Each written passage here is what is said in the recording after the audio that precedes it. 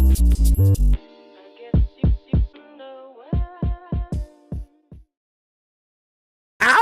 Ladies and gentlemen, boys and girls and beautiful people, how am I sounding? Because last week I was listening back in and I was a little low.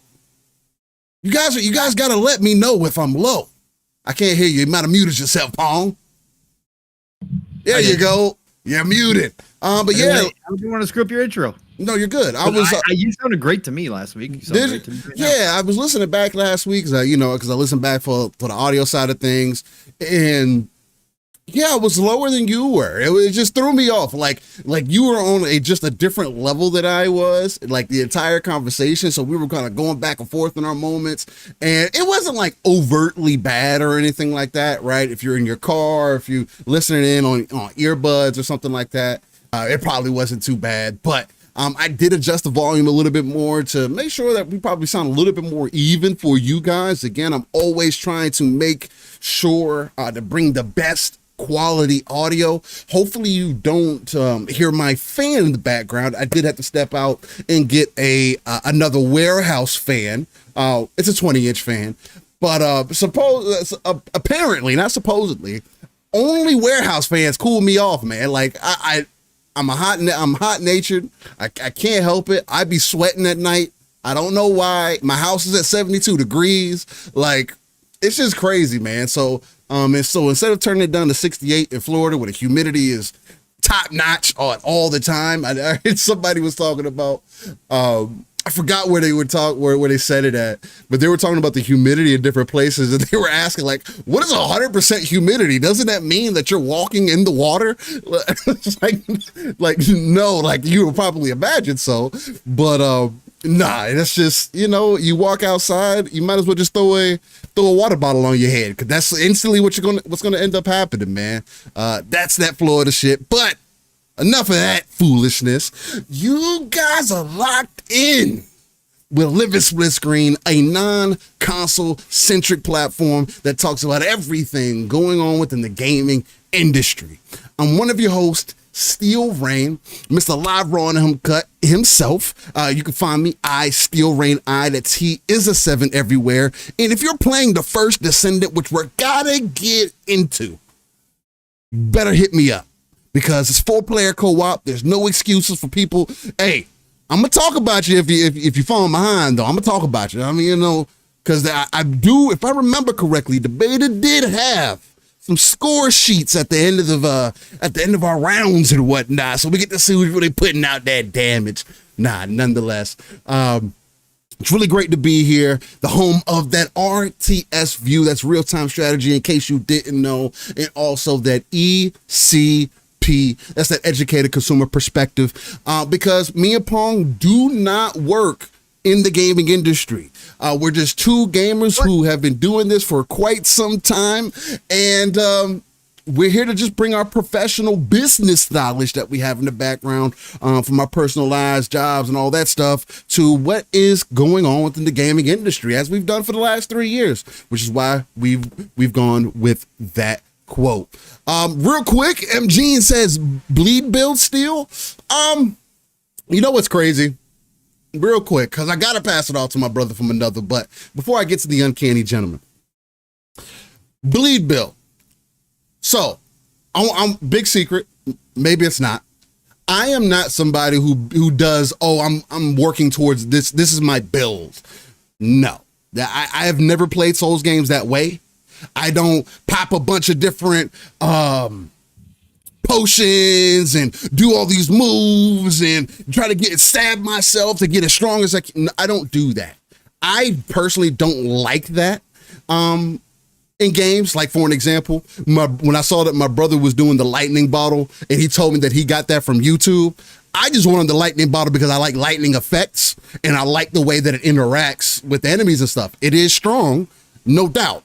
But I like to use it in my offhand so that in between my greatsword swings, if they get closer, if an enemy's rushing a little bit more, I got this lightning that can kind of hold them off a bit because it does stun them a bit.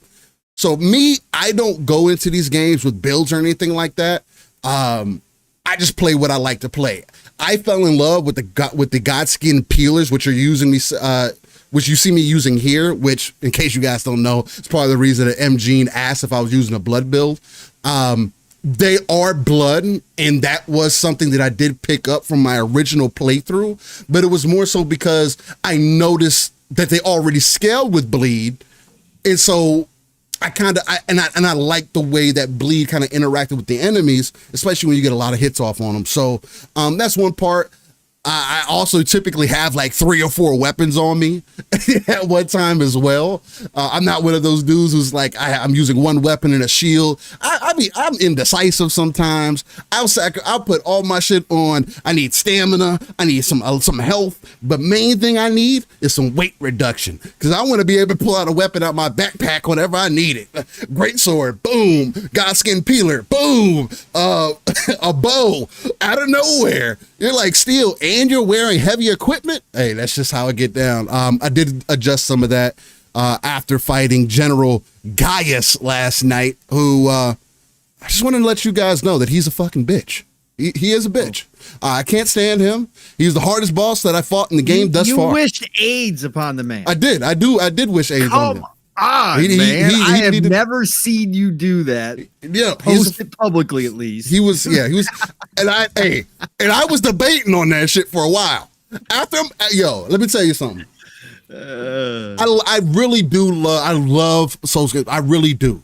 But in Souls games, bosses that ride horses are fucking annoying.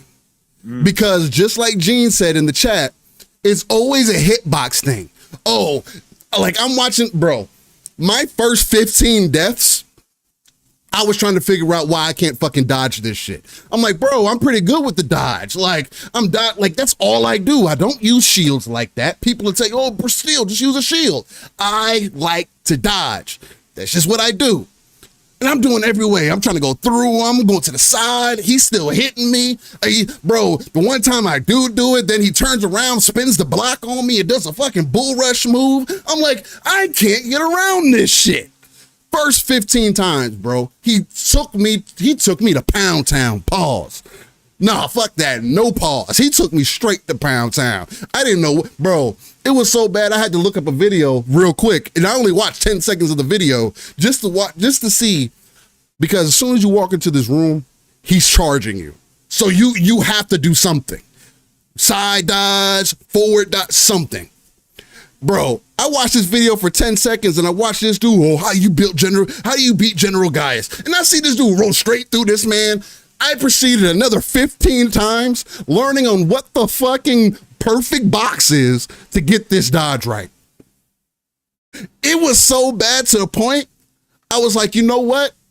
Doing this medium weight rolling, shit ain't working. You know what I had to do, ladies and gentlemen? I had to go fucking lightweight. You know what lightweight did? Gave me extra dodge distance. And guess what? I was all of a sudden able to dodge all his fucking attacks. It took 20 tries later. Yo, I had to be boxing with this man for at least 4 hours. Just getting to it. Bro, he made me so frustrated. I was a bit tired when I ended up getting to him as well. So I got to throw that into consideration. He made me so fucking frustrated, I had to turn the game off. I was like, oh, yep, I'm tired. I need to take a little nap. Took a little power nap. Got back up. And it's just one of those things to where it also made me appreciate Elden Ring a bit more and just the Souls genre overall, because I've never been one to get overly frustrated with bosses. It's just not what I do. And like I made the post on X, otherwise known as Twitter, the thing that makes Souls games special is coming to understand the game, right? And many games don't do this, right? Where you can get strong in a lot of games, just overpower bosses, and especially more action style games. It's not really like you can get around the skill by using other things. Whereas in Souls games, it's literally, hey, what is the boss doing? It's learning the bosses, getting part of that interaction. Now, I still think bosses that ride horses are stupid. I've left away with that still. I still think they're dumb as hell, because the hitbox, again, from my experience in these games, is always not where it needs to be. Because there were times Well, I tried to dodge through him, and that shit wouldn't work. I was like, I just did this shit 6 other times, and then it didn't work this time. Okay. And what made it worse, Pong, I think what really sent me down on a spiral hill at first, or down a spiral at first, was I almost beat him twice my first 2 tries. I'm talking about he was only a couple hits away. After that, after those 2 times, he was beating the brakes off of me. I felt like I made him mad. I was like, oh, they did great with this fucking AI. Especially when I was doing all kinds of shit. I was trying with a horse. He would knock me off my horse, bro, because he rushes you. And then he has this other move where he like is going around you. You can't separate yourself from him. And he does this to hit you with this fucking buck move that he does. And you got to dodge it. Until I learned how to dodge it, he was whooping my ass with that shit. But anyway, having a really good time with the Elden Ring DLC. If you cannot tell, I think my next fight is with Mesmer himself. The one takeaway that I will also put in there, because I do think that everybody's worth critique, right? I do want FromSoft to work on giving an option for pulling the camera out. Because pulling the camera out would at least allow you to see a bit more of what's going on. Sometimes with the current camera position, at least on console, because I know you can change it on PC, especially with mods and whatnot, the default camera is a little too close sometimes, and I do wish in some boss battles that they pulled it back a bit. Just to make it easier for you to understand, hey, what am I fucking doing wrong? Because sometimes like the boss will circle around you and it's like the boss is in half the screen. Then you got to work the other half of the screen to figure out what you need to do to. Anyway, nonetheless, it's been a lot of good fun. It's given me a lot of the feelings that I had with my initial playthrough of Elden Ring, which is extremely special as well. Definitely I think it's one of their better DLCs for sure. I don't know if it's number 1.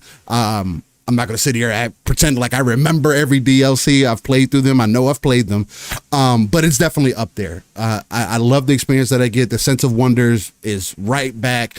Being able to go a certain direction, walking into things that most people probably won't run into. Because again, if you're somebody that's playing 30 hours of the Elden Ring DLC, I know that you haven't explored the entire map. There's so many secrets, and when they talked about verticality in this game, in the DLC, they definitely meant it. There's a lot of verticality here, up or down, and I find that super dope. So shout out to Miyazaki and everything that he's doing with the Souls genre, and I continue to support the great work that he's doing, man. So much love to that. It's literally a moving painting a lot of the time. Bro, after I beat General Gaius, just walking out onto the ledge and just seeing, and I took some pictures yesterday as well, and I put them on Twitter, but walking out onto the edge and just taking in the scene, especially after beating the boss, it's euphoric. Ecstasy gives you some of those feelings for those who have had some fun with those things at one point. But yeah, man, really enjoying it. But enough of that. Enough of me and my Elden Ring spiel, because I may end up getting a little bit more into it. And we got to get into the show, ladies and gentlemen. I got to pass it off to the uncanny gentleman himself, my brother from another, the one and only X-Men who is not Cyclops or Iceman for that fact. But one of the other side tangent, I don't know who thought that the Avengers were close to X-Men, or were tried to, because somebody wrote this week like, oh, the Avengers are better than the X-Men. Look, I am an Iron Man fan. I really am. But the X-Men make the Avengers look dumb as hell. And they have always made them look dumb as hell. But nonetheless, shout out to the X-Men, my guy, my brother, my confidant, Pong. So, what's going on, brother, man? Good morning, everybody. First of all, let's get this one out of the way, because we got a big ol'. We do. Attention, ladies and gentlemen. We got a big ol' pink super Woo. chat from the one and only Decado this morning. And of course, with these types of super chats, we don't discriminate. So this came with a couple bags of coal as well. So we're up to a Mach 3. No, actually a Mach 4.0 already this morning because the Decado came on by with the $75 ridiculous super chat. That's right, the one and only Decado. And he shows up and he says, hashtag donating for naked ultimate bunny for steel. PSA for first descenders, stay on top of the mods. Read what the vendors are telling you. Do not ignore resist. Decado coming with the early advice for the first descendants coming out later next week. First descenders, I should say, next week. Yes, thank you for that, Decado. And let me tell you, I'm even more pissed that Steel's going to be running bunny after you posted that picture, Decado, where she's giving Eve from Stellar Blade a run for her freaking money. She is giving Eve a run for her damn money. So yeah, I'm still deciding on my character. I am leaning towards, I was telling Steel behind the scenes, I'm going to probably, since Steel's going to run bunny, I'm probably going to run Freyna, the poison girl. Yeah, Poison Ivy. So yeah, I'm going to probably run with her, but I need to check a couple other things out, but that's where I'm leaning right now. But yeah, that was a hell of a picture, Decado. You know I appreciated it no matter what. Even Steel said she needs some pants. Hey, she don't need no fucking pants, okay? Hey, just an option. Good. Just an option. Nah, you know? no options. And then, of course, I got to get to this one too. The one and only legendary Yobi. That's right. He dropped off a 20 bomb, got us to that Mach 5.0 early on a Saturday morning with the $20 super chat. Says hashtag peace, love, life to the team. Legend, love you, brother. Love you so much, man. Much respect to you as well, sir. Having a good time, fooling around with my Retro S, and popping into old games like I posted this week. Finally, I owed you that one, but it is so damn cool to have access to all these old games, man. Let me tell you something. Listening to you talk about the Erdtree and seeing your clips and seeing everybody else's clips, right? It just, I love y'all. I love all you Souls fans. I love you guys who actually are willing to put yourself through hell and then say it's a great time. I'm just so happy because it validates me not jumping into that DLC. It just validates my whole reasoning for not jumping into that shit. Watching the craziness that is, again, the DLC is on another level, according to even, you know, the Souls veterans out here are saying the DLC is on another level. It is. Yeah. It's nice. I'm good, man. I'm good. But I love y'all. You guys are absolutely incredible. I don't know how you do it. I don't know where you find the enjoyment. But bless y'all, because I like watching the videos, and it's such a gorgeous game.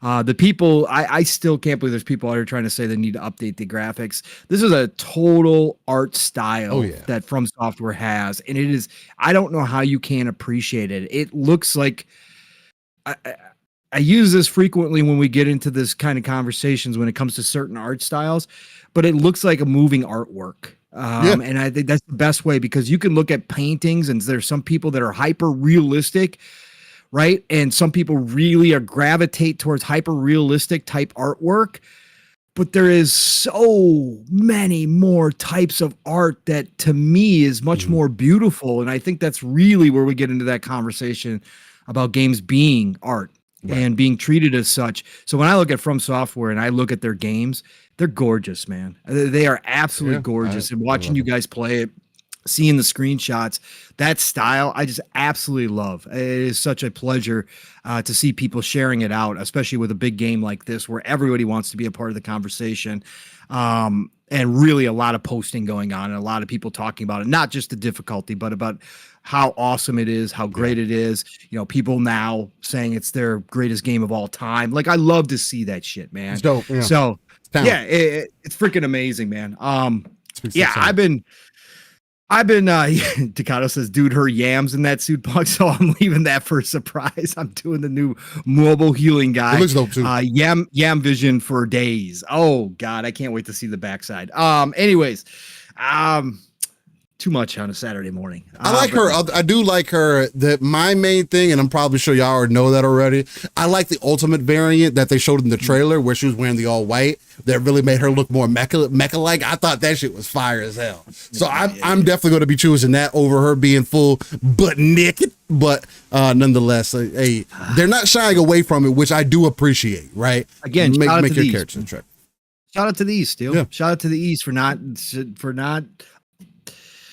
unbeautifying their characters for reasons like just leaning into what their culture still finds appealing, because I agree with y'all. I find that appealing as well. Yeah. So thank you, Eastern devs, for doing what you do. Okay. But yeah, no, I can't wait to jump into First Descendants. It's going to be so much fun. And it is a short week next week for me because of July 4th. So I'm going to have another 4-day weekend. Couldn't come any more perfect than having that game drop, because I've been looking for something. So I'm boring right now with my gaming. So again, I've been all over the place. Nothing is like fully grasping my attention. Again, I got a lot going on. This was a extremely busy week for me, month end, getting stuff back in order, getting back to the gym again, going to bed earlier. So I'm kind of in that mode right now where I've got other priorities that are up above video games, and I got to get things straight. So I've been kind of really boring, but Diablo 4, we could talk about Diablo 4 here real quick. I know it's a boring conversation because most people are done with Diablo 4 at this point, but as somebody who's gone back and played every single season, who now has 2 level 100 characters, and I've got a level 90 something character, level 80 something character, level 70 something character, again, 400 plus hours in Diablo. I was really having a great time with the season, with the new loot, and everything, the way that they were dropping. And you guys probably have heard me talk about this, but I had done a necro build again, a blight necro build with skellies, and that was what I was running, and I didn't look at any builds. I never really do. I don't look at that shit. I just kind of built it out how I want to. Right. You shouldn't have to. But I had kind of just coincidentally kind of built kind of the same build that a lot of people did have YouTube videos on when it came to blight builds. Which again, if you play enough of something, you're going to kind of run into that because you kind of know what you're doing a little bit. And so I kind of built that kind of build, and everybody said it's great for leveling up. It's great for early game, but end game sucks. And obviously I hadn't looked at any of that stuff, so I didn't know. And like I said, I was having a great time up through 90, 92 even, probably towards mid 90. But man, I just got to 100 this week on that, and I'm done. I'm not going to rebuild. I'm not going to respec. I'm not going to chase after the armor and weapons that I need to get to a meta build with my necro. I'm just not going to do it. It's not worth my time. I just don't feel like it, to be honest with you. And that's sad. And that's the part that I still don't understand why Blizzard doesn't get. And that's the part that where I think Path of Exile really does clear Diablo, is because in Path of Exile, they make it so that any build is viable. Solo, team, end game, short game, long game, it doesn't matter. You can make pretty much any build. Not that there aren't easier meta builds. There are, of course, in Path of Exile. There's always going to be when it's always meta. When you got looter games that are heavy on statistics, right? And you can Excel sheet your characters out. There's always going to be meta builds, right? There's always going to be that. But really, Path of Exile gives you the opportunity to build a character the way you want to. And even if it's not a meta build, as you get into the higher levels, you can make that build work. And it's not a case of being one shot. And that's my problem. I don't have a problem with me running a build that is more difficult. Like, I don't have any issues with that. But I ran into this with the Rogue. Remember when I did my Rogue build in season 1 or 2? I can't remember. I think it was 2. It was probably season 2. Because you did Rogue season 1 as well. Because we were playing as because you were playing as Rogue. I was playing as Druid. Mav was using Sork, and Jasper was a Barb. Yeah, so it was season 1. But I ran into it much earlier, so they have improved, because the Rogue ran into issues around 60, like 60 to 70 was like god awful, man. But I don't understand why this is a necessity, and I don't understand why, with all the experience Blizzard has, that they can't balance this shit out better and allow you to run the class you want to, the way that you want to, without having to look at YouTube videos. that shit just pisses me off. I had a freaking fantastic time. I just don't understand how they can't make a game that works well for everybody, no matter what you're going to do. And again, I understand I'd probably be lumped in with the casuals since I'm not running meta builds, since I'm not looking at every single stat and over analyzing my character. But I should still, once I get to level 100, be able to run some of this stuff without getting one shot. And right now, it's nuts, man. It's nuts. Like, again, running Helltide, which is what season 4 is all about, grinding Helltide, which a lot of people are complaining about, which I totally understand. That's the majority of the game until you get to the pit, till you get to the boss ladder, etc. You're running Helltides because that's where you're going to get your best, experience gain, and that's where you're going to find a lot of the best loot is in there.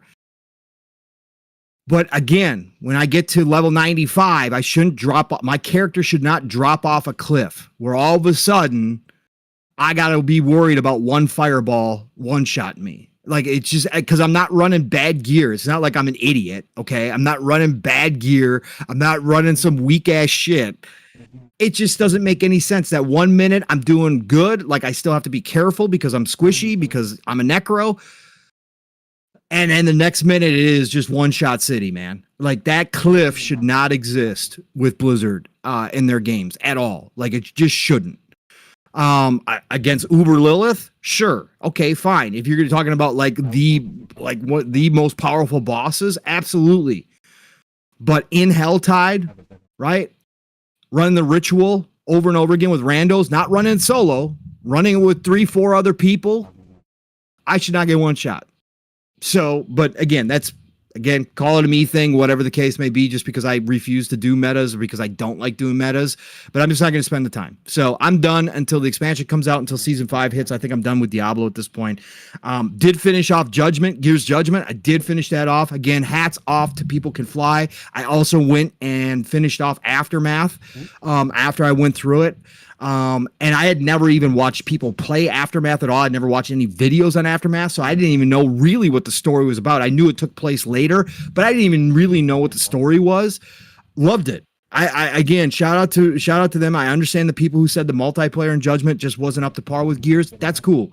But the campaign and what they did with the campaign, what they did with Aftermath, People Can Fly nailed it, man. I really, really enjoyed myself in Judgment. Like, it's not like all of a sudden shooting up my ladder to number 1 spot in Gears or anything like that. But I just really enjoyed what they did for a team like People Can Fly to come in, take over an IP like that and give a different spin, but keep the core atmosphere of Gears in there during the campaign to keep the characters and the writing up to par. They did all that, man. So I had a great time finishing off Judgment and finishing off Aftermath. Really cool. I really liked Aftermath. Over the top. I mean, of course, as it should be. That old feeling type game, just getting in, kicking ass, having some laughs, right? And just some big set pieces. Like, I just had a great time with Aftermath. So yeah, I did that as well, Steel. Played some more Republic of Pirates for anybody on PC. I talked about this last week a little bit. Yeah, Republic of Pirates. It's a indie developer. And it's a city builder, Steel, based around pirates. And picked it up for super cheap. It just launched a couple weeks ago. Got it on GD deals for like $10. It's only like $25 normally, but I found it for $10. I was like, oh, screw it, I'll get it. It is a less complicated city builder than like an Anno 1800 or something like that. Is less complicated. It's a more chill game, but it's got pirates, and I freaking love pirates. I mean, you guys have heard me talk about this. We need more pirate shit. I love pirates. So last week I was having a problem where I thought the controller, because it's got full controller support, I thought that there was an error or a bug or a problem where I couldn't go into the building, like the building submenus or the ship submenus. I couldn't click on anything with the controller. Well, I went back to it again like I said I was going to. It was user error. They actually make you press Y to actually access, even though the menu is up. Even though the menu's up, and you can move the cursor around, because again, this is one of those games that gives you cursor with the controller, right? So you're moving it like you're moving it with a mouse. Even though it looks like you should be able to click in there, you actually have to hit Y to activate that menu screen. I don't know why. I don't know why they do shit like that, but whatever. I figured it out. So I've been rocking and rolling a little bit on that. Also Showgunners. This is another game I'm promoting as well. And shout out to Slow-Mo. I get to talk to Slow-Mo tonight and thank him personally for recommending this game to me. This was Slow-Mo's favorite game like a year ago. One of his favorite games of the year. Showgunners is a fantastic tactical game. Again, set up like Running Man with that game show atmosphere to it, where you've got an announcer talking over the action the entire time, like you're on a TV show. Ultra violent, really good tactics, really fun tactics. Like it is actually a blast in that game. So Showgunners is something that everybody should have on their radar. I think it's actually part of a Humble Bundle for the next couple of weeks or on Fanatical. I can't remember which one. It's actually in one of the bundles, so you can get it ultra cheap if you see some of the other games. But Showgunners has been fun too. I've been rocking out on that. Really having a blast. Like again, it's a great time, man. It's just tactics games can be really challenging. But when they're presented properly, it's just a blast. And it's just fun to see what's going to come next and what they're going to introduce next. And of course, leveling up, you got sponsors. You get sponsors as you level up your fandom because you gain fans for how well you do. And then you can open up and access different sponsors at each level, which give you bonuses in different ways, whether it's bonus XP or they give you new access to a new weapon or they give you some grenades for free or whatever. It's just dope as fuck how they've got this whole game set up, a little under the radar tactics strategy game that I think any fan should go check out. So Showgunners is also something I've been rocking out on as well. Continue to rock out on Ghost of Tsushima from time to time, right? So there's just been Brotato still in the freaking rotation, still having a good time with Brotato. Trying to think of anything else that I popped in this. SteamWorld Dig came out on Game Pass 1 and 2. I loved number 1. I played a ton of it on PlayStation 4. And I liked number 2. Number 2 was originally in Game Pass for a time too, early on. And so I checked that out. Well, both of them just dropped in, to Game Pass this week. So I went back and restarted, number 1 again, because I love that game. It reminds me of Dig Dug back in the day. Okay. I used to really love Dig Dug. It's got more than that. Obviously, it's fodder. You get to upgrade your stuff, but I'm just saying, like digging in the ground, right? It just, Mr. Driller is another one for anybody who's played Mr. Driller. Mr. Driller is another game out there that was like those Dig Dug, Mr. Driller, etc. I just love digging down into the ground and finding treasures and new, little areas to explore and secrets. And you got some random enemies that pop up just like they did in Dig Dug, where they, are locked into place in an area until you open it up and then you got to beat them. Like, I just love that, bro. So SteamWorld Dig, number 1, is just fucking fantastic, bro. So I'm having fun. And number 2 is really good too. I just really love number 1. So I'm back to playing that. I think that's it. I think that's all I've been doing. But like I said, I'm boring. I'm not playing Erdtree. I'm not rocking the latest and greatest. I'm not doing anything cool like that at all. I'm not playing any of the new, like the bigger stuff that's dropped into Game Pass as well. I know a lot of people have been playing Still Wakes the Deep. Shout out to everybody loving that game. Yeah, that you guys know I ain't touching that shit. I saw the videos. Boom, we posting video. No, we ain't doing it. I'm not getting chased by some giant tentacle alien around a fucking ship with no weapons. Okay. I'm not going to do it. I'm not going to do it. So, but shout out to everybody rocking on those. There's been a lot of good stuff dropping lately too. But yeah, I'm kind of all over the place. First Descendants next week. I think I'm going to get sucked into. It's going to be fun, man. Cause I've been waiting on another looter again. We're good.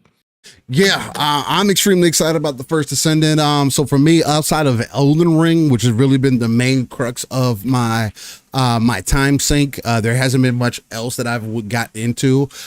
Wuthering Waves did drop their update, and it was actually on the 28th. I thought it was on the same day, as our last episode, but it wasn't. It was coming up.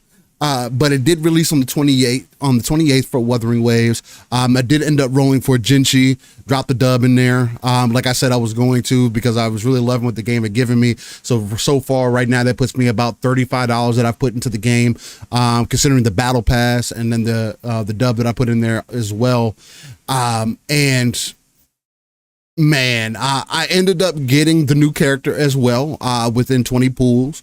So again, Wuthering Waves has just been showing me so much love as far as the RNG goes, which is super dope to see. Along with Dakota was telling me that 1.1 is just in a really good place as well, especially with their story expansion because they expanded the story out, gave some more additional content, character content, and a brand new area with additional story. And apparently, it is essentially shitting on the first part, the 1.0 story, the initial story of the game. So that's really good to see Kuro really putting that work in and standing out, man, because Zenless Zone Zero is right around the corner. And the main thing that Hoyo is going to end up having as an advantage is that game's going to be everywhere. And on all platforms, where Wuthering Waves is still only on PC and mobile. So it's going to end up being, I say everywhere. It's not going to be on the Xbox, but it's going to be on Zenless Zone Zero is going to be on PlayStation, PC, and mobile. Wuthering Waves is only on PC and mobile. Again, I do hope that Wuthering Waves does make it to console. On Xbox and PlayStation. I think that game needs to be everywhere. And to me, if you ask me, I do think that Wuthering Waves is the better game to play overall versus Zenless Zone Zero even. This is coming from somebody who put time into the closed beta for Zenless Zone Zero. And nothing to take away from it, but Zenless Zone Zero, just like not really like Hoyo, not really like Genshin. That's not the comparison I wanted to make. But Zenless Zone Zero is more of like an arena-based combat kind of thing, arcade kind of fighter, where Wuthering Waves, Genshin are more open, right? I see you, but I'm also doing a show as well. I get that. I definitely see you. But so. I definitely hope that Kuro continues to knock it out of the park for them, continue to hammer out the updates and everything, and really do well with them, which seems to be lining up, right? Especially with the trailers and everything that they're doing for it. If they continue to do that, that's going to be a really good look. So, Pong, if you want to welcome all the beautiful people in, we'll then roll into our upcoming games, and we'll take off from there. Yeah, why not? Let's get it done. Go take care of business. All right, everybody. Let's see who's in the chat today. All you amazing people showing up every Saturday. Oh, of course, got the legendary Yobi. That's right. Legendary Yobi says, Steel Rain, shout out to the Hypercharge team selling over 100K copies of Hypercharge. That's fantastic. Yes, Yobi. I did see that he did announce that past 100K. Fantastic news for that team and for him who put so much passion and love into that game. And I am going to pick that up eventually here. But shout out to that. Oh, the one and only Stanley Francois is in here. What it do? What it do to you, Stanley Francois? We're having a good time on a Saturday morning as always. We got Tubabu Kumi in the house. What's going on, Tubabu? Always great to have you a part of the show. We got the one and only Fahim Scott in the house. What's up, Fahim? What's happening, sir? Thank you for joining us this morning. Of course, Tim the Sorcerer is in here having a beautiful day in the Netherlands, almost evening at this point. Shout out to Tim the Sorcerer, who said it was a nice 77 degrees in the Netherlands. Ooh, God, that sounds good. We're having an exceptionally cool day for almost the beginning of July here, even in Minnesota. This is high of 68 today. We rarely see that even up here in Minnesota at this time of year. Lowest is usually mid 70s or 70s. But yeah, shout out to you, Tim the Sorcerer. Beautiful day in the Netherlands. Of course, the one and only Dakato, who made his presence known earlier, is in here. What's up, brother? Great to see you. We definitely got to get some first descendants in. Steel is going to be, Steel's got his work week next week. So I'm going to be around. I'm going to be playing some first descendants. So we might have to get into that, Dakato, so you can show me some ropes, since I did not get to play the beta at all. And I got to get ahead of Steel before he catches up, because you know that, man. He's going to. The one and only Nixie, of course, is in the house. He says, I'm waiting for the physical waifu statue console version. Oh, God, Nixie. They try to get me. But I wouldn't buy it. But still, Love waifus, man. Come on, man. Love them. M. Gene is in here, of course. What's going on, M. Gene? Great to see you in here as always. Thank you for joining us this morning. Who else we got in here? We got the boss in the house. What's up, boss? Great to see you. Appreciate you dropping on in here. We got the Delroy, of course, dropping in here. Delroy says the tech tree in Path of Exile is super intimidating for me. Yes, of course. It can be when you see the universe that is the skill tree in Path of Exile. I understand why you say it's intimidating. If you get down and dirty with it, though, and you really start looking in it, honestly, it's not as bad as you think it is. It's overwhelming to try to decide. But if you make a decision and you want to build your character a certain way, basically they just give you every opportunity possible to upgrade that character the way that you want it to be upgraded. That's why the skill tree looks the way it does. And yes, it takes time. It takes time to investigate. It takes time to look at that skill tree and decide where you want to go, or even look up some videos on potentially what you're trying to do with the character and why other people are using certain things. But man, that's what makes Path of Exile, again, clear, in my opinion. Diablo in some ways is because that skill tree alone gives you the flexibility you need to create the character you want, even if it isn't a meta build. So I get it, Delroy. We'll see what Path of Exile 2 looks like later this year when the beta drops. Hopefully it's going to be open beta for everybody, consoles and PC. It's coming everywhere. But I can't wait to see what they've done with that skill tree, if they've kept it the same, if they've enhanced it, how they've changed it. They've enhanced it. Have they? Mm-hmm. I haven't looked at it, so I don't know, but I'm excited, man. The thing this time around 2 is going to be a thing. The thing this time around is going to be different from Path of Exile 1 is that since more people are interested this time around, especially off of Diablo and whatnot, Last Epoch and whatnot, that new player experience is going to be much different. And people aren't going to have to feel like that they have to play a certain way, or you got to look up builds or whatever the case may be. But even in PoE 1, you can still kind of do whatever you want, to Paul's point, and build your character how you would like. Now, there is definitely a right way to do it. But again, just like we talked about with Diablo, no matter what, you should still be able to use a viable build, no matter what. And I think that's the main thing. So. Yeah, and the way they allow you to upgrade your stuff in Path of Exile makes it much more viable. Makes it. And again, that's the other thing. I love Path of Exile because you can get a level 1 weapon that you really fall in love with. You can upgrade it and carry it with you up into the upper levels. Like, it never loses its viability. Like, that's the other great part about Path of Exile. Also heard, Steel, by the way, that Last Epoch's new season or new update is phenomenal. Oh, really? So I've been seeing a lot of people talk about it. Yeah. So we might have to hop back into that too. Well, of course, First Descendants is going to be taking over time. Yeah, that's good. That's definitely going to be the main crux. But I'm just saying, like, supposedly they're doing work with Last Epoch. Again, last time I played it, it felt really good to play. It needed a little bit more optimization. The main thing that turned me off was the server things that were happening in the first couple weeks of the game. But I'm pretty sure that they've hammered it out now. So. Yeah. So, anyways, where was I here?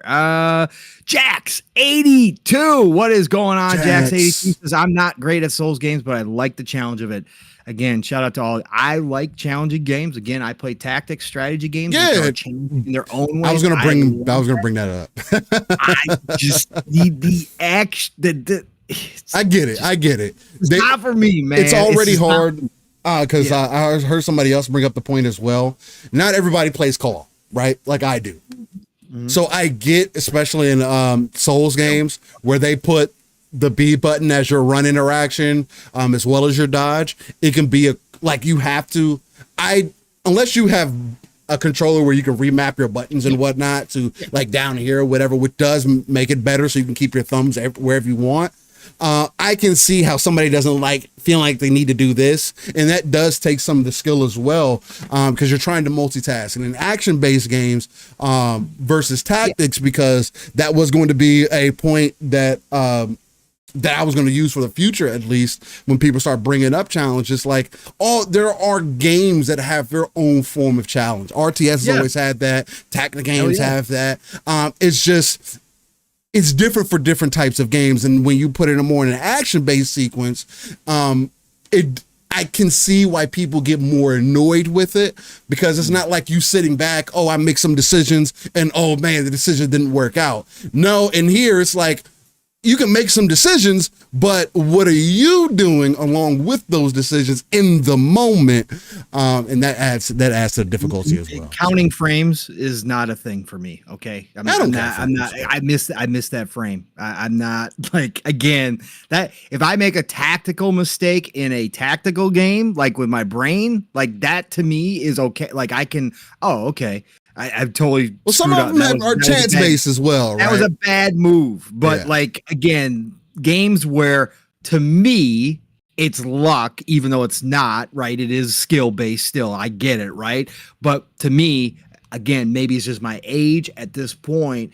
Maybe when I was younger, I would have appreciated Souls games because again, I started on Demon Souls. I had Demon Souls day one on PlayStation 3 and enjoyed it.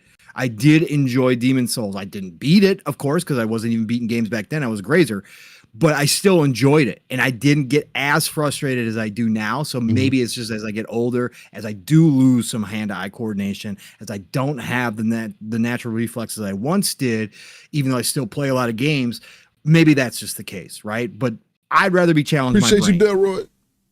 No, I feel that's just, it's just different for me, but I totally get it. Again, I appreciate all of you. Again, bless you all, because I love watching your gameplay. I love the highlights. I love watching people play these games. I wish I could. I love everything about it. And I had a good time in Elden Ring for the while, like, because Elden Ring gave me freedom, right? I did have a really good time. I was on the shows praising it.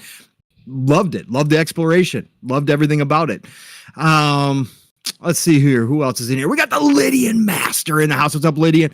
Great to see you in here. Who else we got in here? We got Joe Dunmore dropping on in here. What up, Joe? Always great to see you, brother. Thank you for dropping in here. We got the man with the biggest stick in the community, and he's not afraid to use it. So watch your P's and Q's in the chat. Of course, he doesn't have much work in this chat at all because we got such a great community that Steele and I have built. But the one and only Boss Mod Lethal Papa dropped on in here to say hi. What's up, Boss Mod? Hope you're still in here. Hope you have a great day, sir. Appreciate you, sir. Rescue Squad Culp is in the house. What's up, Rescue Squad? Great to see you. Why So Serious is in here. What's up? Why So Serious? Thank you for being a part of the show as always on a Saturday morning. I think that's as far back as I can go. Tim the Source was the first one in here. We got Oates in the house. What's up, Oates? Great to see you dropping in here, sir. Amazing. All of you dropping by, saying hi on a Saturday morning, light news week. We came off huge energy for a couple weeks off the showcase season, all that good stuff.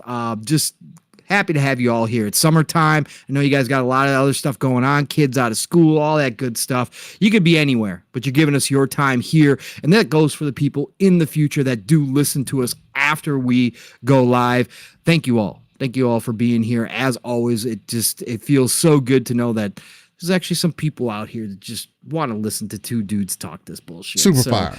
We love y'all, man. We love y'all with the passion, the same type of passion we have for this industry. So thank you for being here, man. One and all. All right, Steele. Do we roll into it? To these upcoming games? I know one of them better be on this list, and it is. So that's good to see there. Again, we are rocking with Game Informer for 2024. There may be some things that we miss in between. Chat, let us know if there is anything. There is something else that's also coming out the same day as The First Descendant, which is another game that is available on Xbox currently. And it is releasing the same day as Xbox, so that's also really dope to see. Because I almost assumed that it wouldn't release on Xbox the same day, just because of how things have been happening in the past. But nonetheless, I think it's going to be an exciting time. You got new games that are dropping, old games that are still being consistent more than ever, and especially for one of the first games that we're going to talk about, it's just had a fantastic run. It's going to be super dope. Real quick, before we dive knee deep though, Yobi says, did you see modders are making an Elder Scrolls world in Starfield? Insane, and someone made a hyperspace mod for Starfield. Yeah, bruh. Look. It's gonna get crazy. See, this is what I was talking. This is what I'm talking about. This is we talked about specific thing too. This is my frustration with Bethesda. Like, and again, it's a me thing, and I know it. I'm not gonna blame them, but it's the creativity from the community that I have observed since I started playing these games. Again, y'all, I almost had a terabyte of mods between 2 games. And you're telling me that they're about to throw something similar. I mean, you're already putting Skyrim in there, trying to put Skyrim in there. You're going to combine all of these things into Starfield and make it a singular planet that you can kind of visit, go back to different sections and go from what? Bro, that is insane. Yeah, Yobi. Yeah, between Skyrim and Fallout 4, I almost had a terabyte of mods. Between them both, it was right around 800 gigs that I had downloaded. Between all the mods that I have to play the way that I wanted to play those games, especially Skyrim. If you go back on my profile and you see some of that gameplay and everything, again, even Paul made the comment, that's not the original vision for Skyrim. But I had a lot of fun with it, and it helped me understand what makes those games special, right? Community is definitely, I would say, in the top 3 things that make them special, if not top 2, right? Along with their mechanics and everything. And yeah, I had to delete them. They were just taking too much space, and I wasn't going to finish them. I can also be honest with myself and know when I'm not going to. Once I put almost 100 hours into each game, and I still feel like I haven't progressed a lot, or I haven't even hit halfway, because in Fallout 4, as an example, I got caught up. I do it in Power World. I do it in a lot of survival games. Once you give me the option to build things, I get caught up in that shit. Like, that's why that's why I don't like it, because I get invested. Oh, I need to look a certain way.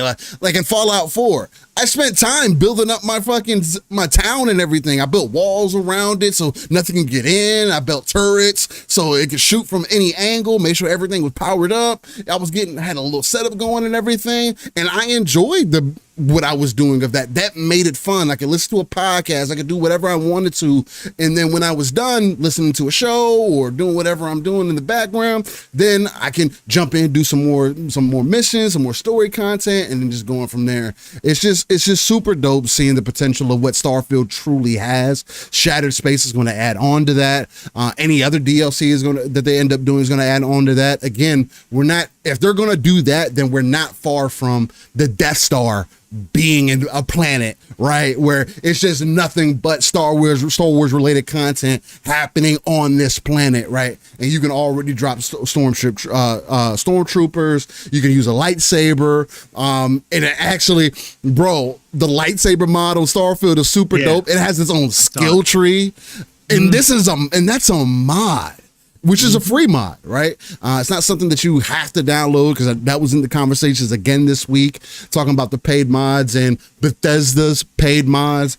They got like some missions that are only like an hour or so long, if that, 20 minutes long or something like that. And the mod is like $7. It's like, you don't have to. There are so many free mods out there that you don't have to pay for Bethesda specific mods if you don't think that they're worth it to you, or you're finding out that they're not worth it. And you should hold Bethesda accountable for having a $7 mod that's only 20 minutes long and get you a gun. Now, again, it also depends on your perspective, and why I'm not overly critical about those things, because people spend $20 on a cosmetic skin. So what is $7 for a 20-minute mission? I mean, I agree with you. Time-wise, I don't like that idea of that. But if that's what you're seeing, and typically a lot of the mods are pretty descriptive from what I remember, you don't have to invest in that. There's so many other things out there.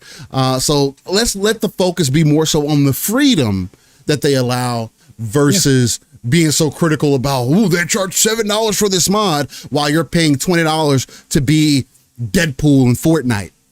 Doesn't play any different, doesn't do anything different. You can pick a basic ass skin, it's going to be the exact same as you using Deadpool. Except guess what? You're not Deadpool. It just as an example. So that's just kind of how I've been looking at it. But anyway, You ready to roll and rock? Or I am.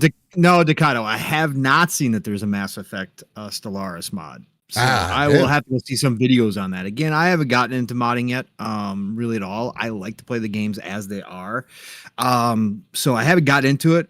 Eventually, again, when Starfield gets a full Star Wars mod, like they're doing little by little, once it gets a full Star Wars mod, and I can really live out my Star Wars experience, unless we get a Star Wars MMO somewhere between now and then. I'm just not looking. I mean, look, a lot of it looks cool, a lot of it looks interesting, but I'm still just having such a great time in a normal version. Like I just don't see it. But if they get Skyrim in there, I'm going to download it. Like if they put Skyrim planet as a full planet, I'll have that. Again, I can show up in my spaceship, land on the planet, and then freaking fight giants and dragons with my guns, bro. It's gonna be a fucking blast, bro. It's gonna be so much fun. That's insane. Listen, we're not sponsored at all, folks, but I know a lot of you guys and gals out there. You guys do the pre-workout stuff like I do instead of that's my daily go to begin the day. What you got? G Fuel's got a BOGO going right now for 4th of July. Okay. So when you get 40 servings for $17. That's not bad. That's not bad. Pre-workout's not bad at all. There's better pre-workout than the G Fuel. For sure. G Fuel is like fast food of pre-workouts. For sure. But it gets the job done. And with that kind of sale, just wanted to throw it out there because I'm such a pre-workout guy anyways. Love that shit. So it's instantaneous. Anyways, just want to throw that out there. But we're not sponsored. But G Fuel, let us know. Anyways, let's get into this upcoming week of games. As Steele was saying, we're going to start off on July the 2nd. We are in July. Happy July, everybody. Anybody celebrating next week, 4th of July. We won't see you before then. Have a great 4th of July. Have a safe 4th of July. Obviously, don't blow any fingers off. Don't do anything stupid. Come home but safe.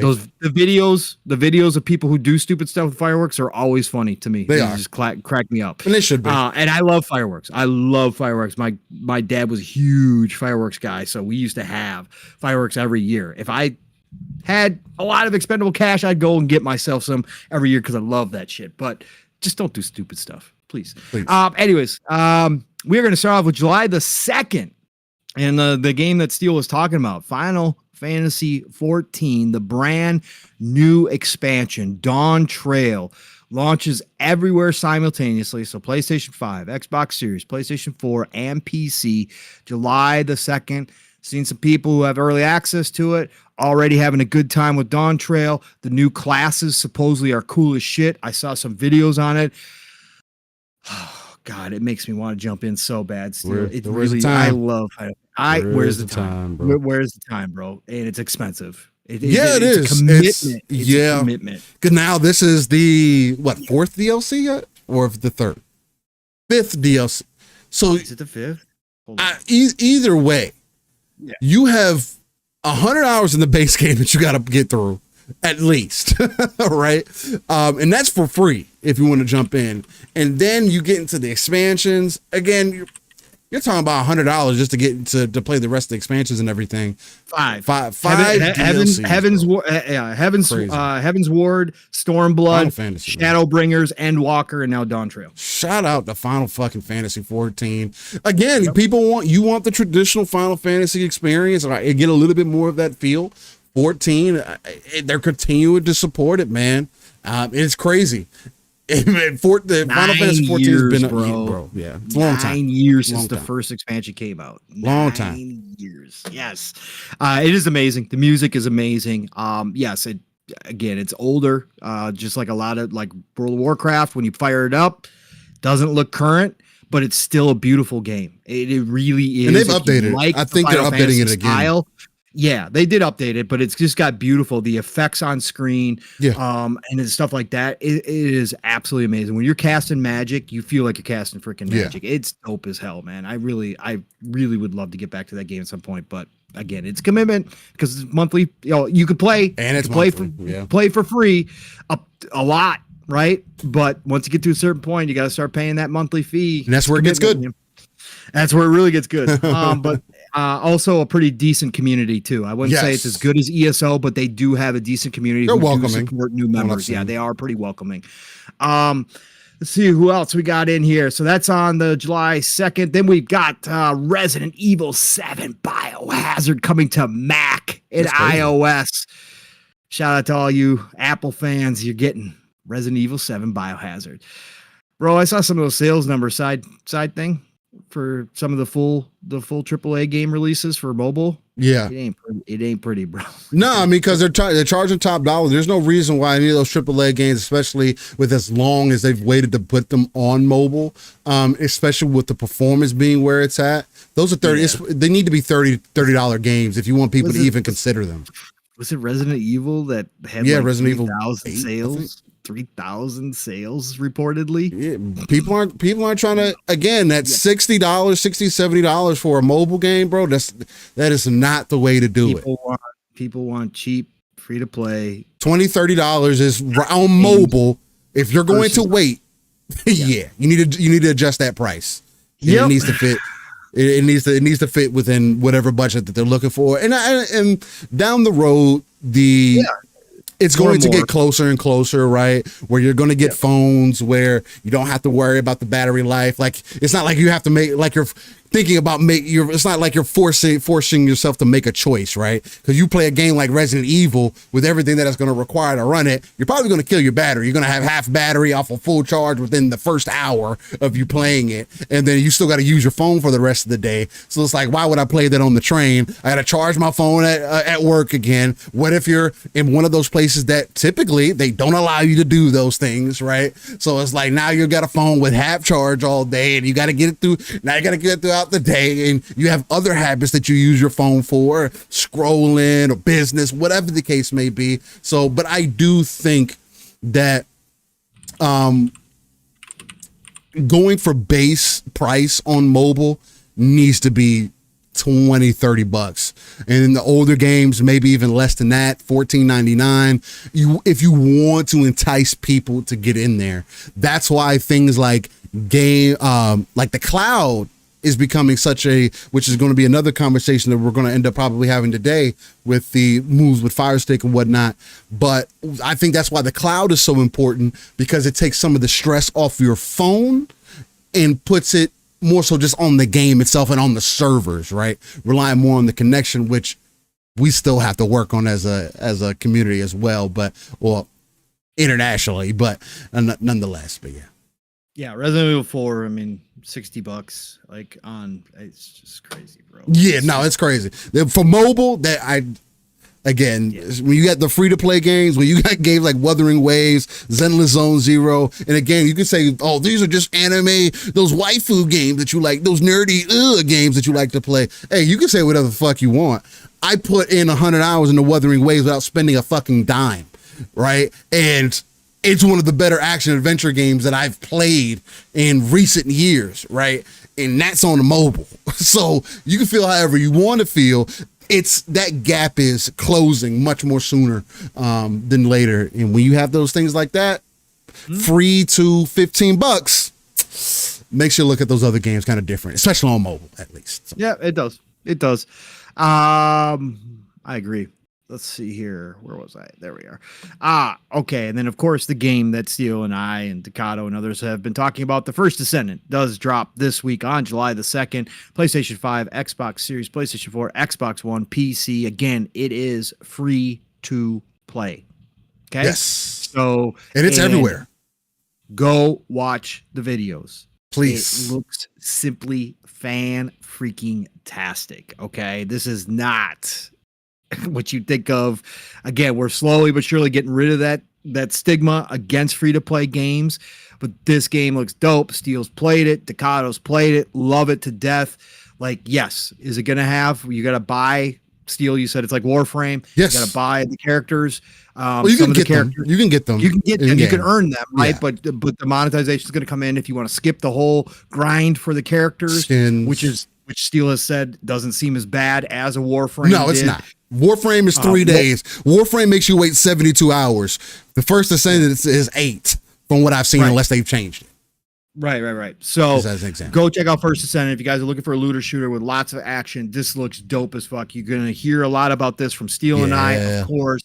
We're going to be jumping in. I think some of the rest of the fam's going to be jumping in. We'll get people like Takato in. Like, we're going to have a good time with this game. I think this is going to be my mainstay for a while here. We got a lot of games coming up, but I think for the next couple weeks at least, this will be my mainstay. I really want to get into it, check it out, see how far I want to take it, but in it. What? And the game is going to be everywhere. PlayStation 4, Xbox One, Xbox Series, and PlayStation. Full crossplay, cross progression, all of that. Yes, Nixie, he just instantly asked that question. Does First Ascendant have crossplay and cross progression? Yes. That's the other thing that's going to make this game super dope. It's going to be super accessible. Right? No matter what, you're going to be able to carry your progression anywhere that you want to. There's going to be a lot of people being able to play in here. The other thing too is that apparently the PlayStation 4 and Xbox One versions are actually look decent and play pretty damn well, which is going to say if they come out with a solid release next on, y'all have stepped y'all's fucking game up. If this is what ends up happening, especially again, like Takato says, one account across everything. If y'all hammer this in your first week, you have something special here that's really going to grab a lot of attention. That's going to be something different because although it can be comparable to Warframe, it is not Warframe. It doesn't play similar. Again, it's more akin to like a Lost Planet to me. With a little bit of Destiny in there. Calorie mentioned in the chat, he said, could First Ascendant be a Destiny killer? The only thing that's going to kill Destiny is Destiny, which it killed itself for me. I'm not going back to Destiny. I thought about it, people saying good things and feeling good about it, and that's great. Yeah. But I got to stand my ground, and I'm good, man. I am so good on what Bungie's trying to do with their game. Maybe when they do a 3 or release marathon, we'll try again. But I do think that the First Ascendant can fit in a place that where many other third-person shooters aren't at right now, right? Remnant maybe is a little bit similar, but that's more in that Souls kind of vein, a little bit more personal, right? Again, this isn't even the devs. Yeah, we still need to fucking play that fucking DLC. We do. Even the devs aren't saying, because that was one of the number one points that they asked the devs, which is, when people are interviewing them, is like, hey, what separates this game from Destiny? Like, that's the other thing, ladies and gentlemen. Like, are these people not fucking paying attention to the games that are fucking out here or what they're trying to compare them to? Like, I wouldn't compare this game to Destiny. It's literally more akin to Warframe. Why isn't that the thing that is being compared to? Hey, what are you guys doing to separate yourself out from Warframe? Because we see these things are very similar. Just because it has loot in it, all of a sudden, it has to be Destiny comparison. Destiny's a first-person game that doesn't even. Some of the mechanics are similar. Like I don't. Because it's just millions of people that play Warframe, none of them are a part of the media. That's true. That's true. Okay, that's what I'm saying. Like Warframe, ultra popular, never talked about because the media never touches it. That's true. Okay, they touch Destiny. Right, but they never touch Warframe. So yeah, you're not going to get those questions from people who have not played Warframe because they wouldn't even know that there was similarities. Right? Again, Warframe is just one of those games that continues to exist, continues to grow, continues to get better, continues to make money, and nobody talks about it because it's not mainstream, even though millions play it. Like it's. We got examples of that time and time again. Steve. Yeah. So and they're just going to compare what they know, right? Yeah, that's for sure. Which is fair again. But it's just like, hey, let's throw some more things in there for comparison, so people can really understand what they're jumping into. Because when you don't throw those comparisons in there and you say, oh, this is like Destiny, and then people get in there, it's like, oh man, I got to wait 8 hours to use this new character that I just got all my parts for. Yeah. I mean, you got to set proper expectation, and especially with the developers being more foreign, they don't even speak English natively, right? So it's like you're trying to convey a message to an audience that's experiencing a new game for the first time. And it's just, I would prefer that to be done as best as possible. But like Takato says, still, they are also very adamant about preparing people that this is a farming game. Yeah. Welcome to Looter Shooters.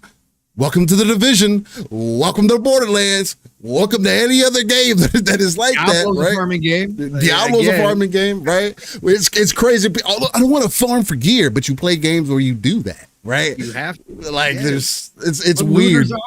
It's so weird when people get so, and then they talked about the ultimate weapons that they're gonna have in there, and again, We go back to even a game like the People Can Fly game that we really liked, we really enjoyed, man. That didn't get enough support. Outriders. Yeah. I would even akin it to even more like Outriders, but maybe being better up front with its build diversity and gun diversity even, right? They got ultimate weapons in here or exotic weapons, quote unquote, that will really help flesh out certain characters, certain builds, the special things that they can do. They have there's this one electric weapon, I believe, when you kill an enemy, it explodes with electricity or whatever, and it affects other enemies around them. So it's like they're really leaning into what makes that experience special and give people a reason to grind for these things, right? Or something to look forward to. And that's what this is about. And I think that this game is going to be easier to understand than Warframe ever is or was, because even today, if you jump into Warframe, you're jumping into something that is very difficult to understand. Oh yeah. You could put 100 hours in and still be lost on what direction you need to do, what you need to do next, what mods you need to be using, how do I build these characters. And sure, there's plenty of video content out there that you could tune into, just like you can with Path of Exile. But like me and Paul mentioned with like a game like Diablo, you shouldn't have to do that to understand what the game is presenting. And again, I've spent my time in Warframe. But it's not for me. And I think the First Ascendant is checking all the right boxes. They're stepping into a very opportune place. There's not many other games, well, if any other games out there to compare this to outside of Warframe. And I think it's gonna be super dope. I'm excited. And Nexon is no newcomer. I think they've learned a lot of lessons. Yeah. And I think that they're doing this right. Again, if the servers are good from from jump, right? They got a chance. Good God, yeah. The servers are good. I'm curious still. Are all the characters, do you get to pick your first character? Well, yes. Obviously you get the first character for free, right? They're all available? There's none locked? I don't know, because things are always different in the beta. Yeah. The beta, right. I'm not quite sure. Okay. I know in the beta there was like a group of 5 or 6 characters that you were able to use that you could choose. I do believe, and again, I haven't seen it. That's the other thing that threw me off about this. I haven't seen anybody directly talk about, hey, how you choose your first character. I don't know if anybody really knows about that. That was the other thing that was confusing to me about when people were doing these interviews that wasn't asked. I was just thinking about the other day. I'm like, I'm starting to lean towards this Poison Girl, but is she open right away for me to pick, or is she one of the earnable characters that I'm gonna have to pick somebody else and then eventually open her up? The way Indicado let me know, because I know you've got time into it as well. Decado says nothing should be locked, though you get a choice of three for first. Okay. So there's 3 different ones that at least that's how it worked in the beta. I also felt like in the beta, because they also do it for story purposes, where it only starts you with like this group of 3 to kind of introduce you. And Bunny is the first character story that they're focusing on, like her perspective. That could just be part of it as well. Indicado just said you have to earn or buy her. So that could be definitely something as part of that. I don't know, from my understanding of it through the beta, it made it seem like, hey, this is the characters you can get through this little story or whatever, but then they'll allow you to choose your character once you do your first bit of missions. Like your first earnable character, they give you, right? And they kind of give you a choice. That's what I thought and felt like. Maybe they changed that. Maybe it isn't like that. So, Indicado says she in game isn't revealed until the 4th area. Okay. So that could be part of that. Or I'm gonna have to commit, and I'm gonna have to give them some money up front. Okay, all right. Well, that's fine. Again, I don't have a problem with that. So I guess I'll make that decision. I'm probably gonna do something with the same. Again, from what I've experienced of it, I wouldn't mind dropping a little dub on it, especially for cosmetics or to get a certain one that I want. I know I'm probably gonna end up using the tank and Bunny as well. I'll probably use both. So if you ever wanted to use Bunny or whatever, she becomes available. She'll be I like accessible the to you. assassin girl too. I forget her name. Yeah, she looks the dope. Assassin girl. She looks dope. We'll see. We'll see how things go when it gets Sounds released. We'll see. Yeah, We'll see. again, I just like the fact that I'm going to have a choice of different characters to figure out which playstyle I like best, right? So again, that's what I always love about these types of games. So I'm gonna have to get in there and check it out, and then go from there. But we should also say, Steel, while we're here, they did throw out their list of options for graphics modes and stuff for console and for console this week as well. The First Descendant, of course, we're talking about.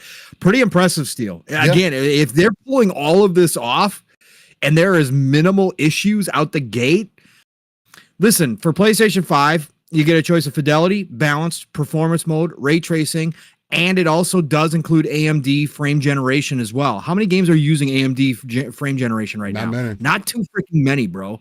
Like this is good stuff. Series X, same thing. Fidelity, balance, performance, ray tracing, and frame generation is included. Series S, everything except for ray tracing.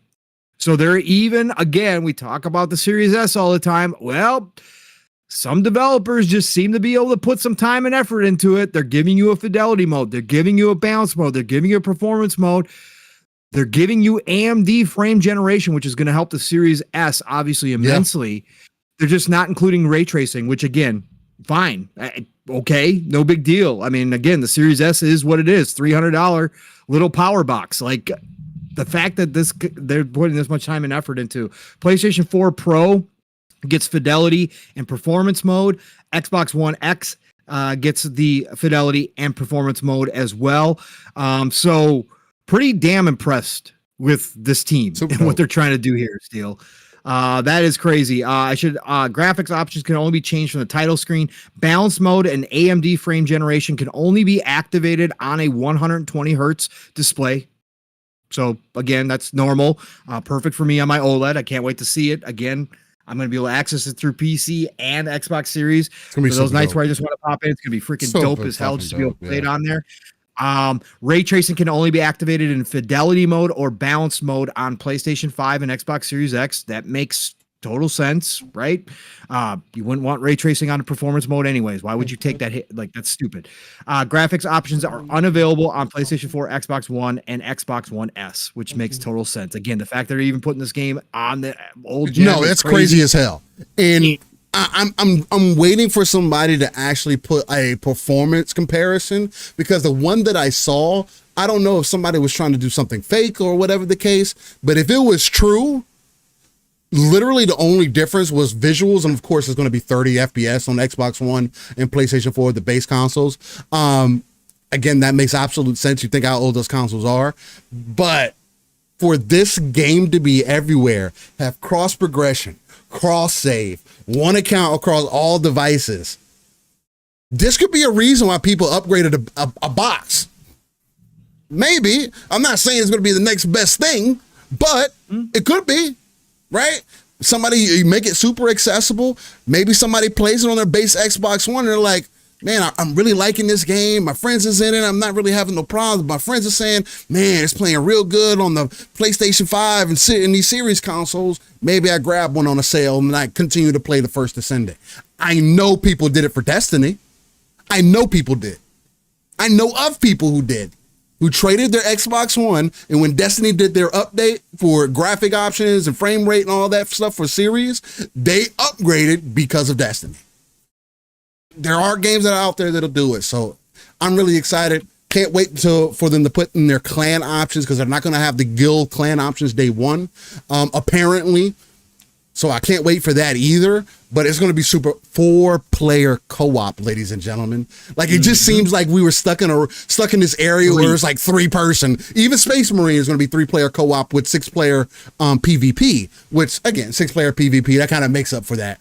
But 4-player co-op at all times, there's always going to be an open slot, unless me and Decado end up finding some permanent people to run with, and we just take over the industry. It sounds like me and Decado might be on a similar schedule, because Decado's overnight as well, if I'm not mistaken. So there might be some mornings in there at some point that we get it in. But nonetheless, it's going to be a lot of fun, man. I can't wait. Can't wait to experience it. Yeah, no, looking forward to this game. Ever since you started talking about it and I watched you play it, I was like, dude, this is like totally my type of game. So, and a great time. Again, I'm in that spot. I got tons of shit I could be playing. I do. I have tons of games. You guys all know this, but there's nothing massive right now because I'm not playing Erdtree, right? There's nothing massive right now that I'm locked into. Plenty of games that I started just a month ago that I need to keep playing. But again, I'm always looking for the next big thing, and First Descendant seems like it's going to fill that looter shooter for me that I really want to hop into and can commit to out the gate. So, absolutely, looking forward to it. Then we got the other one that Steele just mentioned again. You know, Genshin, Wuthering Waves, all these types of games. Zenless Zone Zero has been high on a lot of people's lists. That is dropping this week. Unfortunately, not to that's Xbox. next week. Good Lord. Yeah, July 4th. On the 4th of July, Steve, Zenless Zone this Zero. This week is fucking insane. For you, it is freaking off the charts. I'm not going to play Zenless, but fuck, man. No, but it's great. It's great that it's dropping. Like, it's fantastic. A lot of people looking forward to it. So, July 4th, Zenless Zone Zero. Again, PlayStation 5, PC, iOS, and Android. No Xbox, unfortunately, but Zenless Zone Zero. And then another one, skipping... I've talked about this company. I've talked about this publisher a lot. It's one of the Eastern publishers that, for whatever reason, still have not jumped on the new train to put your games everywhere. I guess they must be doing okay with how they do things, but The Legend of Hero Trails Through Daybreak is coming to PlayStation 5, PlayStation 4, Switch, PC, July 5th. Trails series is another long line of games from the JRPG side of things. Some are really good, some are meh, but the Trails has been around. The Trails series have been around for a long time too. NIS is the publisher. I've talked about them a lot. I wish they would just commit to full multi-plat everywhere. I should say they're already multi-plat, but I'm just saying everywhere, including Xbox, and just try to build up that fan base, expand that fan base out, because they have some great titles. They have some great IP that more people should be able to experience, but obviously not part of their business model. So, but The Legend of Heroes Trails Through Daybreak is coming this week as well. So that's going to be good for all the JRPG fans. And that's it this week, Steel. Holiday week, at least in America. So we got a short list, but some pretty damn good ones in there. Obviously, if you're a Final Fantasy 14 fan, this is your week, right? For sure. For us looter shooters looking for a brand new free-to-play game to hop into with high quality, everything that we've seen so far. We'll see how it launches, but First Descendants right up our alley. For you gotcha players out there, you got Zenless Zone Zero coming out, which is another big one. And for JRPG lovers, you got The Legend of Hero Trails Through Daybreak. What a great week, man. Great week overall. Short list, but great week. Yo, then on PC, I know this is the following week, but bro, Once Human comes out. Yeah, man. Yeah, man. Been looking at that game too. And it looks it just looks interesting, bro. Like, it does. And I didn't get the chance to play the beta, and I'm super interested to try that as well. They got pre-registration. They got pre-registration rewards, by the way, Steel. Do we? God damn it, man! They're almost at 20 million. Fuck! People said they was really good, man. 19 million pre-registered people. Bro. So, yeah, I'm gonna have to sign up for this. These aren't even first-party games. This ain't shit, bro. Yeah. What is happening? What is fucking happening? Yeah, we're gonna have to hop in that one too. Nixie says for the multiplayer open world survival game for anybody who's thinking about Once Supernatural. That's the one you guys remember. They have like the buses that are turned into monsters, or planes that have turned into monsters. Basically, like inanimate objects are now alive with like freaky shit, like sci-fi kind of futuristic, another looter, dystopian. Yeah, another looter open world survival game. Yep, I'm gonna pre-register for this too, Steel. Might as well just we're going to play. We're going to at least get some time in there and see what it's feeling like. At least we got a couple games that are just like high on the list right now. Nixie says for the console warriors is First Descendant download available now. It's going to be available 48 hours before the game releases. So on the 30th will be tomorrow. So it should be available tomorrow night, I believe, if not on Monday for sure. Can't wait, Brody. Fucking crazy. Jason Max just keeps saying, just remember, Xbox is number one. It's It's number one in our hearts, Jason Max. And it's the number one biggest publisher in the world, depending on how you want to look at it. And it's getting bigger. That's right. It's getting bigger. Shout out Jason Max. Decano comes back with, just remember, Steam is number one. Steam is freaking ridiculous. Yo, nah, Steam is crazy. Yo, shout out to my summer sale is going on too, by the way, everybody. Shout out to my Mando mug that my wife got me. Shout out to the Mando. You got a Mando mug? Yeah, man. You want to check it out? It got the arm on the side and everything, man. I fuck with it. That shit is hard as hell. But shout out to the Mando mug. I got getting some coffee in. With my death coffee, you know what I'm saying? Really loving that. But yeah. A lot of upcoming games coming up. Like, bro, let's get back to the main. Let's get back to the main show real quick, ladies and gentlemen. I want y'all to be able to watch some Elden Ring while I chop it up with y'all real quick. Just real quick before we get into first topic. And Pong, you let me know what we want to jump into first here, because I know there's some stuff that carried over from last week that we probably need to get into. I didn't get that stuff on my end, but if there's anything specific that you'd like to start off with, we can definitely go. I was going to say, off your Mando there, though, shout out to Jango Fett for coming back too. Out of the blue, surprise! Yeah. Bounty Hunter remaster coming out. That looked good. It looks dope. It looks. I never played it. I was actually considering playing it. Off the old, maybe get some mods or something. Because I don't know if it was available on PC before. I believe it is. It's part of the Star Wars collections. I'm pretty sure. If it is, I definitely want to give it a run, because it looked. I didn't know the game played like that. Yeah, I didn't know that shit looks really dope. Yeah, no, the remaster looks good. It looks good. Coming out this fall. Super fucking random. Surprise! Here you guys go, and it's coming to Xbox for the first time too, because the other version did not come to Xbox. I don't believe Bounty Hunter has been there before. So, I might do that then. That might be good. I might add that to the library. Get continue to build that up. But what I wanted to chop it up with y'all about is there's too many places out here and people who would try to tell you that gaming is in a rut, or there's no games to be played, or these devs, and this was something that carried over from a little bit last week. We had some comments in chat and other people I saw carry on the conversation throughout that weekend about the devs being lazy. And I just want to start off by saying, that is the last thing that I think is happening in our industry right now, is devs being lazy. We're seeing a lot more of the publisher effect, messing with things more than anything for money purposes. And there is so much diverse content.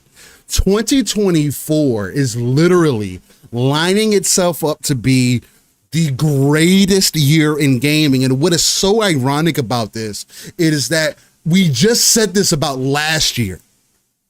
2022, I felt was solid outside of first party and whatnot. Even 2022, I felt was a solid year.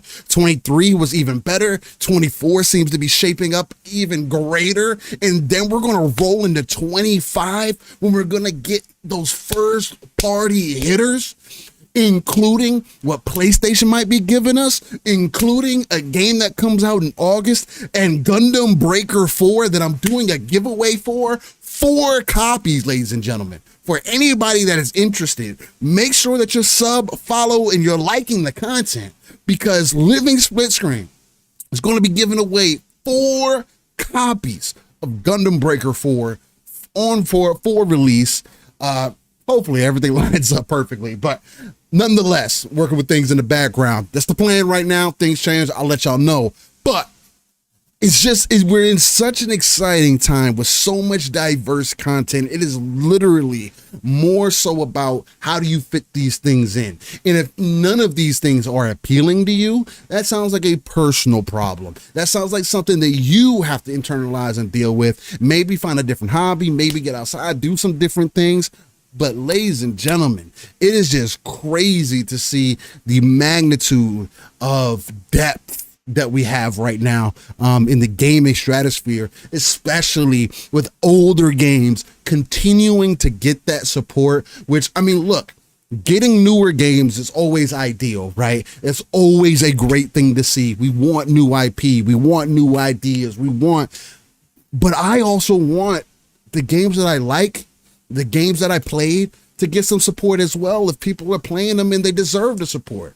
In which it's a beautiful thing to know that statistically, people are playing games that are 6 years and older, and these games continue to blossom and get new flowers. They may die and wither in certain times of the season and certain years, but then boom, they turn right back around to get the entire industry reinvigorated, especially with games like Final Fantasy 14, man. World of Warcraft is doing their updates as well. It's like we're in such a beautiful time right now for people to really love the hobby that they're in. And I just want people to kind of sit back and really ask themselves, who are you not only as a person, but who are you as a gamer? Who are you in this hobby? What do you truly love? What do you enjoy? This is why we are a non-console centric platform. This is why I always speak out to say, hey, I'm looking for these things from these other players, but I can't complain about anything.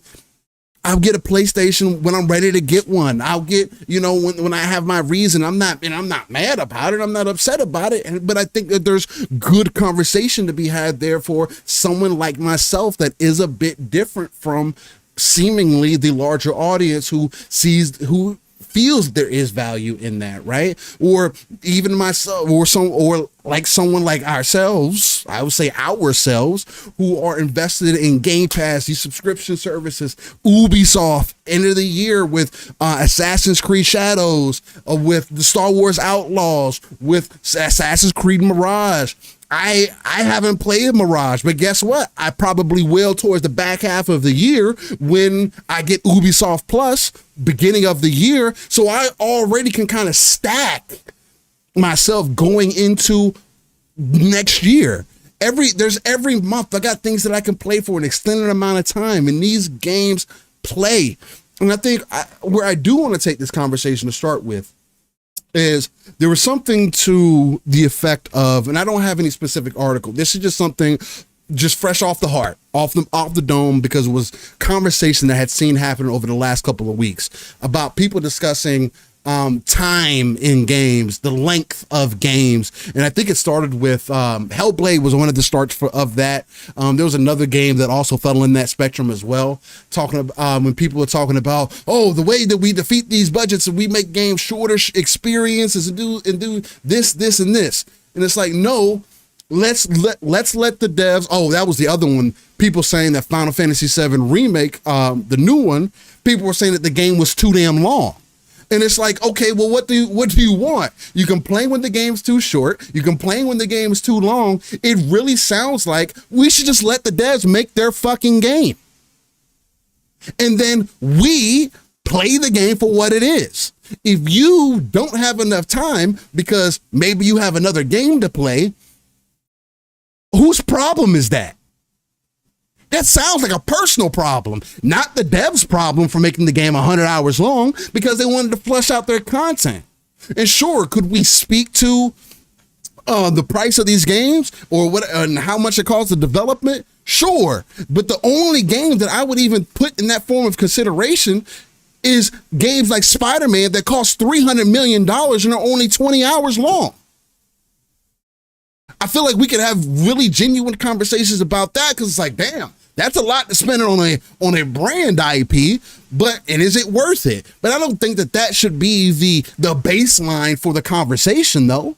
Those are games that are few and far in between. There's not all these superheroes that have lasted since the fucking 70s, if not longer, who stand the test of time and speak for themselves. And these companies feel like are worth that dollar. Matter of fact, most companies don't think games are worth that dollar. Outside of Square Enix, who continues to tell us that we're the problem for not buying their games or say that they're not getting enough. So, Pong, I kind of want to pose that to you, man. Like, how do you feel? I don't know if you found something that you want to jump into after, but how do you feel about the conversation of devs being lazy? And I know we talk about this time and time again, and we both disagree with that sentiment overall. It just goes against things that we kind of stand for, I believe, as gamers. But also, in addition, as far as length of games, difficulty, all these things that kind of encapsulate different experiences. Do you agree with me that maybe we should just allow devs to make whatever the fucking game that they want to make, and we just take those experiences for what they are. Maybe more people need to become grazers. I'll be honest.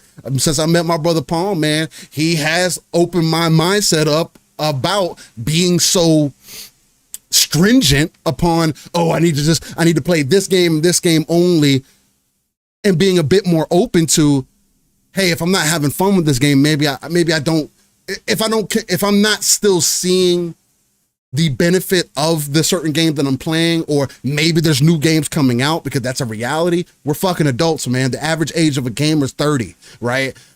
If this is between 25 to 35, if this is the case, these are people who are living lives. You can't expect people to just sit here and throw hundreds of hours at every game that they play. Sure, would people love to do that? But how do you feel about the lazy dev side of things? And then also the follow up on that, as far as the length and difficulty, time, and all these and all these other facets of games that seem to be continuing conversation versus us more so addressing, like, maybe we just need to get better optimized games day one. Like, can we start with that first before we start talking about time and whatnot? How you feeling? I mean, I think we've made it clear. Devs should always make the game they want to make. And it's up to the consumer to decide whether or not to play it. And not every game has to be for you. Just got done talking about Souls games again. It's just not for me. Boogie. Again, I would love From Software to make their Souls games differently so I could play them, because I love the worlds and I love the atmosphere and I love everything about it. I wish they were more traditional Western RPG so I would play them. Yeah. That's not what they make. Yeah. So again, I'm gonna sit here, shred From Software? Hell no. Right? I think they're freaking fantastic devs. They do what they do. They love the games that they make. So yeah, they got to continue to make what they want to make. Right. And we've talked about this before with reviews and media and just people in general, gamers in general, judging games for everything that they're not all the damn time versus Super exactly weird. what they are. And it's strange to me. Again, there are certainly things that you can be critical about. And there are certainly, aspects to games that are not subjectives. They are factual, and they are technical, and you can judge games and be critical about those aspects for sure. Because it's very easy to tell when a game has been optimized versus when it has been optimized, or when a publisher or a dev team decided to release a game that was obviously broken. In the case of Cyberpunk on a gen of consoles, it should never have been there in the first place. So those things are going to happen. Again, people throwing around lazy dev.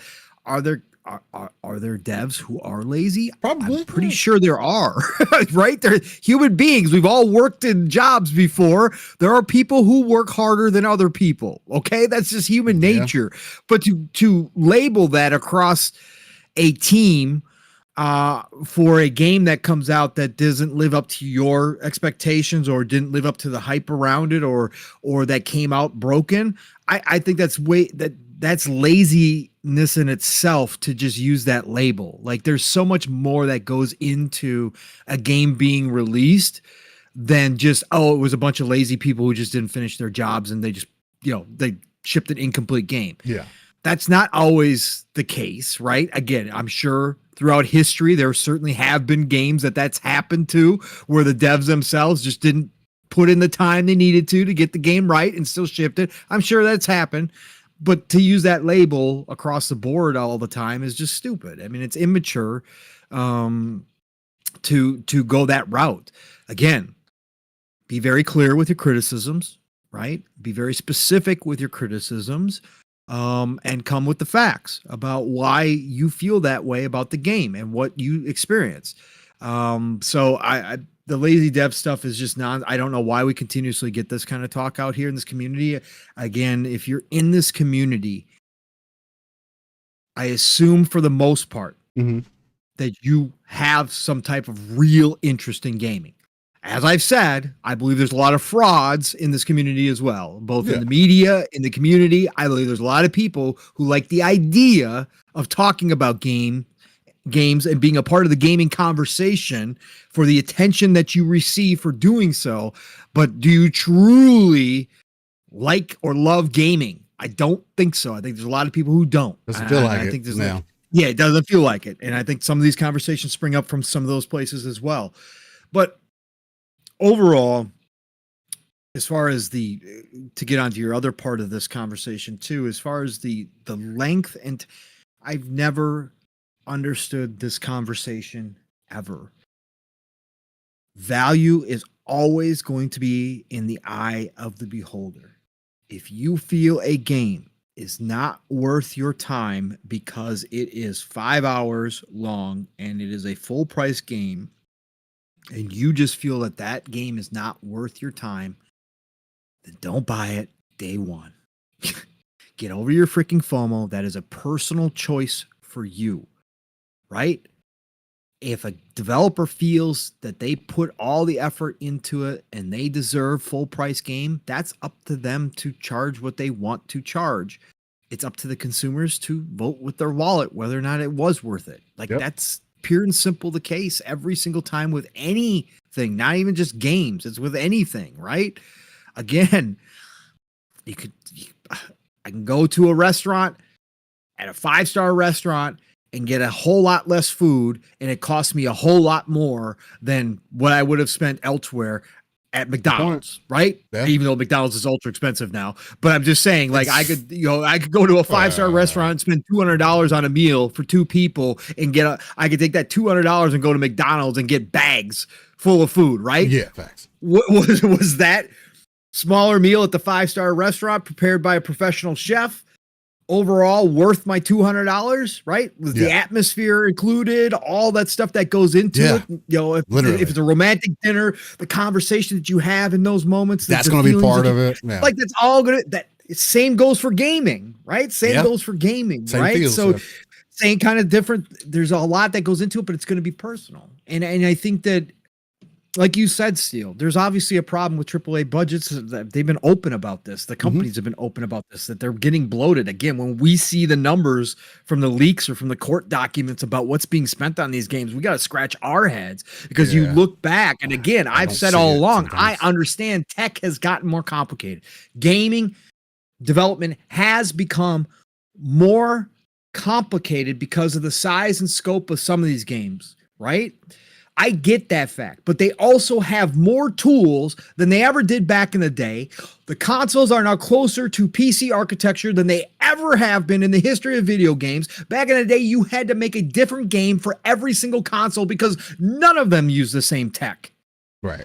So to me, I look at it and go, okay, I understand things have gotten bigger and complex and all that kind of stuff, and you guys are doing all this extra work, but you guys have tools more so than you ever before. You got teams that are triple, quadruple the size of what used to develop, right? And games are taking longer to come out than they ever did before. I'm like, something's not, again, the math doesn't always math. And then you got these budgets that are of, my God, like movie size budgets for a video game. It's crazy, so I mean, when it comes down to that, that's up to, they got to get the reins. Like I said, I think somewhere, and again, this is just the outside, uneducated opinion, but somewhere the pipeline broke. Something changed within the gaming development pipeline cycle that started causing these backups or these congestion or whatever you want to say. And when you have that in a big time production, no matter what you're producing, if you have backups, if you have traffic jams, if you have situations that delay other teams, other parts of the team from working on stuff or moving forward, well, that's costing you tons of money. Like nowadays, especially, like these devs are getting paid. A lot of devs get paid pretty big money, comparatively speaking. Now they live in very expensive places too, but that's by choice. But again, they do get paid big money, and that's where a lot of the budgets go to, is the salaries, right? So when that happens, you're going to see these bloated kind of numbers that are obviously shocking to those of us that have not, that look back at the past and see, games being made for $5 million or $10 million that sold, huge numbers, right? Like Grand Theft Autos back in the day weren't costing $100 million to make. No. Okay. They weren't. Okay. So now we're talking about potentially $1 billion Grand Theft Auto coming out. Like Jesus Christ. Yeah, right. So it's just it's crazy to me, but that's up to the publishers. That's up to the developers. They got to get a handle on that. It sounds like they're going to, but if that means shorter experiences, I've said all along, if you're going to give me shorter experiences, or if you're going to split an experience up into multiple parts of a game that come out during the same generation within a year or two of each other, if you guys are going to start doing that and you're going to adjust the price points, right? Like we saw in the Insomniac leaks, right? I'm cool with that because it gives me a choice to decide if I'm going to invest. And if I invest into the first part and it doesn't live up to what I want it to live up, and I have no interest in the second part, well, then I just don't buy the second part. But if you guys need to start doing that, I'm good with that too, right? I don't care how you guys get a handle on your budgets, so that we don't see all these devs being laid off, so that we don't see all these studio closures, so that we don't see this constant scramble to somehow up the profits over the top of these extremely bloated budgets that you guys keep approving for the next big game. Like there's got to be some give and take here on their side, and I think that's up to them to decide. Obviously, it's not for us to decide, but I will always make the choice for myself, Steele, when it comes down to it, and I don't think anybody can tell anybody else whether or not a game was worth it, because it's going to still be that personal experience. Yeah. Again, I bought games I bought the Ultimate Edition, right, of Battlefield 2042 day one. Okay. I bought the $100 edition. There are people who say you wasted your money because the game wasn't right when it came out, right? Some people considered it broken. Some people considered it trash when it came out. I still had a good time with it. Was it perfect? God, no. It had tons of problems. But did I still have a good time with it? Yep. Did I continue to go back to Battlefield 2042 and enjoy my time with Battlefield 2042 as they did changes? Yep. Do I think I got my $100 value? For me personally, I did. I loved my time in Battlefield 2042. I had a lot of good time. Yeah, we had a lot of fun. Yeah, we had a lot of fun. I enjoyed the hell out of it. I don't regret it. Right. Some people do. Again, but there's people out there who try to tell me that I'm stupid and that I wasted my money and I should never have bought it. I should have known better, blah, blah. That's not for you to decide. It's for me to decide. Have I bought $5 indie games or AA games on sale that I've enjoyed the hell out of more so than AAA games? Yeah, that happens plenty of too.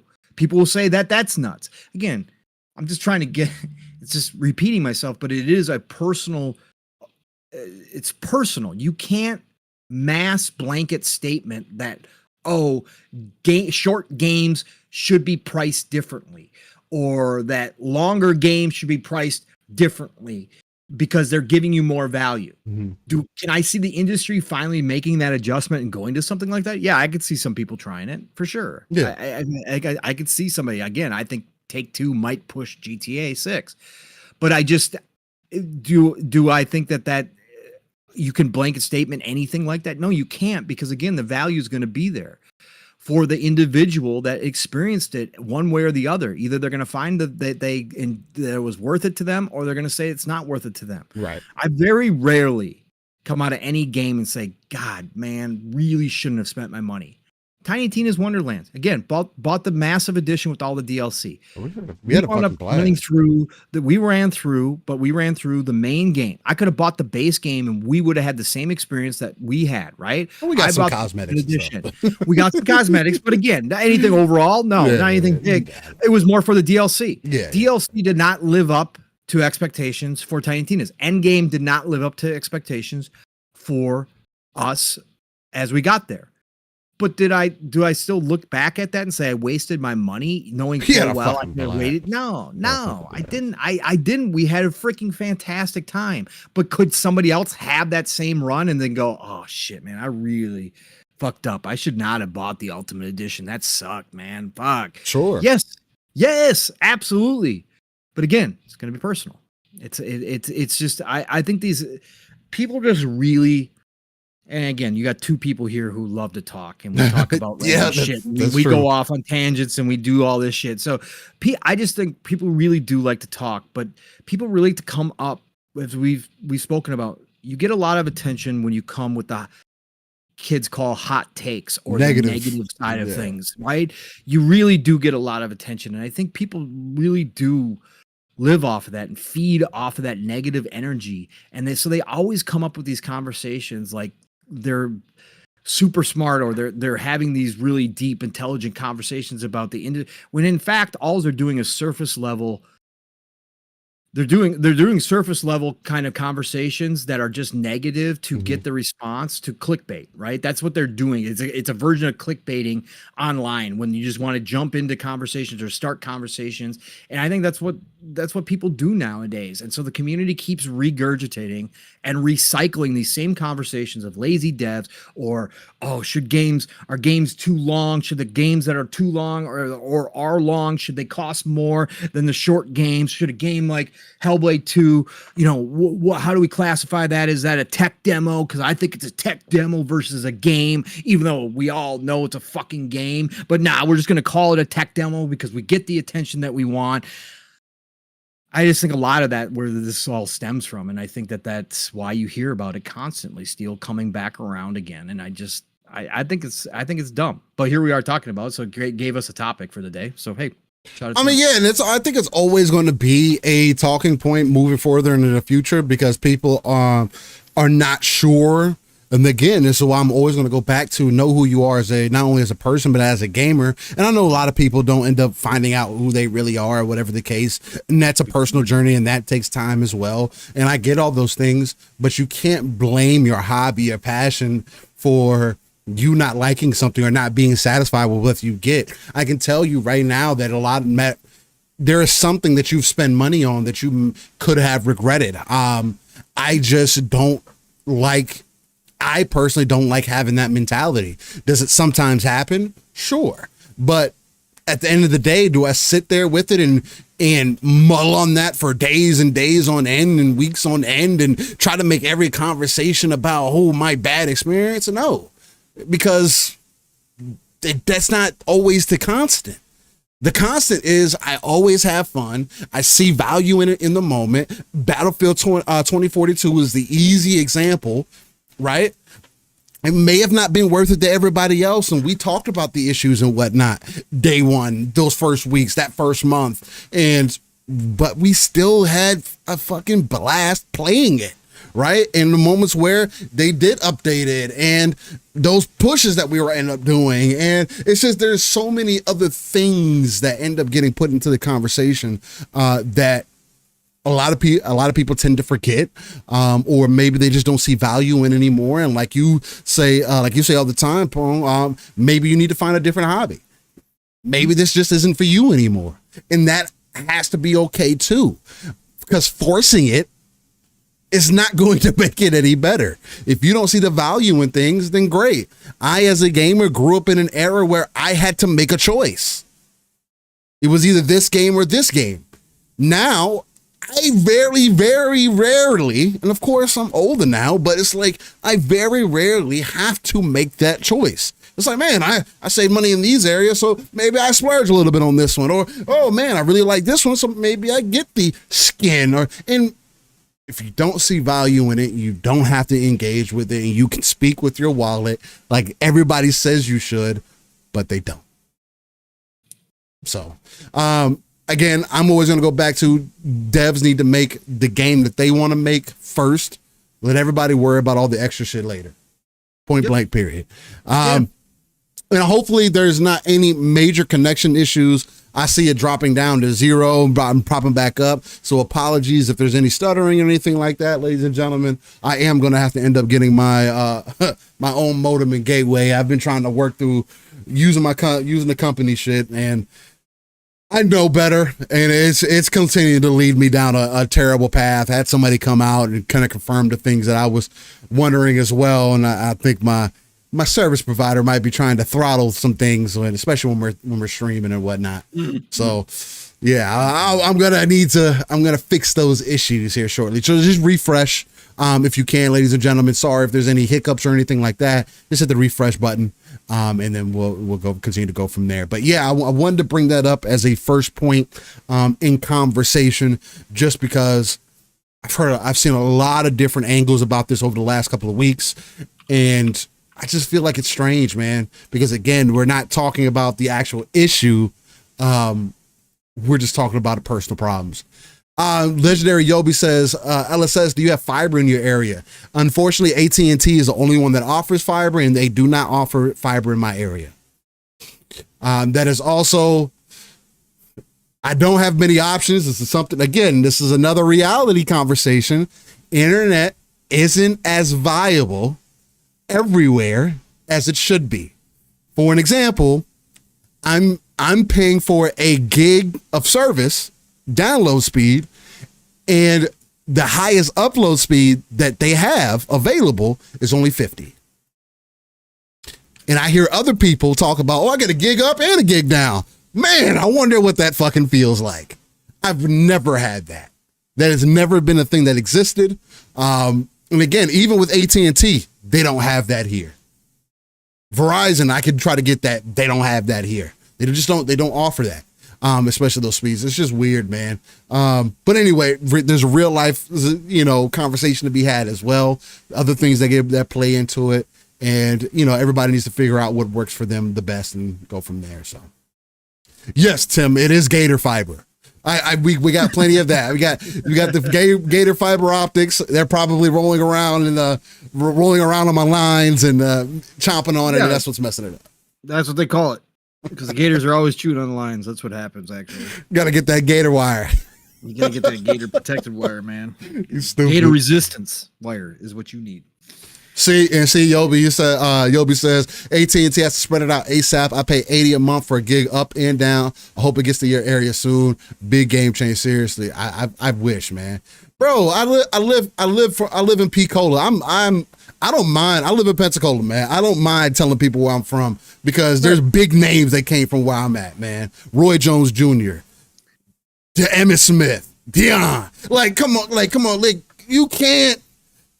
It's just like we live in I live in one of the number one tourist places in Florida, and we can't get the fucking services and shit that we should, man. Right.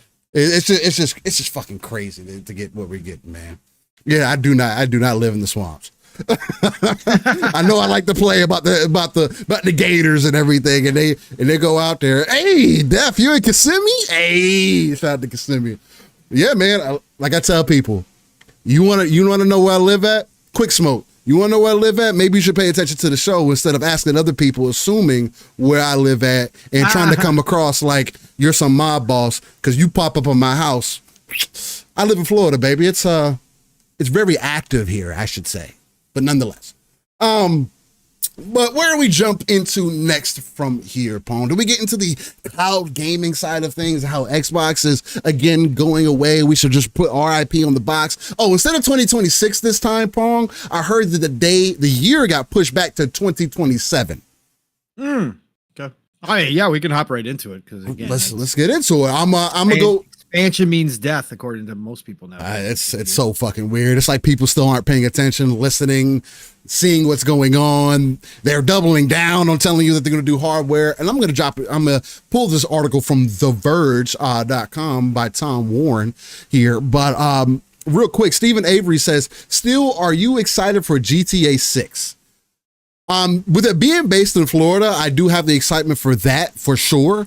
And because of GTA Online, it has made me more interested in GTA than I had ever been previously, for sure. And so I'm really excited to see what they're going to do with that, how they treat the areas, if they really get the culture in there, because there's look, I know people from the outside say Florida's a fucking crazy place, and it is. It can be.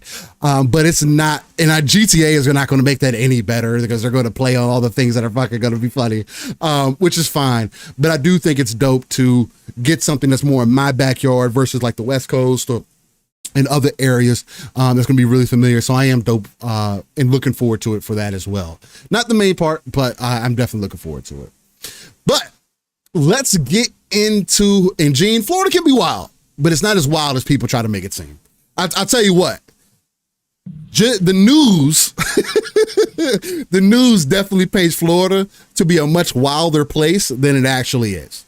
And it's funny, as somebody who lives here in Florida, has been through Florida, the way that it gets painted, because it's not like that all the time or even remotely to as close as they try to make it seem. And these same things that happen here happen everywhere else, but they don't talk about that. You know, it's a little bit, I'll tell you, okay, look. You have a higher concentration. The heat, it's because of the humidity. It's 100% all the time. It gets people going crazy. Oh my God. but nah, it's a wild place. It does get wild, but it's not as, just like anything else, it's not as over dramatic as the people make it seem. Florida's been wild though for a very long time. Steel. I mean, you have more history than I would. Because the 80s, Steel, right? The 80s with the coke trade and everything else. Like Miami, I've heard. You had the mob down there from the East Coast. Yeah, you had the mob down. You had the Cubans. You had the South American Colombian drug run. We get active. Melting pot of craziness, bro. So Florida's had a long time to cook all that together, and it's just kind of. It is what it is now, man. It is what it is. Yeah. Like, it's just one of those places. Like, it's crazy. It is. It's insane. You guys, and it's not just like one spot. You guys have cities throughout the state are really like that. Like, it is nuts, man. It's a cool play. I love Florida. It gets active. We definitely get active out here for sure. Jasper says, name another place that people throw gators at people in McDonald's drive-thru. I mean, that's a fair point. That wasn't a lie, and that is a fair point. I've seen some people do some crazy things in other areas as well that make me kind of like, oh, okay.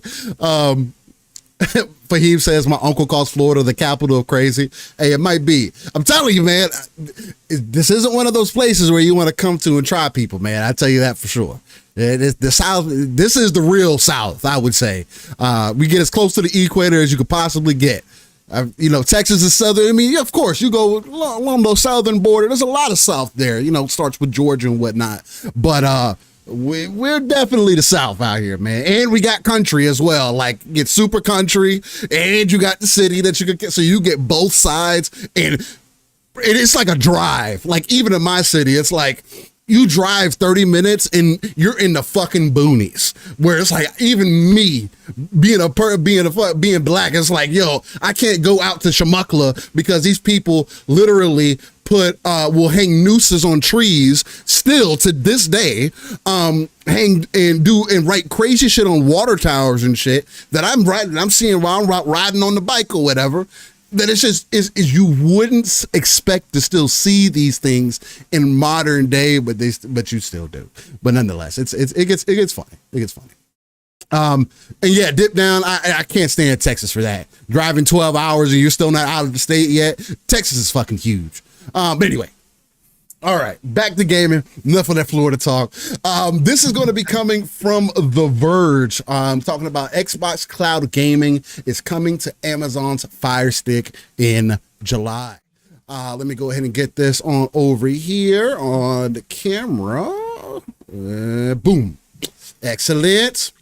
The Xbox TV app is moving beyond Samsung's own monitors and TVs. Now, this is something that has been in the works for quite some time. Again, I don't think that this is anything new per se. Xbox has been, what's very ironic and funny to me is that all the worries that people had during the FTC, like, oh, Xbox is just saying these things so they can get this through and buy Activision. It is seemingly working the complete opposite of what people thought. And the Trojan horse ideology that I kind of led in with, and others have also picked up on as well by now, seems to be much more in effect more than ever. Because I do think that there is a scary side to this, because if these things continue to work, and if Xbox and Microsoft are able to continue to build the relationships that they are building, we could be moving into monopolistic tendencies, especially for a major player. But there are things also There's also too many things, opportunities still. there is a lot of things on the front lines as well that are kind of preventing that. Yeah. And again, knowing how Microsoft does business now, sure, do they want their name to be at the top? Yes. But they also understand what they need to do to play nice so it does not become an issue. Because Microsoft, if you haven't learned by now, doesn't like going through this court shit. Because it's always something when they have to go to court that they got to bend the knee to. But shout out to the Iron Lords. But this is written by Tom Warren for The Verge, and it goes in to say, Microsoft is launching its Xbox TV app on Amazon's Fire TV sticks in July. The Xbox app will provide access to Xbox Cloud Gaming, so subscribers to Xbox Game Pass Ultimate can stream a variety of games directly to Fire TV devices. Microsoft will support the Fire TV Stick 4K Max, it's impressive, and Fire TV Stick 4K models for its Xbox app, which will be available in more than 25 countries. All you need is a compatible Fire TV Stick, a Bluetooth-enabled wireless controller, and an Xbox Game Pass Ultimate subscription to stream Xbox games. This marks the first time the Xbox TV app has launched on a device other than Samsung's recent TV and monitors. Microsoft's first partnered with Samsung in 2022 to launch an Xbox TV app on Samsung's smart TVs.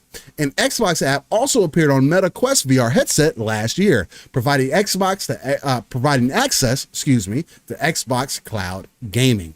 Over the past several years, we've been on a journey to deliver cloud gaming to more devices and to more people around the globe, says Ashley McKissick, head of the Xbox Experiences and Platforms Engineering.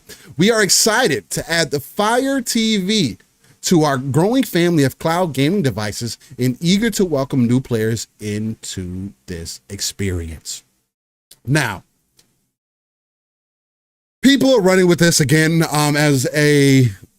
like I hinted at earlier, saying that now, this is proof that they're getting out of the hardware business 2027. I don't know how it got pushed from 26 to 27. I thought 26 was supposed to be the closing date, but it got pushed. It's probably going to get pushed again if you continue to run with the narratives. But it is very intriguing to me to see how active Microsoft and Xbox are being as far as partnering with other people for more people to get access and to have an option to play on their devices.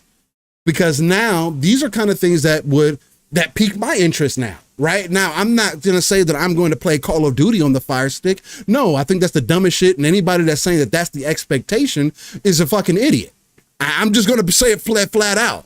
I don't think Microsoft or Xbox expects for people to play Call of Duty through the cloud. Now, can you? You want to play the campaign or whatever else the case might be? Sure. But I'm pretty sure that they know that this isn't a multiplayer type of thing. Now, could some people use it as that? Sure. As internet infrastructure continues to get better over the years, could this become a much more viable option? Sure. But we don't know. We also got word this week, or I think it's a rumor. I don't think there was anything confirmed about it yet, but apparently NVIDIA GeForce is also going to be roped into Xbox somehow, as some people brought up some, I forgot what game it was that they brought up or whatever, but it allowed access to be able to be played through NVIDIA GeForce and Game Pass. Street Fighter 6 showed up that way, and so did Call of Duty. And the NVIDIA experience has been the ideal experience, seemingly, with having the least amount of latency, the best amount of quality. I heard you talk about this last night, Pong, a little bit. You threw Cyberpunk in there, and you're 100% correct. There are people who are playing Cyberpunk through NVIDIA's cloud infrastructure and are playing 4K top of the line quality Cyberpunk that you cannot get without spending $1,500 on a rig. Ladies and gentlemen, I just priced out my rig again because I was looking at possible upgrades. My computer is technically almost 3 years behind. I don't look at PC parts like, I need to upgrade next year. I just don't do that. I think that's dumb. as somebody who's been part of the PC ecosystem for quite some time, I always had some semblance of a PC around. I just don't think that that's the best ideology to go into things with. But even for my PC still, and this is not including the storage options, fans, whatever else the case may be, it's still going to run you $1,300 easily. Like that's and those are things that on sale, right? So it's like, if you still have to spend that type of money to get technology that is quote unquote getting aged at this point, it is dope to see the accessibility options continue to open up. And I am a huge proponent of that. I am now interested in possibly seeing what Amazon is going to do, because this is Amazon's product. What deal do Xbox and Amazon have now, or going to have in the future? Because Amazon's releasing games as well. Throne and Liberty's coming. What if Throne and Liberty drops?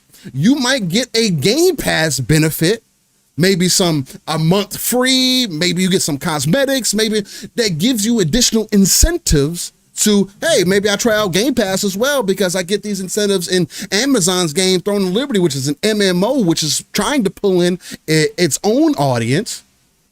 And that's not even including other games that Amazon is working on behind the scenes.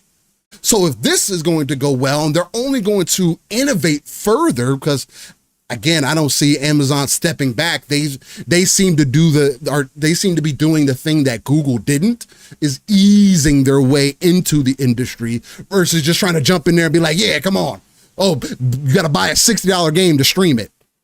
I'm not spending $60 to stream a game, bro. Like, that's just not what I'm doing. If it's an option, if I can have, it downloaded somewhere and I can play it through cloud somewhere else as an option, great. That could be worth it to me. But for this, Amazon's hardware is only going to get better, because I know people were talking about, well, the Wi-Fi on those Fire Sticks aren't that great. So why would Xbox even do this in the first place? It's just going to hold back their experience, and it's going to make it worse and make me turn more people off. Cloud is still in its infancy stages, ladies and gentlemen. It is not, again, I just talked about my own internet, and I have much more than the average consumer has across just the United States. The last time I did a little bit of research on it, which I'll admit was probably almost a year to 2 years ago, 50 megs, 45 megs, 40 to 50 megs is still the average for the typical consumer, price-wise. So until we make an additional step to make these things more accessible, shout out to Elon for doing things a little bit differently with Starlink, but even that's not perfect. I feel like, how can anybody go wrong with not only demonstrating to you that they still do believe in the hardware, maybe not to the degree that an old head would probably would see it. Somebody who's been in gaming since the 80s, and it's always been about this box, and their Xbox has blatantly stated that they are looking at moving into the future differently, trying to separate themselves from the competition. And again, I've made this comment before. This is Xbox, Microsoft showing that they can be on the pulse of the industry while still doing something different, right? And this is the first time, at least that I can remember, correct me if I'm wrong, that Microsoft, outside of Windows or anything like that, but in gaming, has been on the pulse of what is seemingly possible for the future.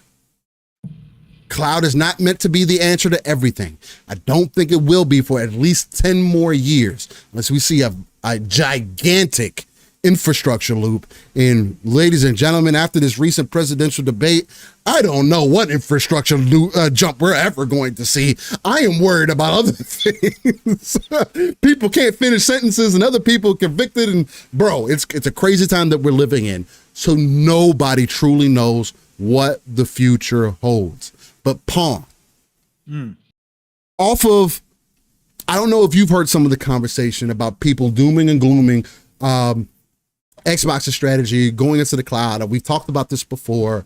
Even you said, hey, if I was Xbox, if I was controlling Xbox, I'd be doing things differently, trying to really to give my own stroke this generation, in offering competition in the way of old, right? And you know, don't necessarily agree with the way that they're going, but you don't necessarily disagree either.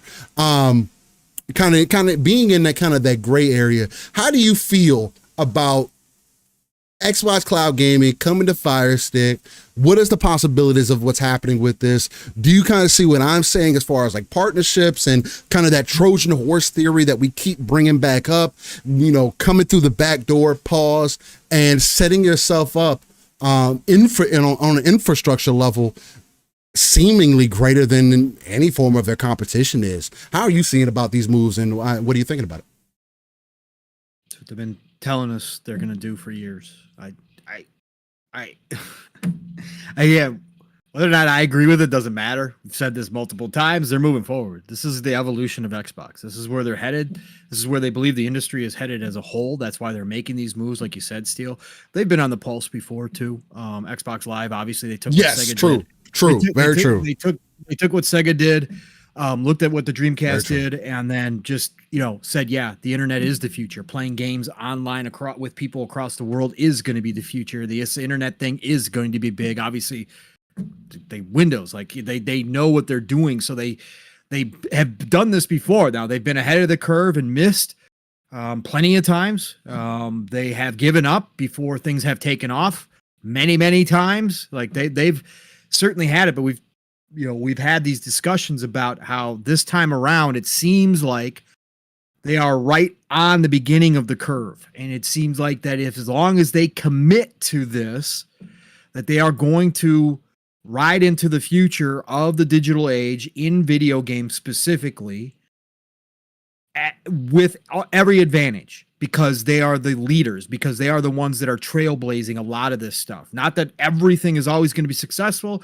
not that everything is going to work out to perfection, but they are doing what they believe is right for their company. And again, at the end of the day, money. Okay, this is about, it's money.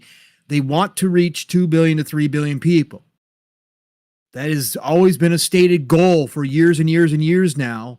No matter how much people want to dismiss it, laugh at it, yeah, that is an internal goal for Microsoft that they believe they can shoot for. So they are doing what's necessary, and that includes expanding their reach, giving access points to their ecosystem in as many places as possible. Yes, wish this was more traditional. I wish the focus wasn't off the consoles. I wish that they would give Sony a toe-to-toe fight for every single gamer in the console space. That's the way I would do it. But I'm not running the ship. So take a step back. Again, me as a gamer, how does this affect me as a gamer? It's great. It gives me the opportunity, no matter where I am, to access all my content, something we talked about long ago when we started looking at the big picture, Steel. Microsoft with the Azure servers, with the cloud infrastructure, with Game Pass as one of the vehicles, main vehicle for that ecosystem, they want to set themselves up as the leader in this future.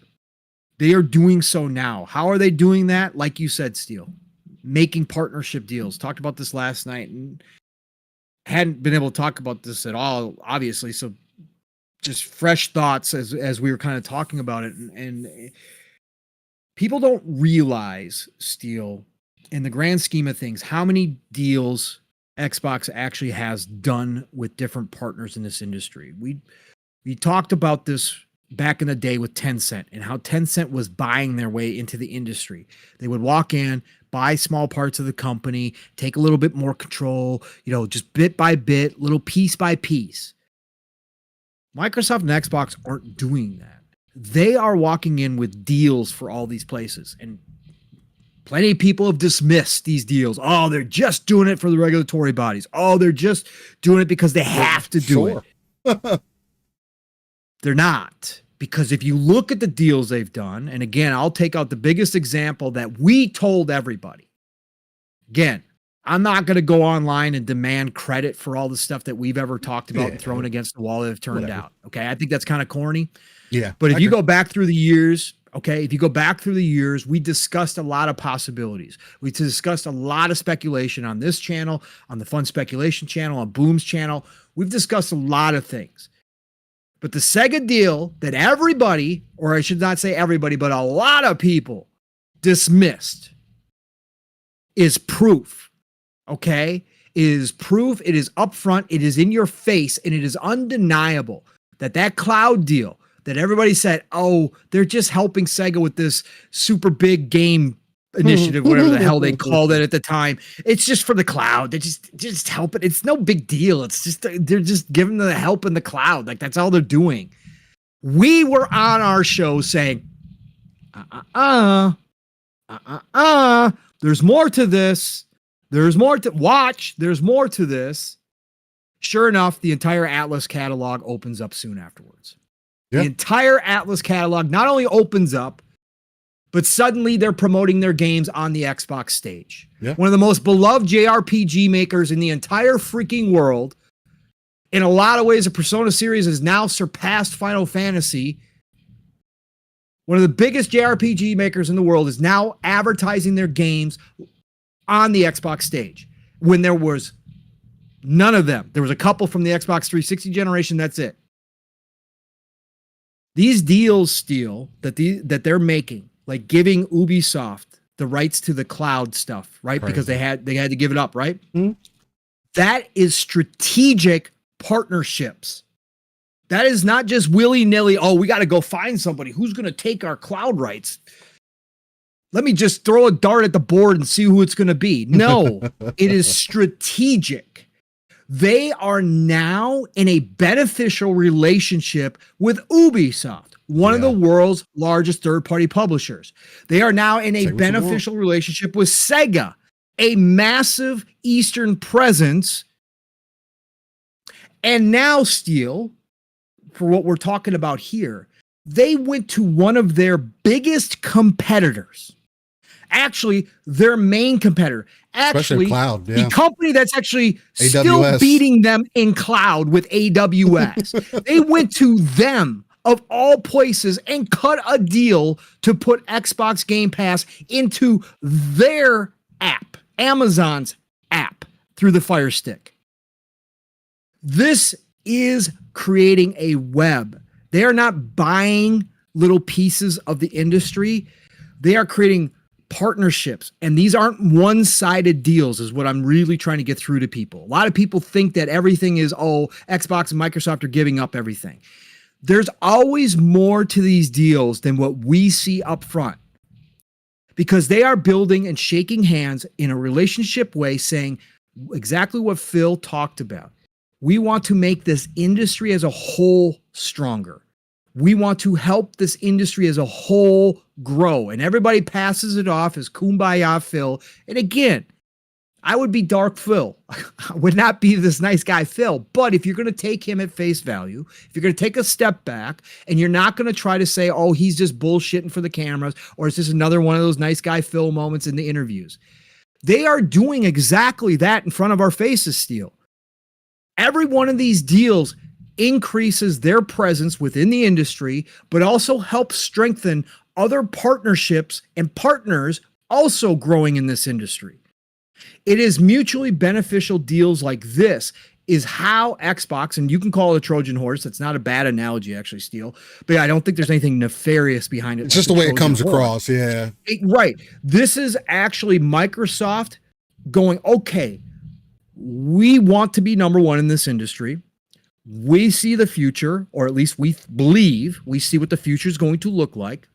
We need to work towards that, but we can't do it the old Microsoft way where we got sued and we got called a monopoly and all that kind of shit. We don't want that shit to happen. Like you said, Steel, we don't like that shit anymore. That's not what we want.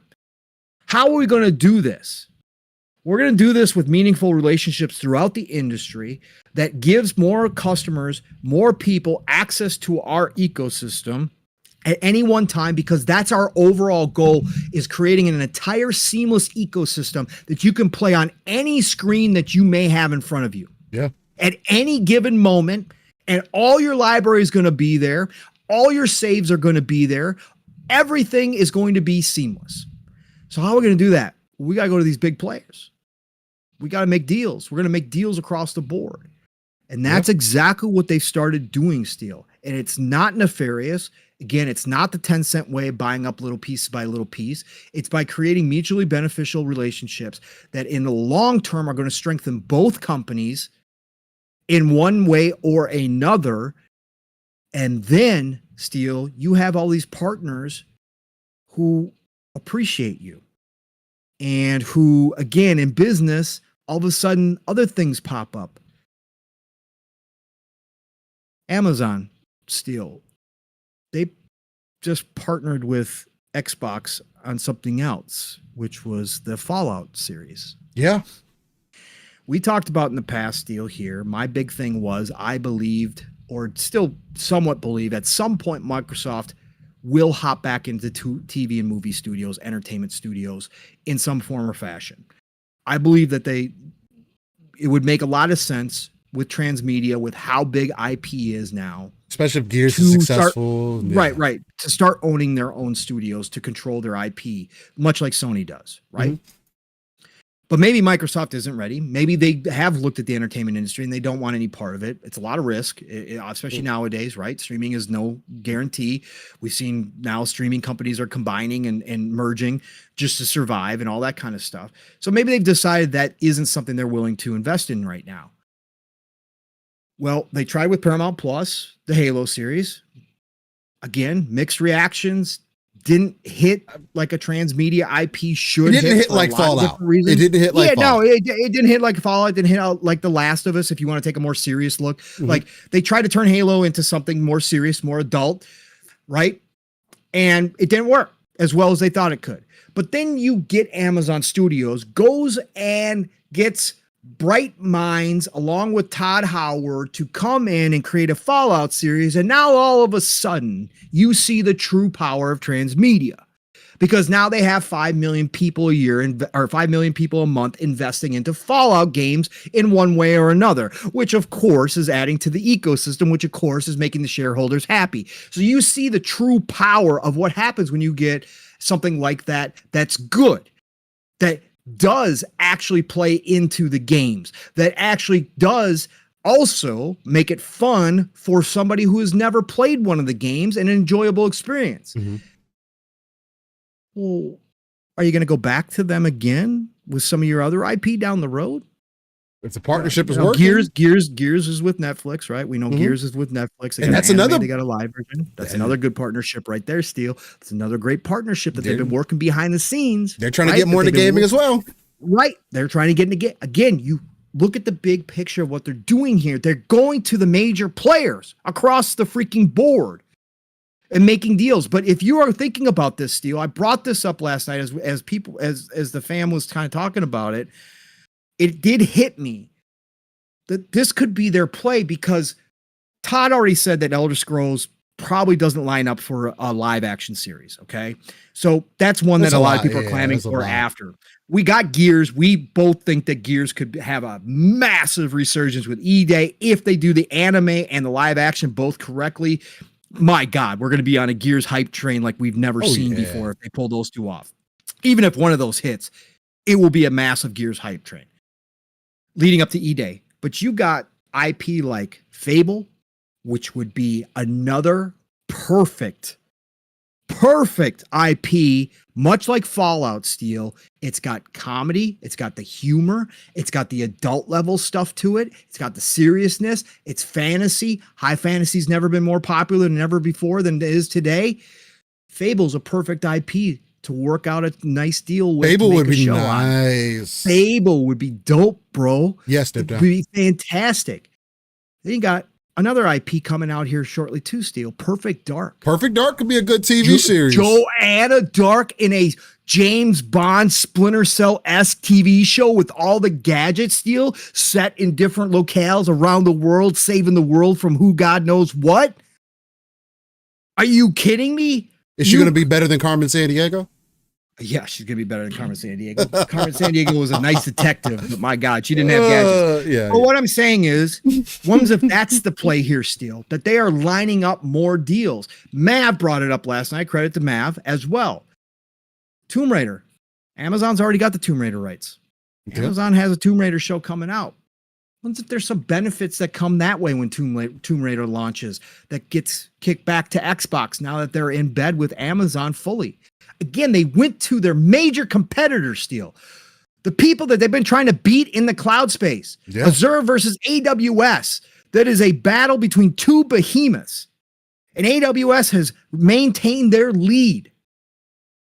And yet they still went to them and cut this deal still. That means and Amazon was for it as well.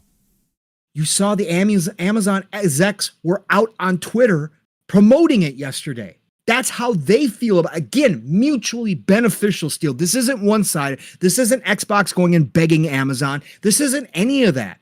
This is flat out business to business partnership going, this is going to work for both of us or has the potential for both of us. And like I said last night, Steele, that finishes or completes the vision that I originally had when I stated that I thought Microsoft would get back into TVs and movies and have one big subscription service as well, just like Amazon does now. Yeah. Because what happens, Steele, you bring out an IP, right?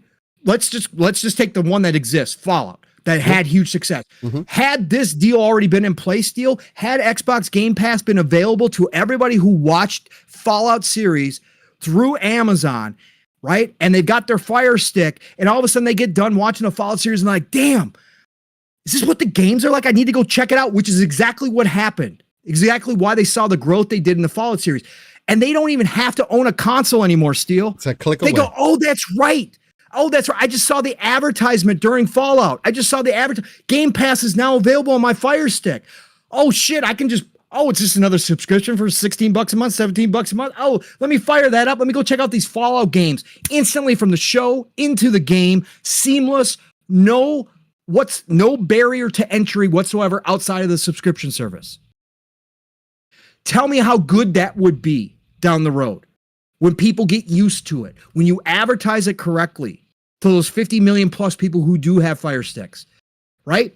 If they find an IP show that shows up and all of a sudden they had no interest in that game, or maybe they don't even game really, but they're like, hell, you know what? It's right here. Let me check it out. It'd be a good one to try through cloud too, because it's not overly, Right. You just fired up. It's that seamless experience that I talked about way back in the day when we started talking about what I thought Microsoft could be going for overall in the future. This all makes sense. And this is not Xbox dying. Yes, are they? Absolutely. They are saying it in their words. You don't need a console. Are they diminishing the absolute, what do I want to say, focus on the console? Yes, they are. Does that mean they're leaving the console space? No, it does not mean they're leaving the console space. But what it does mean is that they're not going to try to force everyone to go buy a console to experience their ecosystem. They're going to allow people to find their ecosystem wherever they're at. And if they choose in the future to invest in a console or invest in a different form of that ecosystem to access it, a different entry point, it's going to be seamless for them from wherever they came from. Plus, it gets their ecosystem in front of more and more eyes. Now, how big this is, we'll have to wait and see. Am I expecting some freaking godly-like numbers of subscriptions coming out of the Fire Stick thing? No, I'm not. Yeah. But it doesn't matter to Xbox. It doesn't matter because they're not investing in hardware to do it. It's already existing hardware. They're giving Amazon a cut, and that's it. Anybody who does start investing in the ecosystem, bonus, great, fantastic, but they get their name in more places yet again. Mm-hmm. And again, forming these partnerships, forming this web over the industry as it moves forward with all these relationships that are mutually beneficial, that will reap benefits down the road that maybe we don't even see right now. And I think that's the master plan we see here that's happening. And last point I will make, Steel, because I've been talking for a very long time here, but this was Well, an you're good. interesting conversation. The I was more I gonna thought post about it, the something more else we too. talked it out. Because Nixie's throwing some juicy stuff in there. He's That's like, fine. he's like, I'll throw this in there and you continue. He says, Yeah. Pong, so you're saying that vision is in beta since it's complete? What vision? What vision? What vision? I guess the cloud, their cloud vision, and Oh, yeah, no, they're going to continue to improve because because cloud is still in beta technically. Cloud, yeah, the cloud's still in beta. Of course it is, but they're going to be going through Amazon for this thing, right? So again, this is just a different. They're going to continue and improve this, but the last point I wanted to make on this, Steel, and you kind of brought it up when you were talking too. But the last big point to this is they're doing all this voluntarily. A lot of these deals are voluntary. Yeah. They are reducing their threat level to regulatory bodies across the globe. They are reducing when these regulatory bodies are now focused on the big tech companies. There's already been a couple times we've seen Microsoft left out of that focus, of that spotlight. They are continuing to reduce that threat level because they are voluntarily doing deals. They are voluntarily spreading their own services around to a lot of different places. They are showing the regulatory bodies that they don't have an intention of forcing directly Sony out of the business. Mm-mm. They don't have that direct attack. That's what's ironic, yeah. Now, right? What happens down the road, but they are not in attack mode. They are saying, no. We are exactly who we said we were. We want more people to be able to access our games and to have availability to games than have ever had that before in the world. That's what we want. We want the industry as a whole to be healthy, and that includes us and everybody else that's involved in it. Right. And they are spreading that wealth around so that next purchase that comes along, Steel, the next buy that comes along, when the regulatory bodies try to come up with some mythical ideas or speculation about how Microsoft is going to take over the video game industry because they own another piece of the puzzle, they're going to have all these examples now, Steel, of, it's not what we're doing here. We're actually putting it more places than our competition is willing to put it. We're putting it everywhere. And if this GeForce Now, I told you that was my last point, but go back. If this GeForce Now thing is real, and again, we don't have any confirmation. No confirmation, but it seemed to be through the browser only right now. But if that GeForce which that thing would be comes ideal, especially for a browser option. Yes. If they have, shit. Again, people said, oh, well, the regulatory body pushed them to go give their, cut contracts with NVIDIA and GeForce. Right? They were forced to go do that, right? They had to go do that. They had to spread their games out, right? This is more to that deal if they actually have a deal with NVIDIA to allow some of their games or games through their service to be streamed as another tier or another platform through NVIDIA GeForce Now, not even using their own servers still. That's extra part of that contract, that partnership that nobody saw coming. If this turns out to be something bigger, that's another deal. They have a partnership with AMD. Yeah. They had no problem turning around and going back to NVIDIA and going, hey, let's give you some of our games for your GeForce Now service. Let's go. NVIDIA and AMD are in constant competition with each other. By the way, we really like what you got going on with your cloud streaming service. It's really fantastic. Phil's been playing 4K Cyberpunk at home at 60 plus frames with ray tracing on. It's really great. It's something that xCloud can't even do. Could we see if we could get that working through maybe our Game Pass? Do you think we could see that work through our service? Like maybe we could do.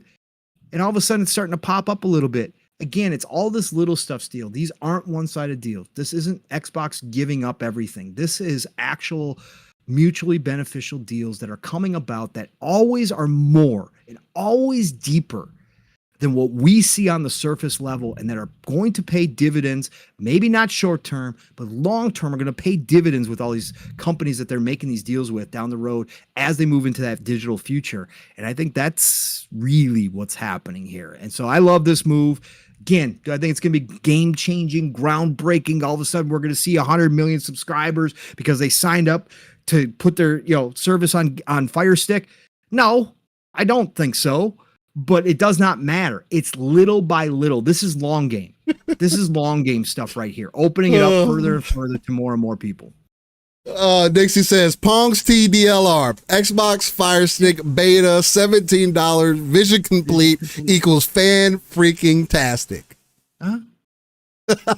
I still don't know what he's talking about, but anyway. Nixie, if you want to clarify your point so Pong can kind of address it directly. I still don't get where he's coming from. But clarify what you're saying, what you're speaking to as far as what Pong is saying directly. So I do want Pong to answer you directly for what you're speaking to, because I feel like there's a lot more going into that. He does say, additionally, if the Xbox console survives for more generations, MS needs to give Pong the Green Heart Medal of Honor. Yo, Nix is just being fucking.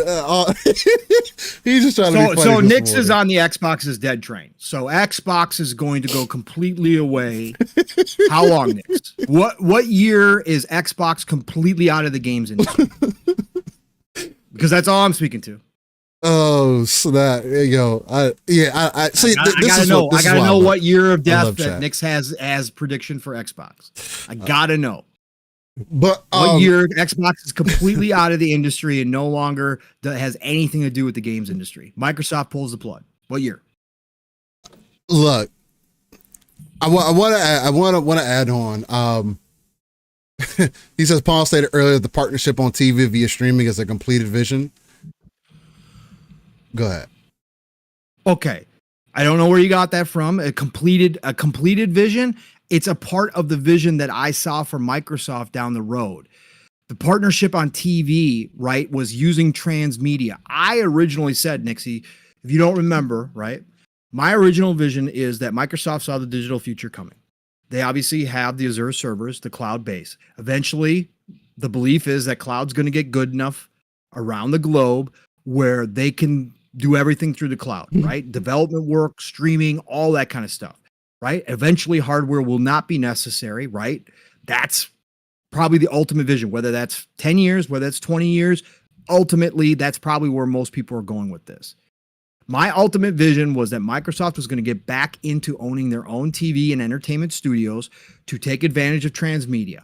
They were going to launch, they already have their service, right? But they were going to launch a complete service like Amazon. And that eventually, because like Amazon right now, you can go into Amazon Prime.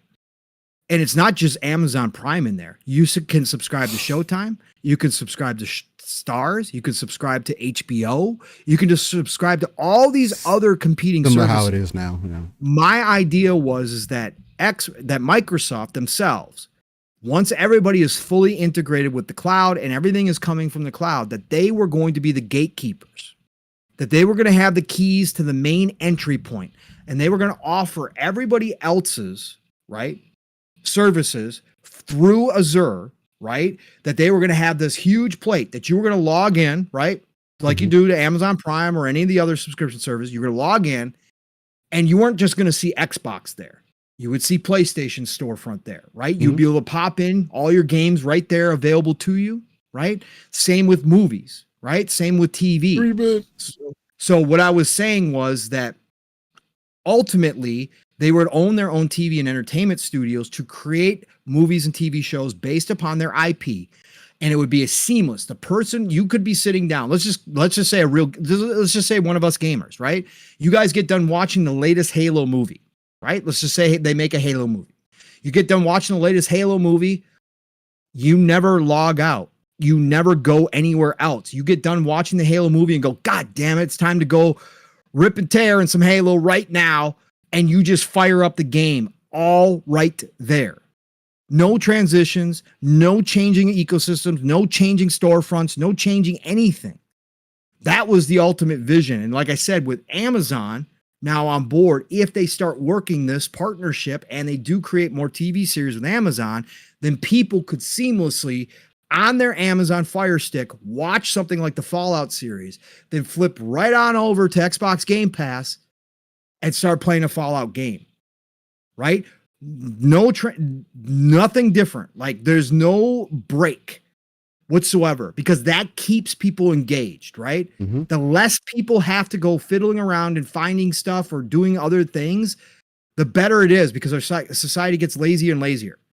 So again, Mav freely admits he doesn't buy physical anymore because he thinks getting up and putting a disc in the console is too much. Okay. That's where we're at. I don't buy physical because it's fucking stupid.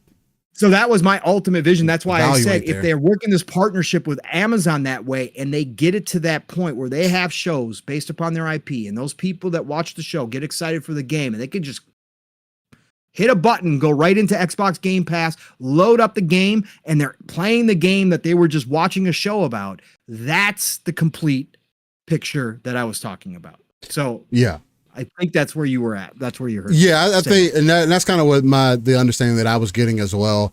The thing for me is, did we want competition or not? And that way is what continues to be somewhat confusing to me on what people's expectation is for the gaming future, right?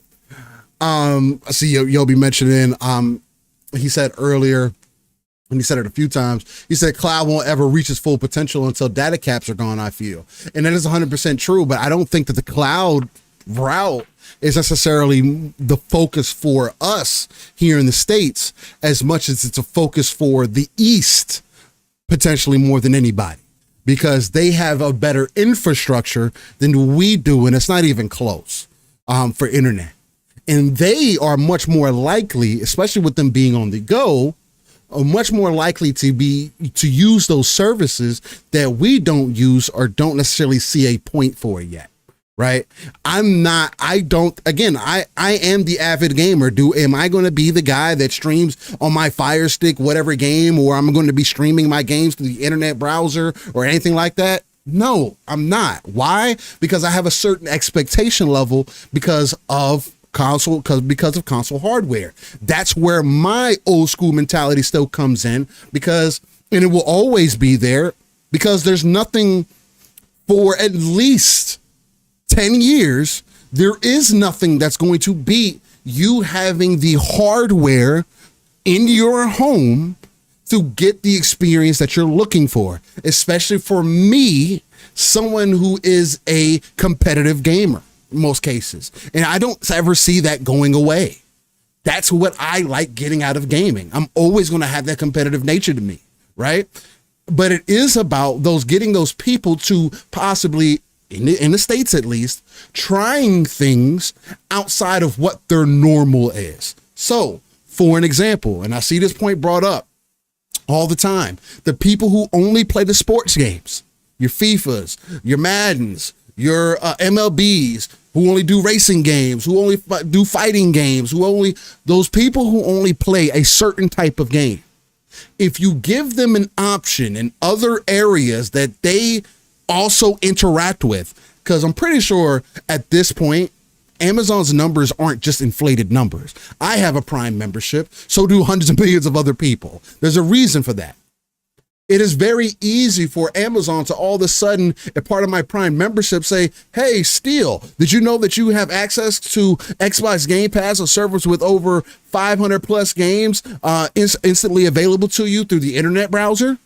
Hey, you want to try out this game? Or maybe I'm watching the show like Pong was just mentioning. Maybe I'm watching Fallout through Amazon.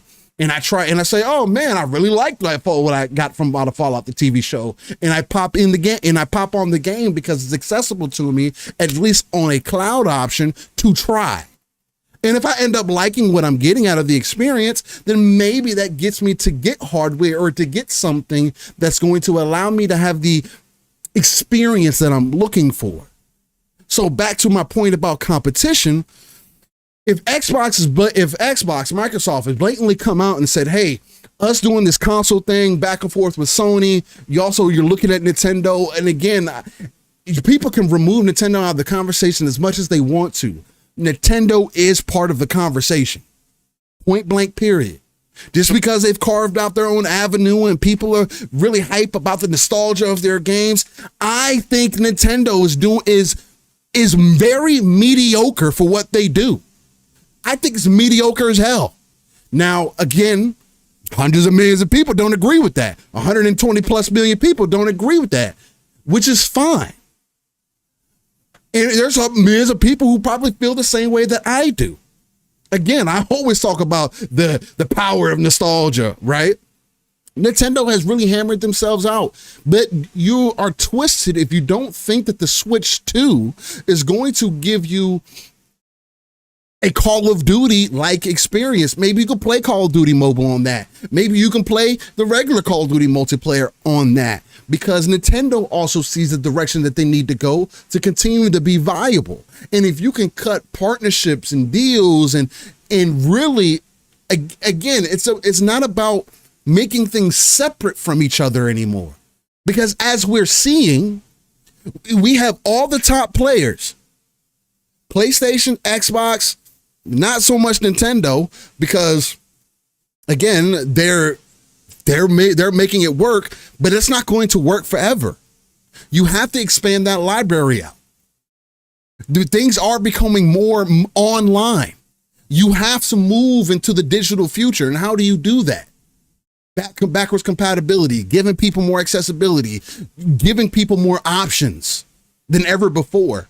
It does not make sense to continue to do things the way that we had did them previously over the last 30 years in gaming. To have everything exclusive to one box, you buy that box, and then that's it. And you just build out that library. The digital era has blatantly showed us that there is more options than just doing that. And if we're trying to drive the cost down, if we want to continue to get the type of games that we like, especially single player games, I'm telling you guys, like, as great as Stellar Blade selling 1 million copies is for a brand new IP, that's great.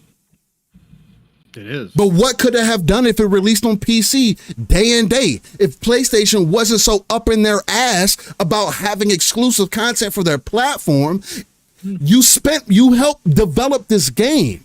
You selling the game on PC, you're still getting a cut of that. Matter of fact, you're getting the majority cut. So in business, again, we talk about business, and as a gamer, this is where that ECP comes in.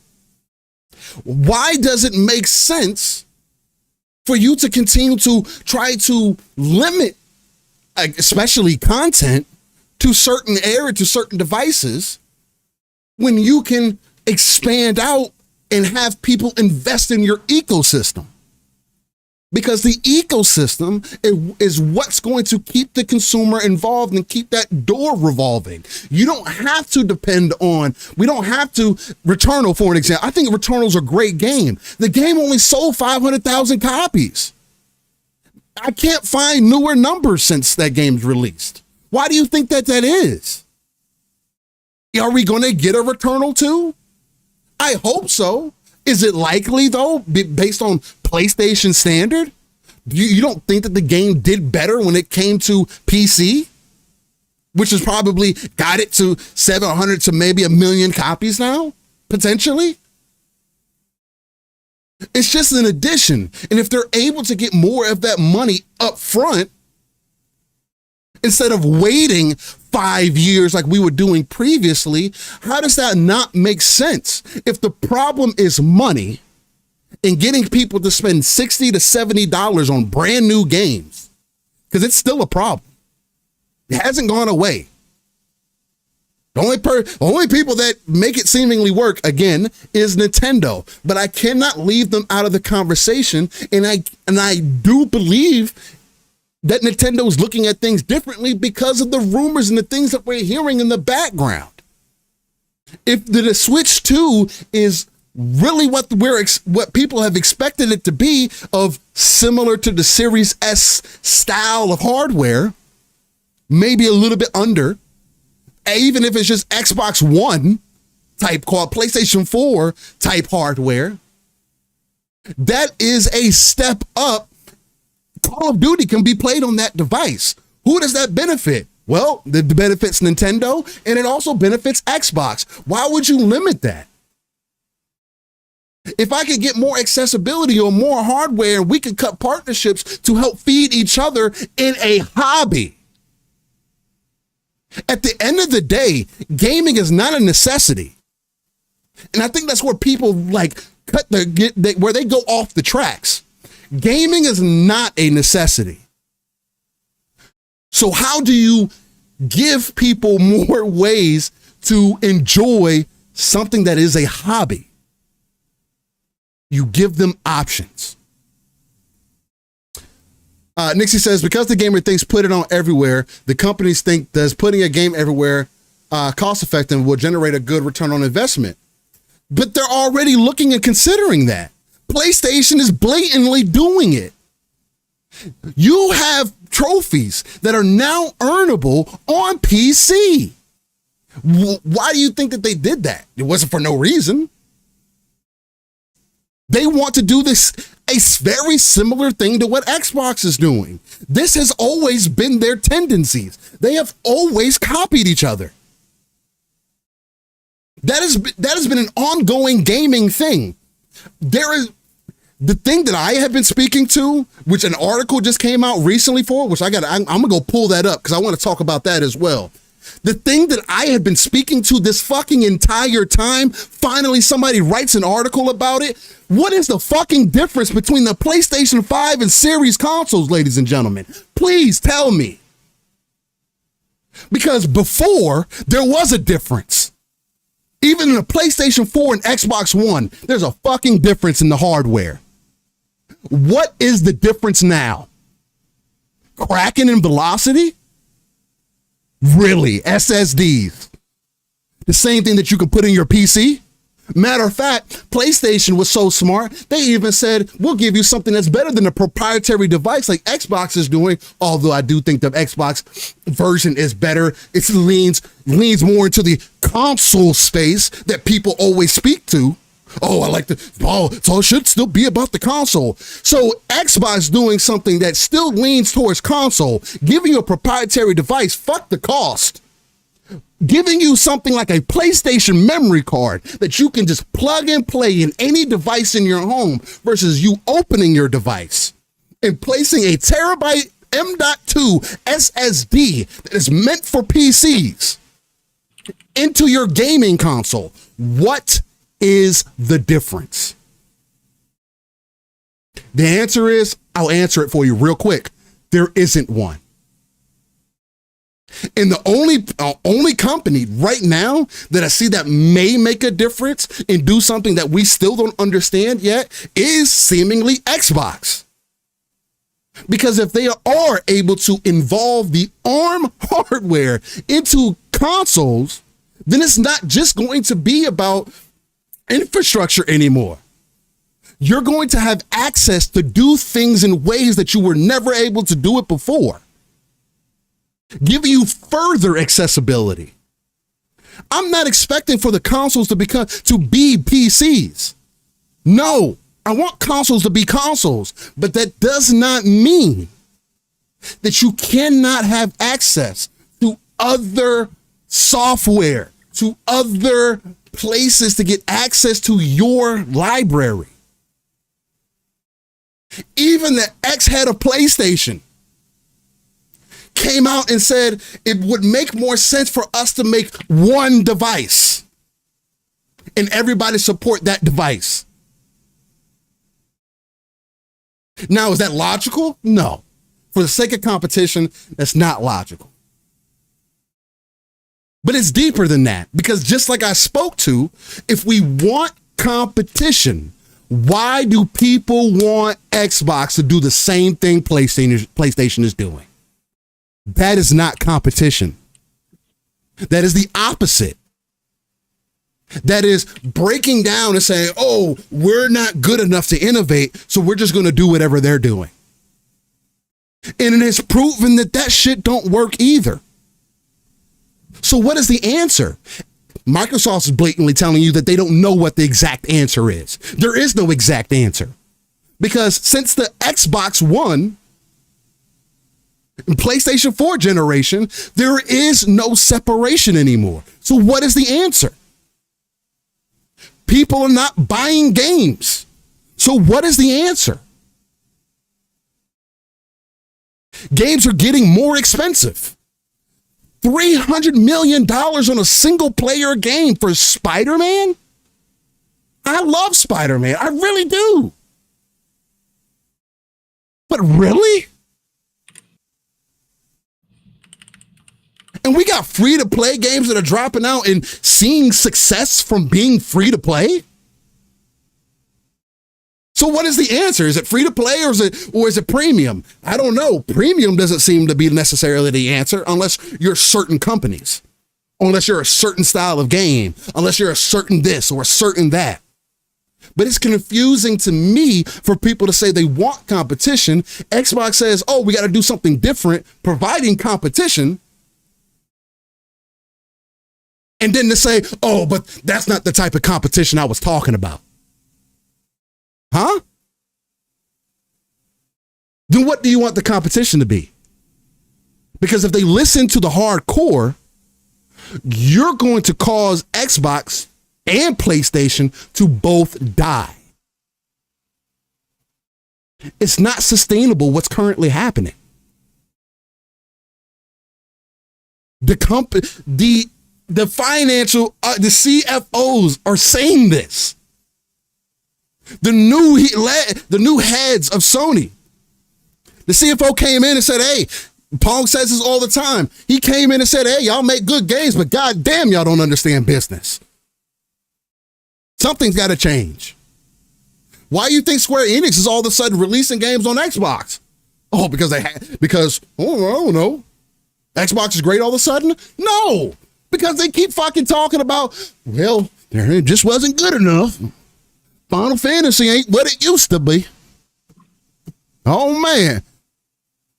This IP that is supposed to be one of the grandest IPs of all time in gaming history is not getting the support that people say that Final Fantasy should get.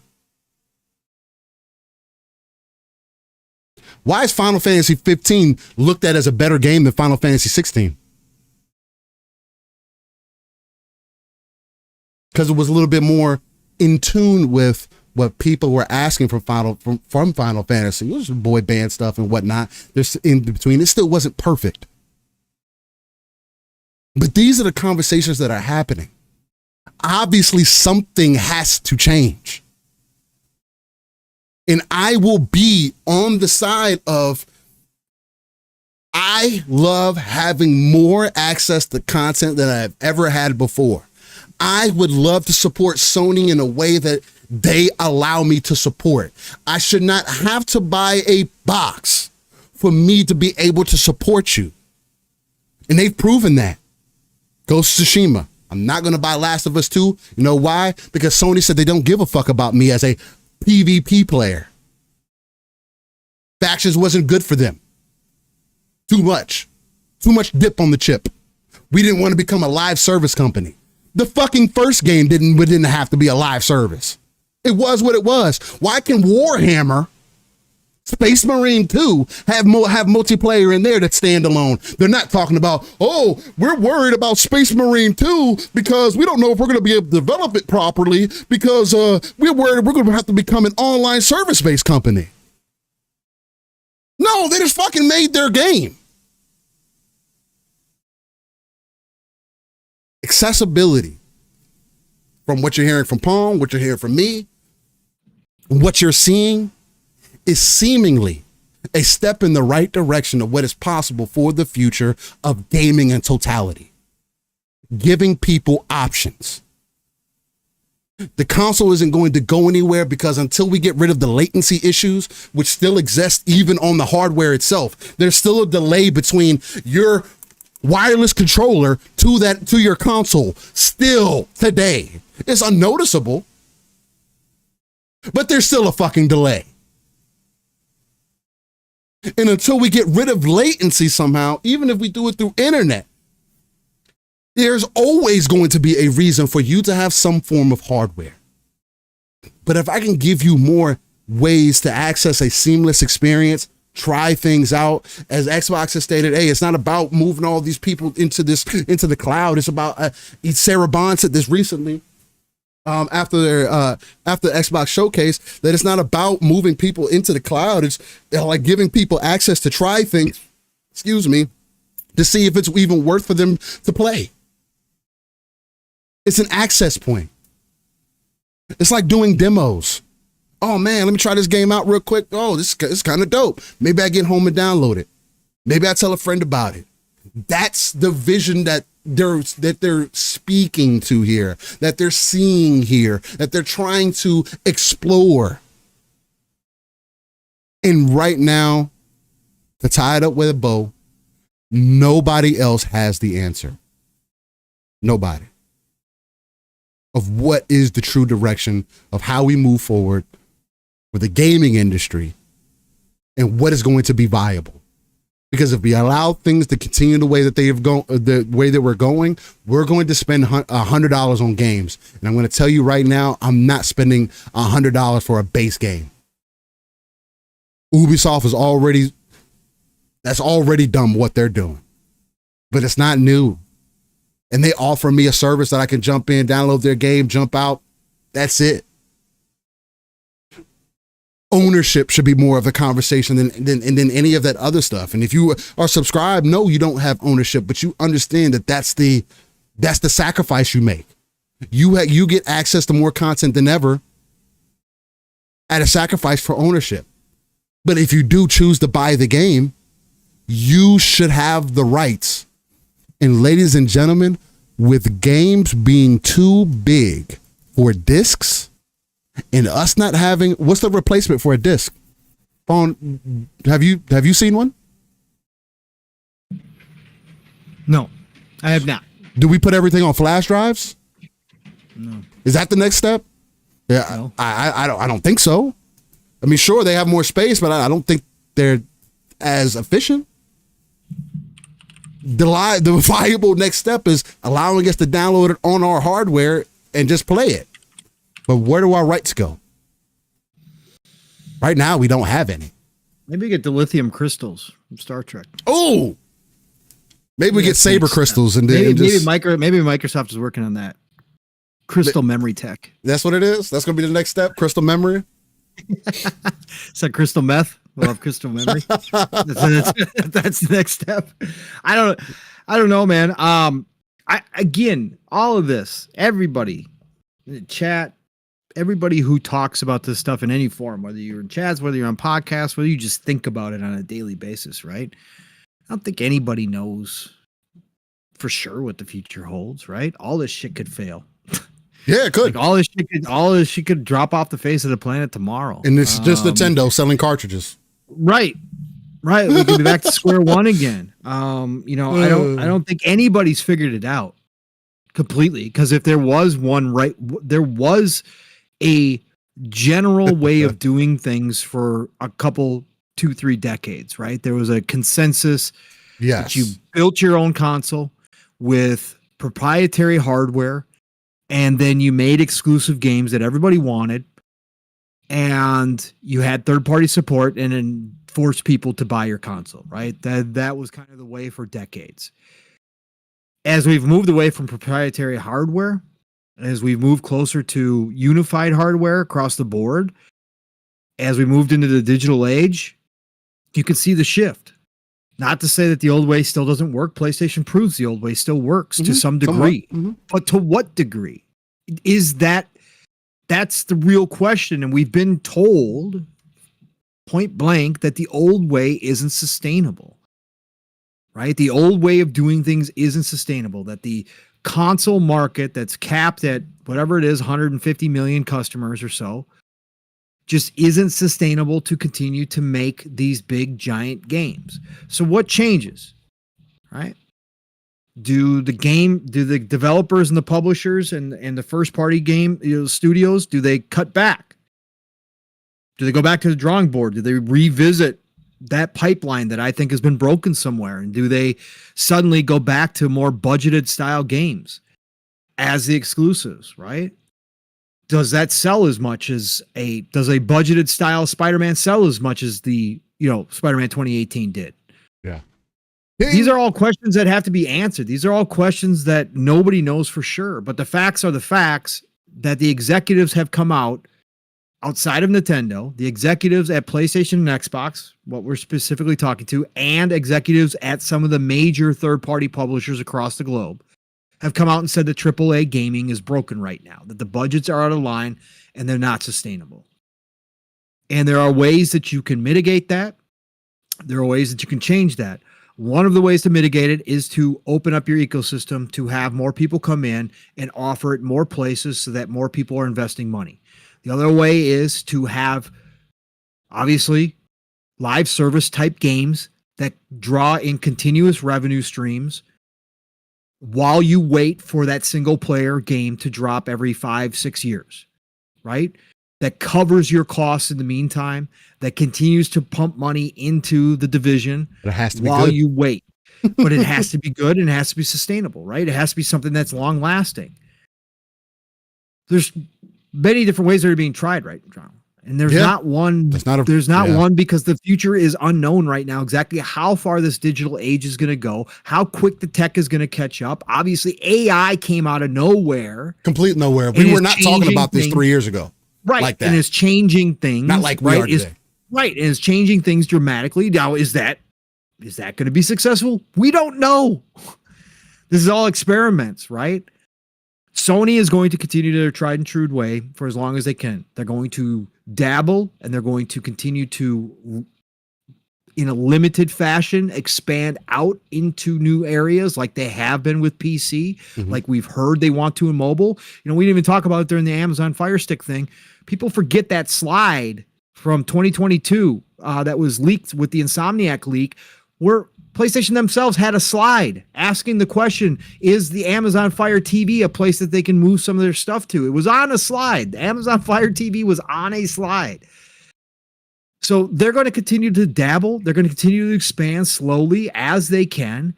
I do believe that, again, my one firm belief is that as soon as they have their PC storefront ready, we will see day and date PC games coming to their storefront, and then Steam and Epic and wherever else down the road 6 months to a year later. They will try that move. Will it work? We'll find out. I don't think so.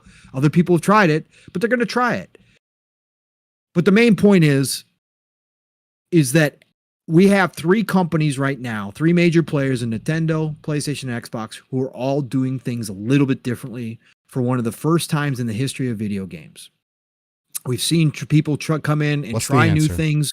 Right. We've come in, people have tried, to break out in different ways in the video game industry before to try to differentiate themselves. But legitimately, we have three companies running on different business models right now.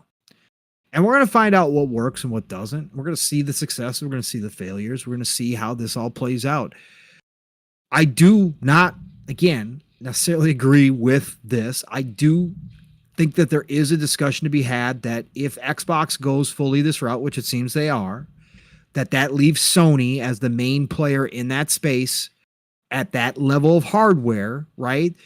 And it kind of gives them free reign. It is going to be up to the Sony consumers to speak up when they step out of line. If they step out of line, if they take advantage of this, if they think that they can suddenly get egregious with some things because they are still running the older business model in a lot of ways, well, then it's going to be up to the Sony consumers to step in and say, fuck you guys.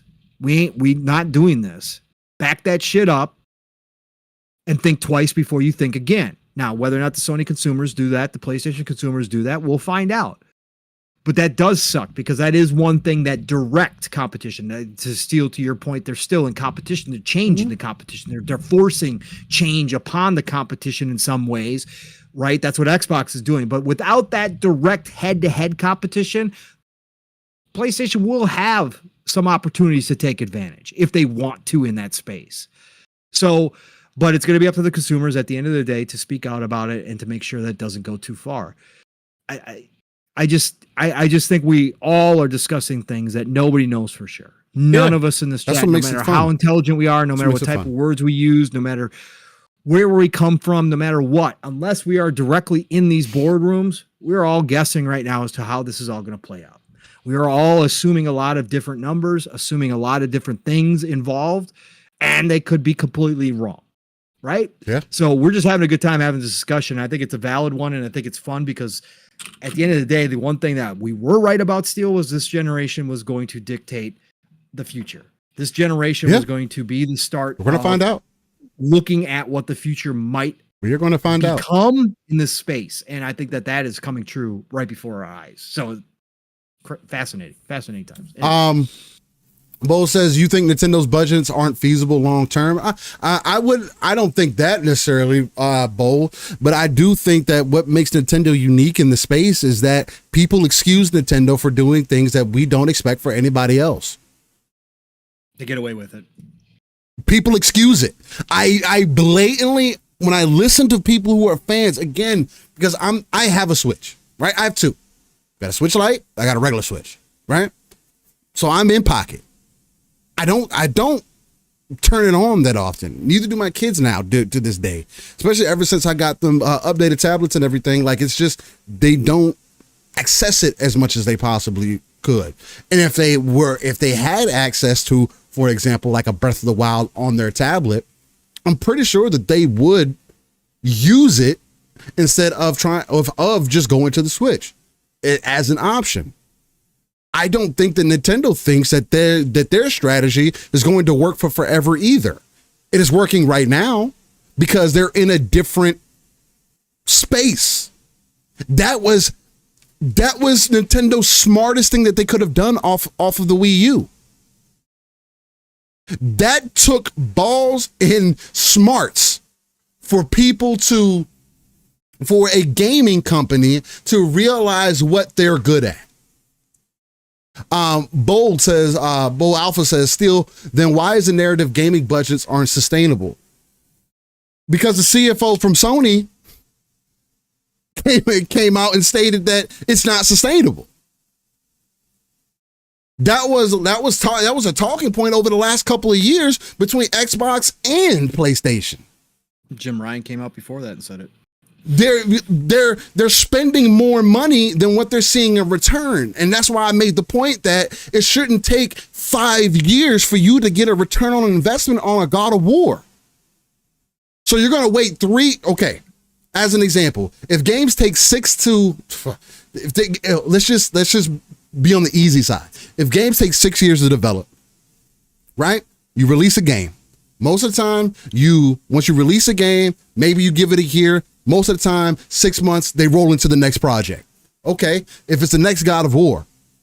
So towards the end of the next game releasing, you finally got max profit on your last game. You finally got what you need. And that doesn't count what you're spending right now, because I love how people make it seem like the devs only get paid after they make a game. They get paid the entire time. That's not dismissing all the things that happen in between. So if we were able to give them more money up front, and my point would be within a year or two of a game releasing, then maybe that helps shorten the time down on game releases, because it shouldn't take 6 years for a new God of War to come out, as an example, or a new Last of Us, or a new this, or a new that. It shouldn't take 6 years to develop a multiplayer game for you to 4 years, almost 5, to determine for you to be developing a multiplayer game to then come out of nowhere and say, we don't want to become something that we're not. You couldn't decide that 2 years in. So it's just, that's when it becomes extremely weird and questionable, and that's where we're at right now. Just the perspective of Spider-Man 2. And again, I use Spider-Man 2 because that's the most known. And I'm not trying to shit on the game. But for $300 million, even if you're including marketing and everything, why is it that expensive? Because of mocap, because this, okay, we're talking about technology. That's fine. But how do you offset that? You think they're happy spending that kind of money on a game for it to only sell X amount of copies? You think they don't want to get that game to, instead of 5 million, we get it to 10 million?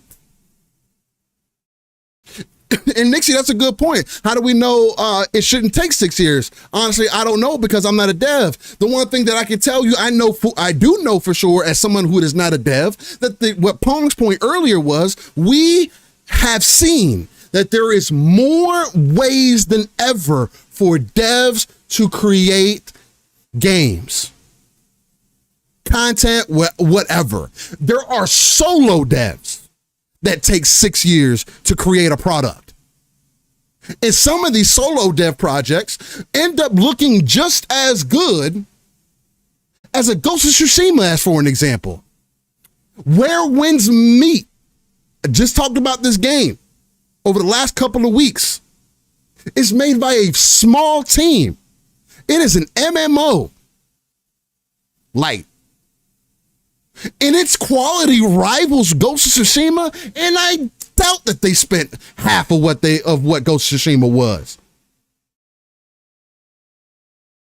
Maybe not narratively. Sure, you can play some things in there. From what I experienced, it's damn solid. But something isn't connecting. And yes, Fahim, Spider-Man 2 did earn its money back. 100%.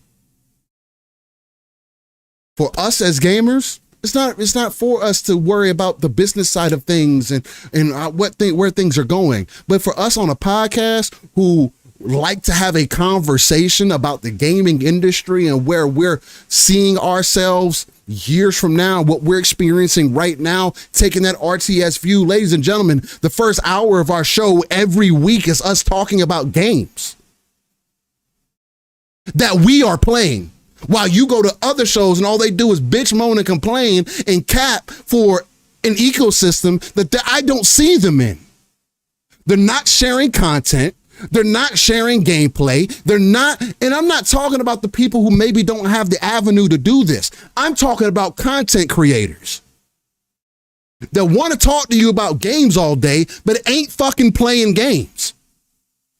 The first Ascendant is about to come out, and I better see everybody on the field who's interested in that damn game, who's been talking about it, who likes looters, who does this, who does that, because there's no excuse. This is the thing that I've been asking for as a gamer.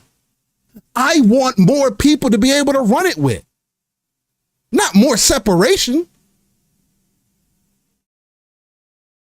That's where I think that the future is. That's where Xbox sees the future is, especially as a multiplayer first ecosystem. They came into the game with it. So it only makes sense that they want to diversify and see that, oh, we can't do things this way because of brand popularity. It's like everything else gets thrown out of the window because, oh, Xbox consoles ain't good enough. So let's just ignore all the other facts around it. Again, I don't know the exact answer of what the future is going to hold. These companies don't know exactly what the future is either. And they keep stating that. But we ignore it and say, oh, you just release good games, people are going to come. Okay. These games, we've gotten good games. Some people have come. But I guarantee you it's not the numbers that the dogs at the top is looking at. The people who are investing into the company are looking at. They don't see a game like, for example, Stellar Blade sell 1 million copies and ask themselves, okay, how come we couldn't get to sell 2 million? Why not? These are the type of games that these gamers like. Why couldn't it sell 2? Oh, because it's overt and it's sexy and it's all these other things. That never stopped any other game.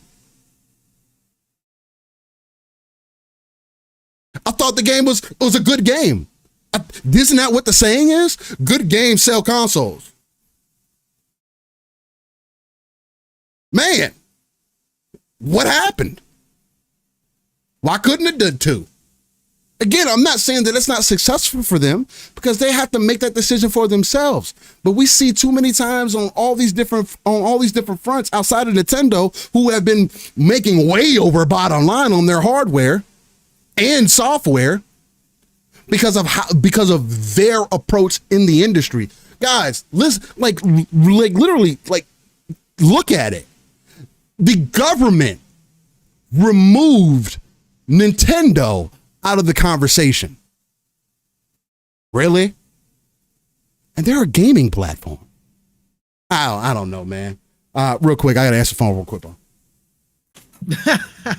He leaves me on that note. I love it. Steel. I was letting Steel just cook there.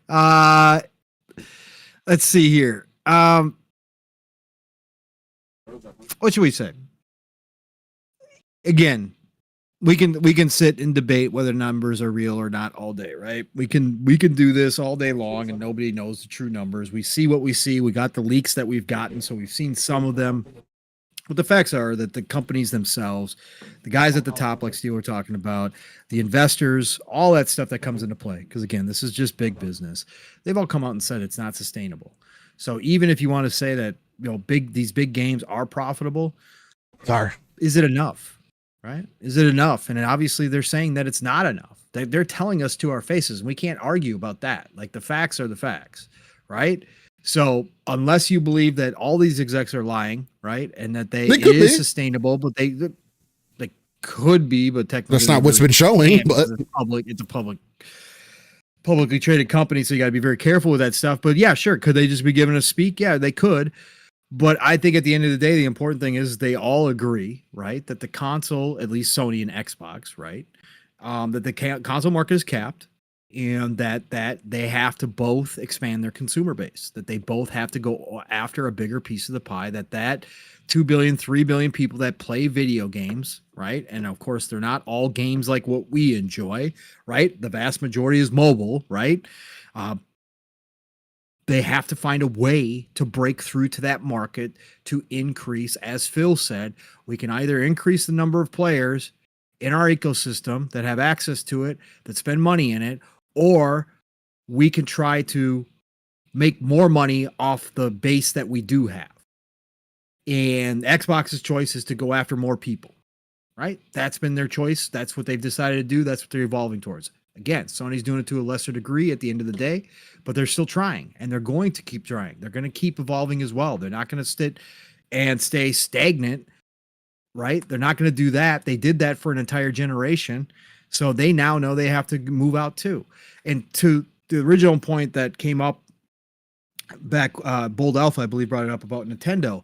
I said that a few weeks ago, that or a month ago, that is going to be the question. If Nintendo's Switch 2 hardware is up to par, according to specs, according to people, if they do launch hardware that is up to par with the PS4 Pro and the Xbox One X, or up to that same level, then their costs for making games are going to rise if they're going to take advantage of that hardware. They're not going to be making Zelda the same way they made Zelda on the Switch 1.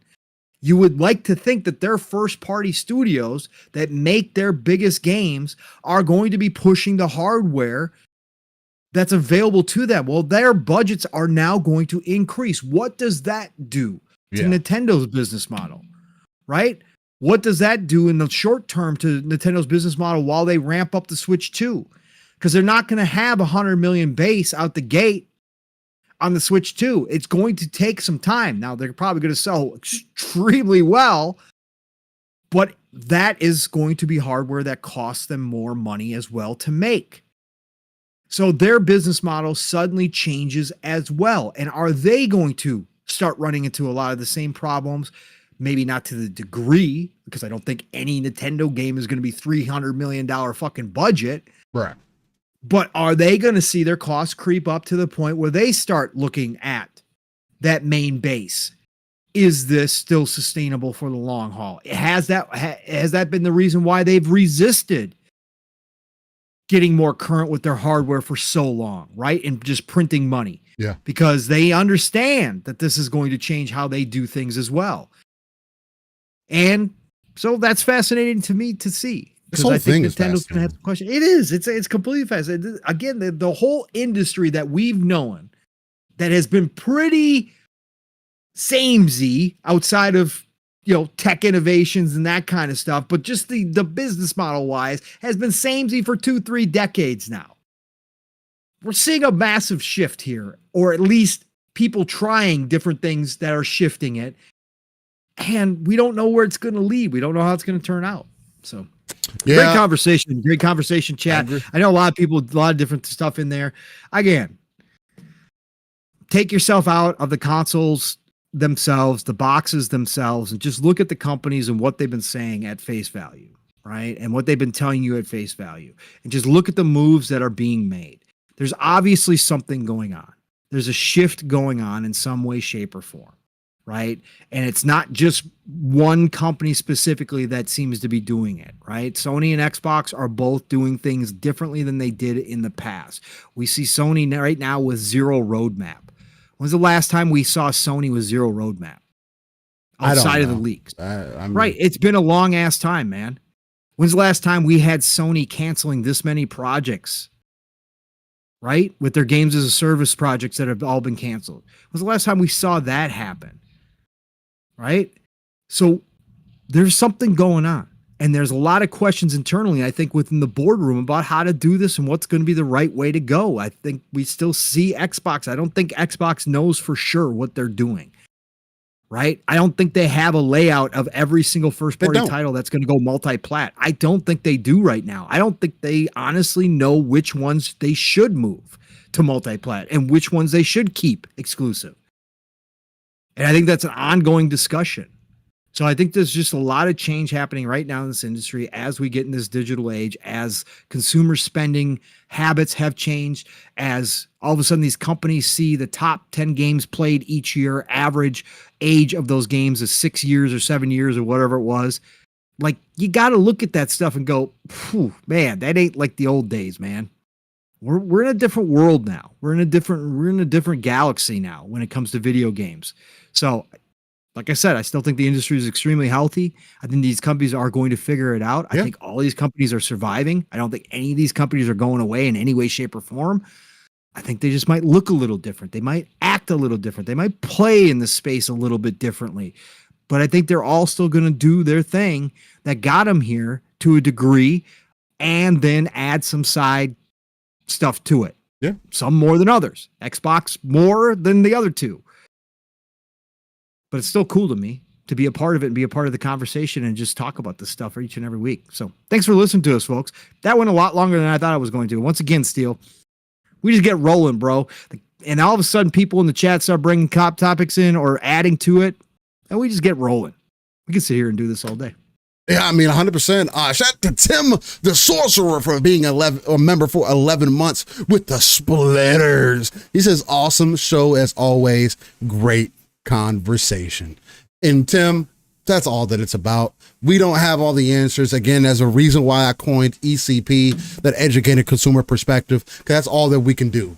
I'm a gamer first, right? But it does not mean that I can't step back with that RTS view and say, pull myself out of the world, look at the darker crevices and say, hey, how do these things fit into our current gaming foundation, and how does it grow further, and what are the possibilities, and what are my experience with it, and how can I see things moving forward, right? Me and Pong are on two opposite spectrums as far as who we are as gamers. Sure, do we have a middle ground? Yeah, but Pong is definitely more single player story focused than I am, right? And with me being on the opposite end of that spectrum, there's obviously that gray area that we speak to all the time that needs to be that has to be addressed. So Nixie says, Pong, I know you don't have a PS5, but the release date this year for console games is available online. Now tell me why you need a full-blown roadmap. I think you're looking for something specific. I said, when's the last time we didn't have a roadmap from Sony? That's all I was asking. Sony's always been very clear with their roadmaps, including their big stuff. They teased their big stuff during the Hopes and Dreams showcase, right? And then they came out. We've always had when's the last time we don't have a roadmap for their big stuff? We don't know when any of their stuff is coming out. That's all I was asking. Again, you know me, Nixie, PlayStation's fine. They're the cool kids in the house, man. They're selling as well as they ever have before. So they're doing great, right? I'm just saying that things are changing. When's the last time we did not have a roadmap, a clear roadmap from Sony PlayStation? It's been a long ass time, right? It's great. They've been plugging spaces, get a surprise like Astro for everybody this year. If that's your thing. Thanks, Dark. Great.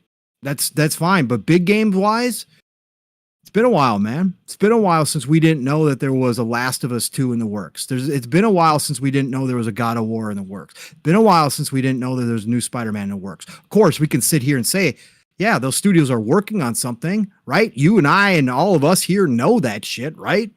We all know it. I'm just saying we don't have any indication. When's Wolverine going to show up? We don't have any indication, right? So that's not normal for Sony. That's not how they've operated. Even when they were crushing the PS4 generation, that's not how they were operating. That's not how they were moving, right? So I'm just saying that things are a little bit different right now. And obviously a big part of that, and I think we can all agree on this, is that Sony had shifted focus to games as a service. They had also had, for a short period of time, we don't know how long, but for a short period of time, they had some of their first party working on VR, which has now seemingly fizzled out. So they had spread some of their resources from their first party teams to different projects. And a lot of it didn't pan out. Hence why we have this big spot with nothing big from Sony. I always said all along, I knew they were gonna have to reload at some point. You can't just keep going the way that they were. Like that they were firing every shot that they had, man. They were doing freaking fantastic. But right now, they're kind of in an in-between stage right now. Yeah, that's the way. I mean, that's definitely the way that it feels. Wait. Okay, all right, Nixie. All right, man. Oh man. I mean, again, he's bringing up points that I see other people talk about. But he's not. Yes, it's called plugging holes, Nixie. Yes, we're going to keep it fair across the board. Okay, so we're going to keep it the same energy across the board for everybody. That's all I'm saying. Nobody gets any different treatment here. When Xbox was going out and buying third-party deals for Game Pass when they didn't have any first-party stuff, it was plugging holes. Sony's plugging holes. They went and bought Stellar Blade's exclusivity to plug a hole. So yeah, that's absolutely the case. Yo, all people did in 2022 was bitch, moan, and complain that there weren't any first-party games, and I was the person over here, but they got games. They've been releasing games every month. There was even some console exclusives in there. Just because they're not for you specifically doesn't mean that they weren't there. But it's different now. Yeah, consistency. It's across the board. It's just consistency, right? They bought out the Final Fantasy VII, right? Remake. They bought that series out to fill holes because they knew they were going to have them. Flat out. They're plugging holes because their first party, they knew they were going to have gaps in their first party.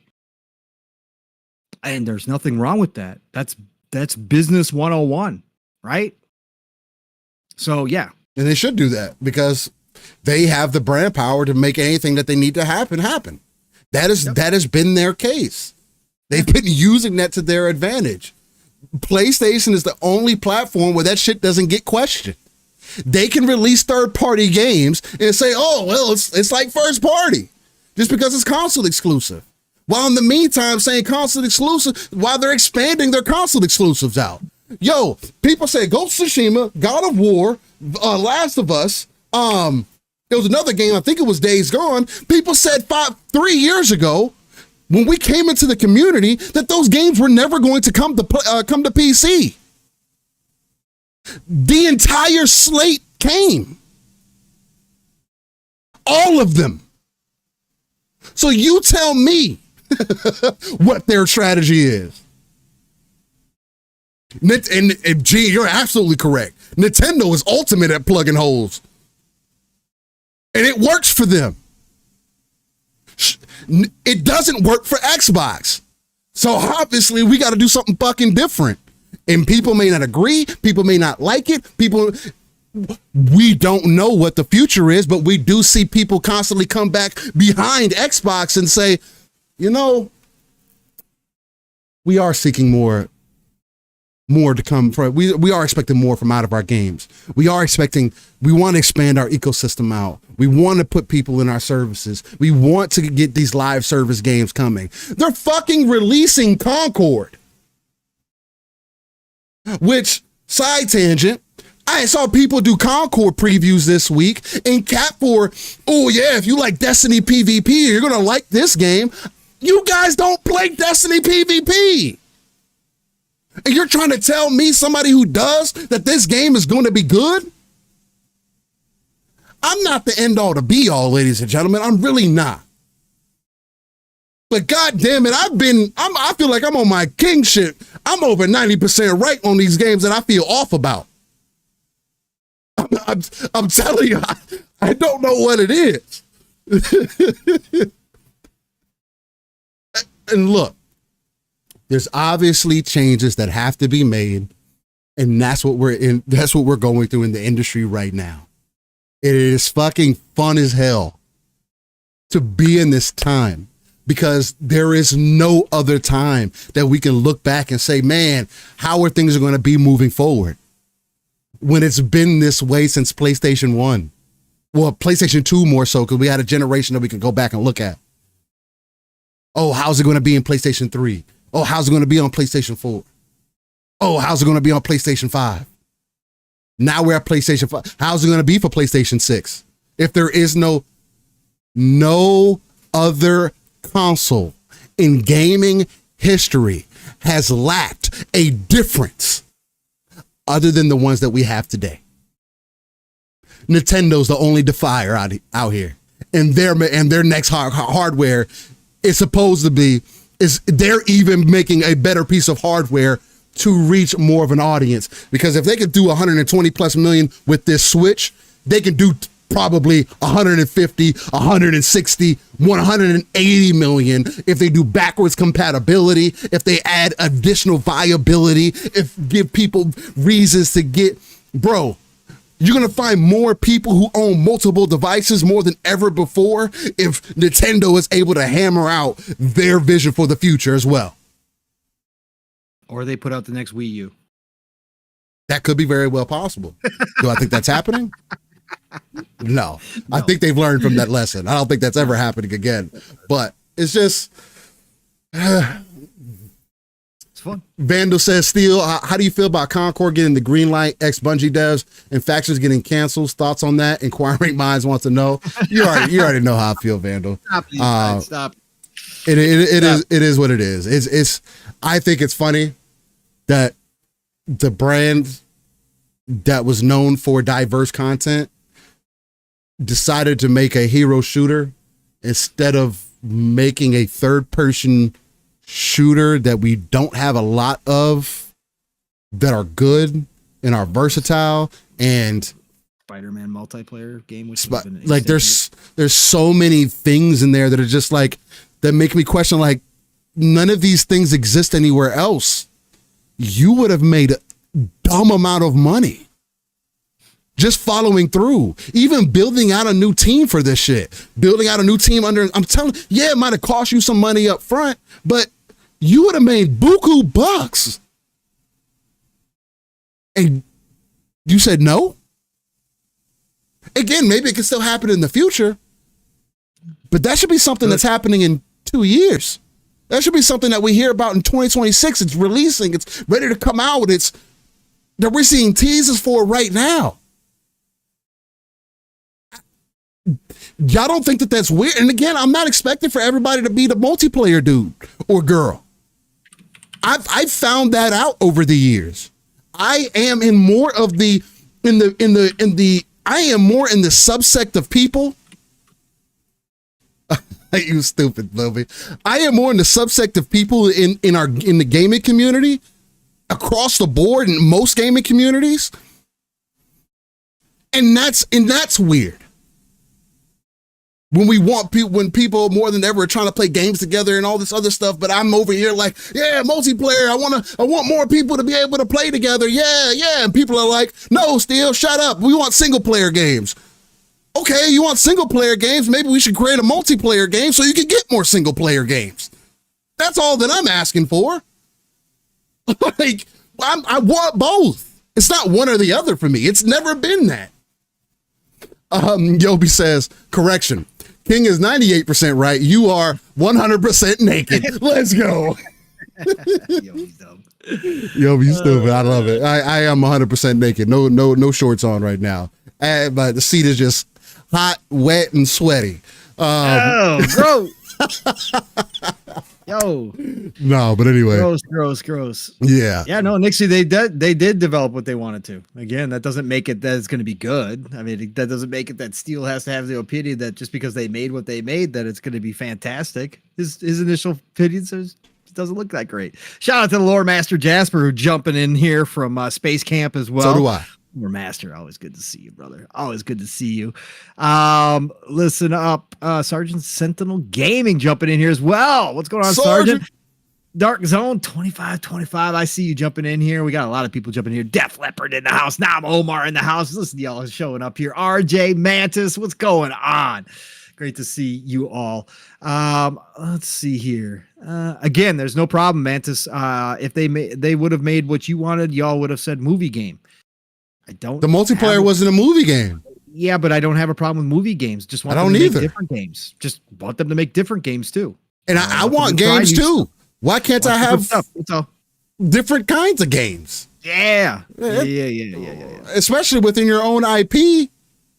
Like, this is what's successful for y'all. They're like, nah, we didn't want to become a live service company. Who said you had to? Why can Space Marine do standalone PvP or do its own PvP, and they don't come out and say, oh, we didn't do it this time because we didn't want to become a live service company? Space Marine 2 wasn't even a hit last time. Space Marine wasn't some, oh man, this is the greatest game we've ever played. It didn't get the credit. But it's a damn good game. And they're making a second game that's fucking looks astronomical. That's all. I get passionate about this shit, man. It's real fucking frustrating. I want people to be able to experience content that they've never experienced before in ways that they've never have gotten to before. That's all. I want to body more people. God damn it. But anyway, team up with more people at least. Shit.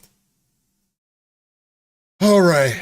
Well, I think from there, the next avenue that we can get into, especially coming off a little bit of that Sony conversation there, is Helldivers.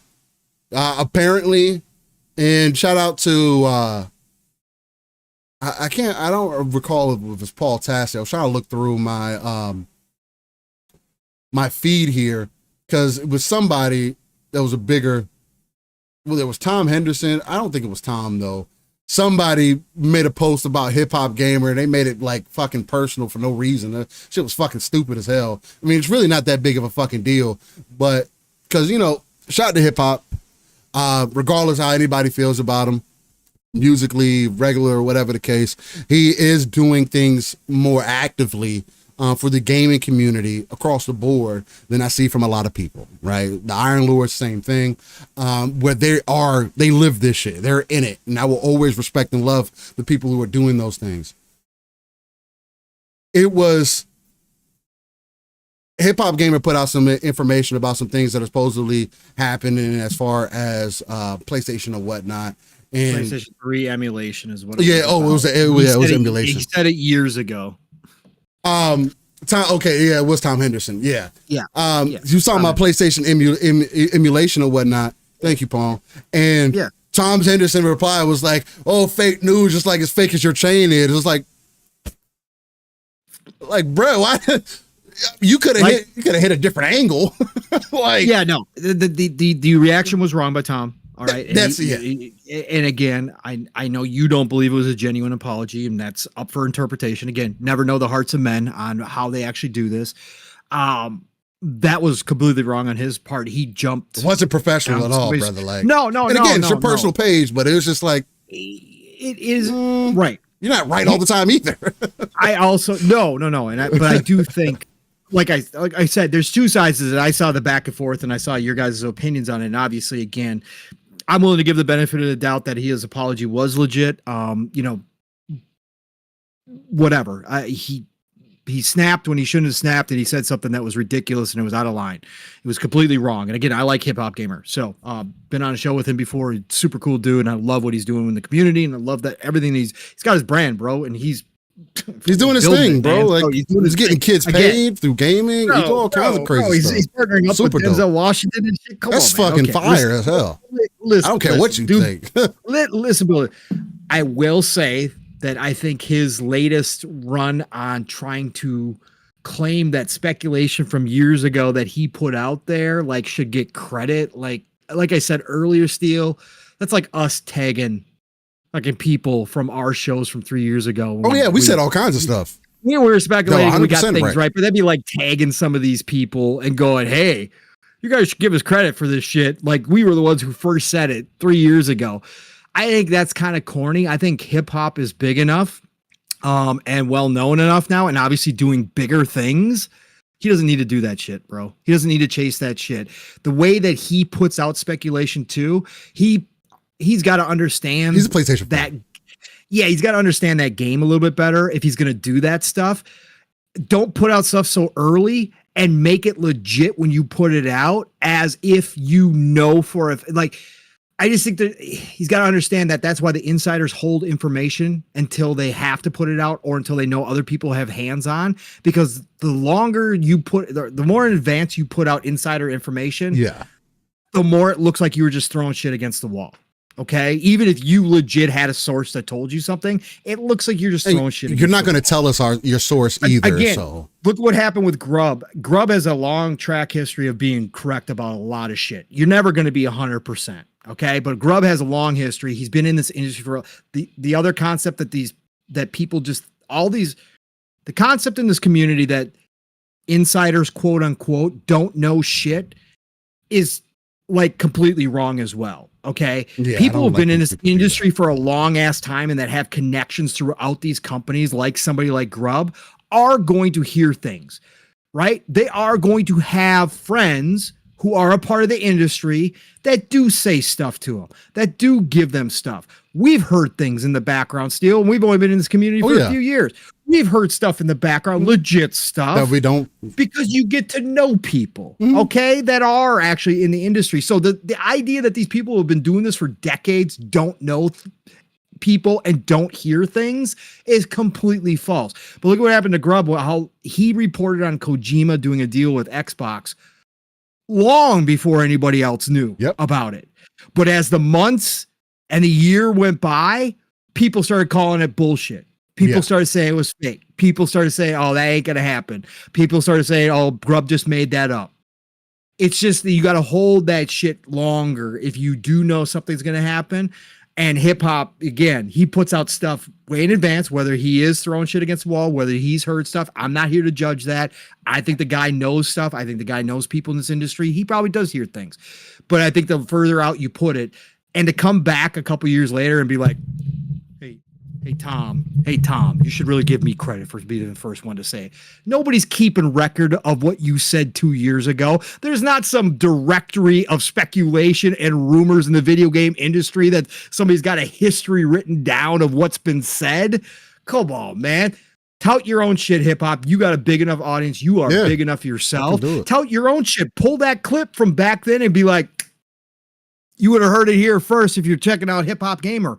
That's what you do. I just think it's kind of corny tagging people and be like, give me credit. Like, come on. He did put his video up with it as well and said, and I agree with that. Put that shit out there. Put that clip out there. Be like, hey, if you've been listening to hip hop, you would have known about this shit years ago. Yeah, absolutely. You have every right to do that. I just thought it was kind of corny that he hit up Tom of all people to say, hey, you give me credit.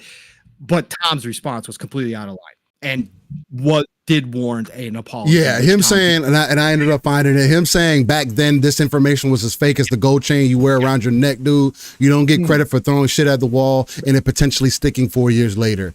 And I wrote back saying, you meant to say, as fake as Tom Henderson himself is as a journalist, you don't get respect for not respecting people for having their own connections and having accuracy. Fuck out of here. There was a different way of saying. There's a different way of approaching what he completely. Like you've been in this industry too long for you to have this kind of a reaction. This again, I try to not make everything fucking super racial, but this is like, bro, but just because he's black, you gotta assume that his chain is fake. Dog, I know people who spend grips on jewelry, and maybe it is fake. But who you're muted, Paul. I don't think it has anything to do with it. I don't think so either. I think it's because it's hip hop, like known for that change. I think it's, again, when people this is the other thing. We've had this conversation too, Steele. When people insult other people, we go back to second grade. We pick out the easiest thing in the world to get underneath someone's skin, right? And it's not always like racial or anything, or it's just the easiest thing. We all of a sudden become kids again. And it's like, what is hip hop known for? Spinning his gold chain, right? Yeah. That's what he's known for. What's the easiest thing? Oh, your gold chain's fake, right? It's stupid adolescent insults like that. That's why I said it. It's completely out of line. And it absolutely apology was necessary because, why throw that in there? Why not just come back and say, hey, back then, nobody was believing any of that stuff back then. Like there was no information on that. Why not just say simply there was no information on that back then, hip hop, that I was aware of ever. I don't know. It's just a professional way it goes about it. Again, I'm 100% a believer of let people show you who they are. Don't let them try to believe in whatever else. Let people snitch on themselves, man. I just don't think that if he was truly, the reason I don't think he was truly sorry about it, because if he was truly sorry, then you would have deleted this post. Now, again, a saying that my mother has taught me, especially as I got older, you cannot expect for everybody to feel, think, and do the same things that you would do. Everybody's raised differently. Everybody goes through things differently. So I do try to hold myself back a bit on what I would expect from other people. But I 100% am behind. Let people demonstrate who they are. And I don't have to be cool with Tom. I don't have to be cool with any of these people fucking on here. I really don't. I'm here to vibe and chop it up with the people that want to interact with us, that love the gaming industry for what it is. Again, there's plenty of people out there that don't think that what me and Pong do are valuable or has any value, right? That we're just two gamers who don't have any professional experience or journalism experience, and we shouldn't be talking about the gaming industry. I disagree with that sentiment. Why? Because I hear too many times, especially over the years as I've grown up, of professionals talking about shit that they have no fucking clue about. Just watch IGN. IGN is some of the, sure, you can be as professional as you want, but y'all get into these interviews and act like you can't fucking ask questions. Like you don't play these games. And you wonder why people are frustrated with you. Know what they're talking about. They have no clue. Hey, y'all seem clueless. And look, no tea, no shade, brother. Like I call it for what it is. But there's a reason why you have this stigma. And it's not just, oh, it's cool to hate. It's just cool to hate on us. That's not why. Like, come on, man. So it's just weird. But anyway, back into the Helldivers. Coming off the PlayStation thing. After initial success, Helldivers 2 has lost 90% of its players with no signs of recovery. And this is from Paul Tassi of Forbes.com. This is interesting because Helldivers is not a single player game. I was not expecting a huge drop off for Helldivers. Now, I will say, my experience with Helldivers has been a lot of fun.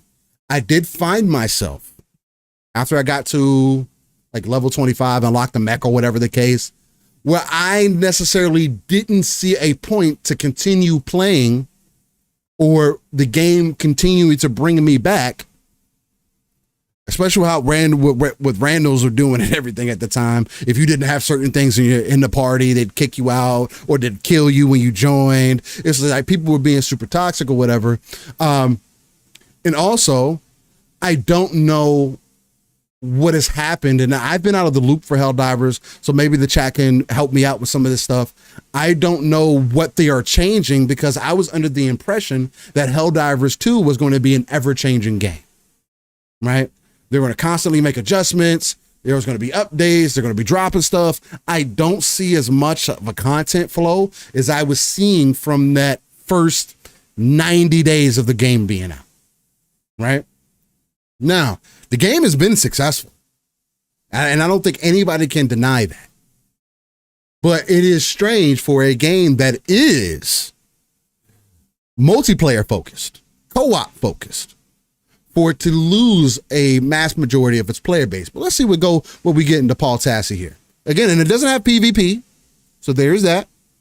But and he does get into it. So there's always some annoyance when player count declines are brought up in the gaming space. But in this case, it's a fairly significant story. We're not talking about Starfield losing 90% of its players since launch as a single player game. That was one of my main points. Let me bring this back up for you guys. My fault. Rather, this is Helldivers 2, which is meant to be Sony's big proof of concept it can make a big impact in the live space. But a few months after launch, the game has seen extremely steep declines, and despite new additions and galactic war plot turns, nothing is reversing its course. The simultaneous release on Helldivers 2 on PlayStation and PC helped make it a huge hit, especially on PC, where it hit 458,000 concurrent players 2 weeks after launch. But that was indeed the peak. It has declined 90% in 4 months down to 44,000, which is still a good amount. Don't get it twisted. There's games out there that wish they could have these many players in them. Halo doesn't have this right now. Let's just be real. As such, it is routinely outside of the top 10 list and is number 58 in the top sellers on the service. The most viewed Twitch stream of the game at this moment has 56 viewers. People have seen what all they needed to see. There's nothing new to be seen in this game. That excitement isn't there, right? And again, even from my own experience, I mean, it is kind of the same thing over and over and over again with more and more hordes. And I've never been the horde player. So me falling off after 40 plus hours, I don't think it's necessarily a bad thing. But maybe it does speak to the other people who may be those horde style players who it's not keeping. But again, 48,000 players is nothing to sneeze at still. This is important because this is a live game. This is the type of game that Sony wanted to make and impact and becoming an ongoing success, not just an initial one. Sony can sell plenty of copies of single player games, and it's fine if the player count significantly drops off rather quickly once players are finished. But there is no finishing Helldivers, which is constantly adding new gear, cosmetics, major orders, and new fronts of the war. Players most recently have been complaining that the higher levels were too punishing to be fun, but after a large-scale buff patch, it barely moved the needle. And that was an issue. It did get to a point in Helldivers where if you didn't use certain things, it just wasn't viable. Again, in games like this, you have to be able to balance your game out to be as fun as possible to everybody. That's one of the key things about horde mode style games. That's what made Gears Horde super fun, is that no matter what class that you played, especially when they ended up making it more class focused, it was extremely fun to play no matter what. Everybody was on a kind of an equal ground. Looking at the numbers, there has been no significant surge other than a brief spike when a mass automaton invasion happened. But interest fell sharply after a week, and since the game has continued to shed, and since then, the game has continued to shed players quickly. The other issues here are format, both in terms of content, but also monetization. This is not a game that has announced any major expansions like other PvE games might. The timeline of what is added and when is a surprise. And even a major event like the introduction of a new enemy race fight through Illuminate will arrive at some point. Will not cost anything to participate in. In addition, Helldivers 2 has one of the most player-friendly monetization systems out there with premium currency easy to earn in game. Great for us, not ideal for Sony, where the entire point of this format is significant recurring revenue, and even less ideal with 90% fewer players than at launch. I am not calling Helldivers 2 a failure. It's a big launch and should still be considered a hit, and it surpassed all expectations back then. But this is not a trajectory you want to see for a live ongoing game. The game has not been among PlayStation's top 10 most played list in a long time.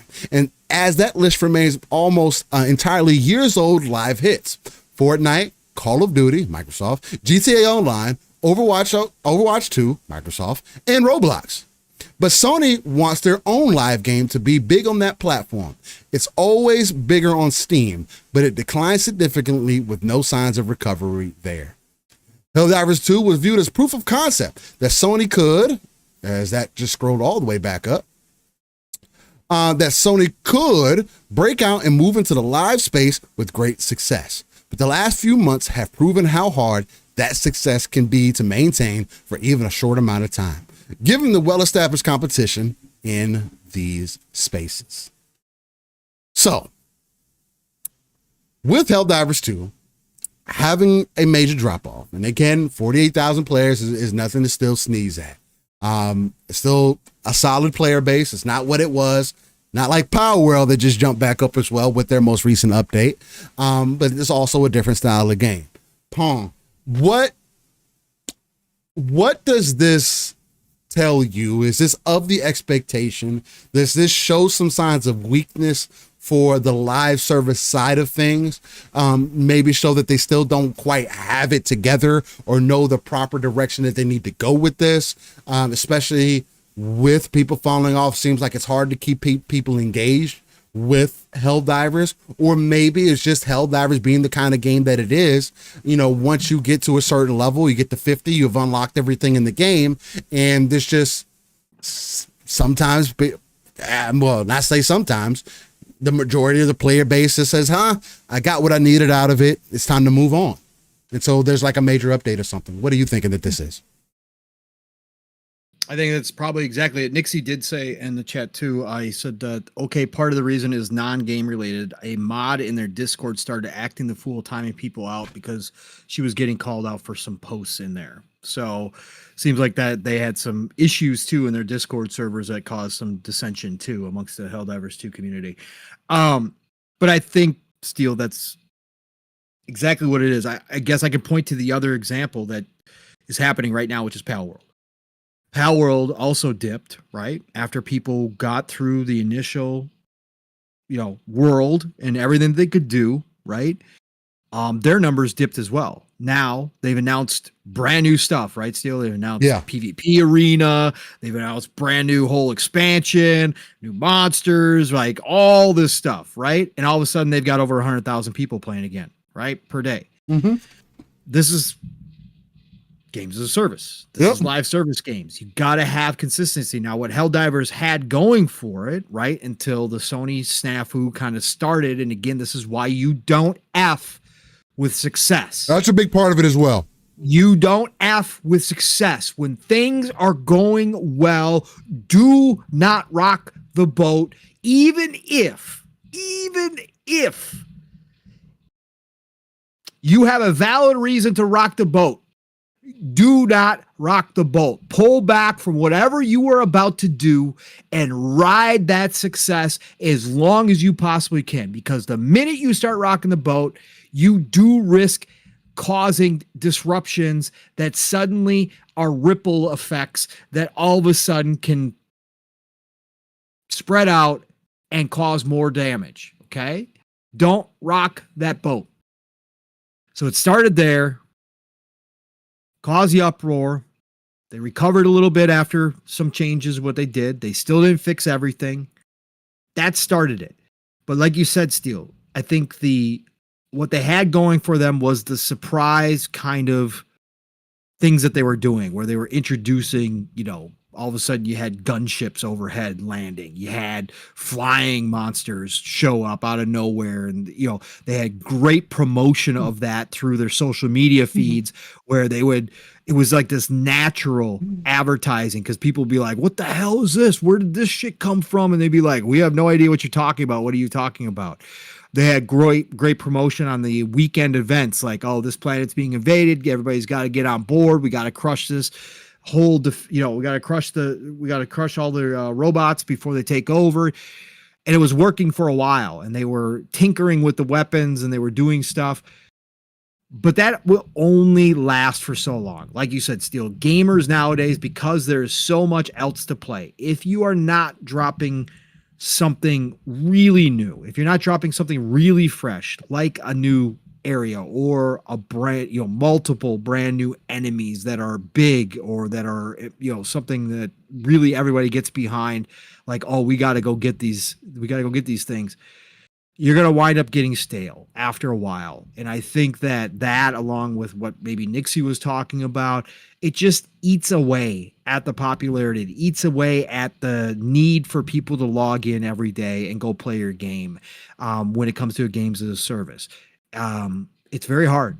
It's not easy to do. That's why we were, really shocked how Arrowhead had pulled this off, right? A small team, never really done a game like this, completely different game from the first Helldivers, changed perspectives, changed exactly what the game, not overall, because a lot of the game is what the original one was, but obviously it was a big, massive move for them.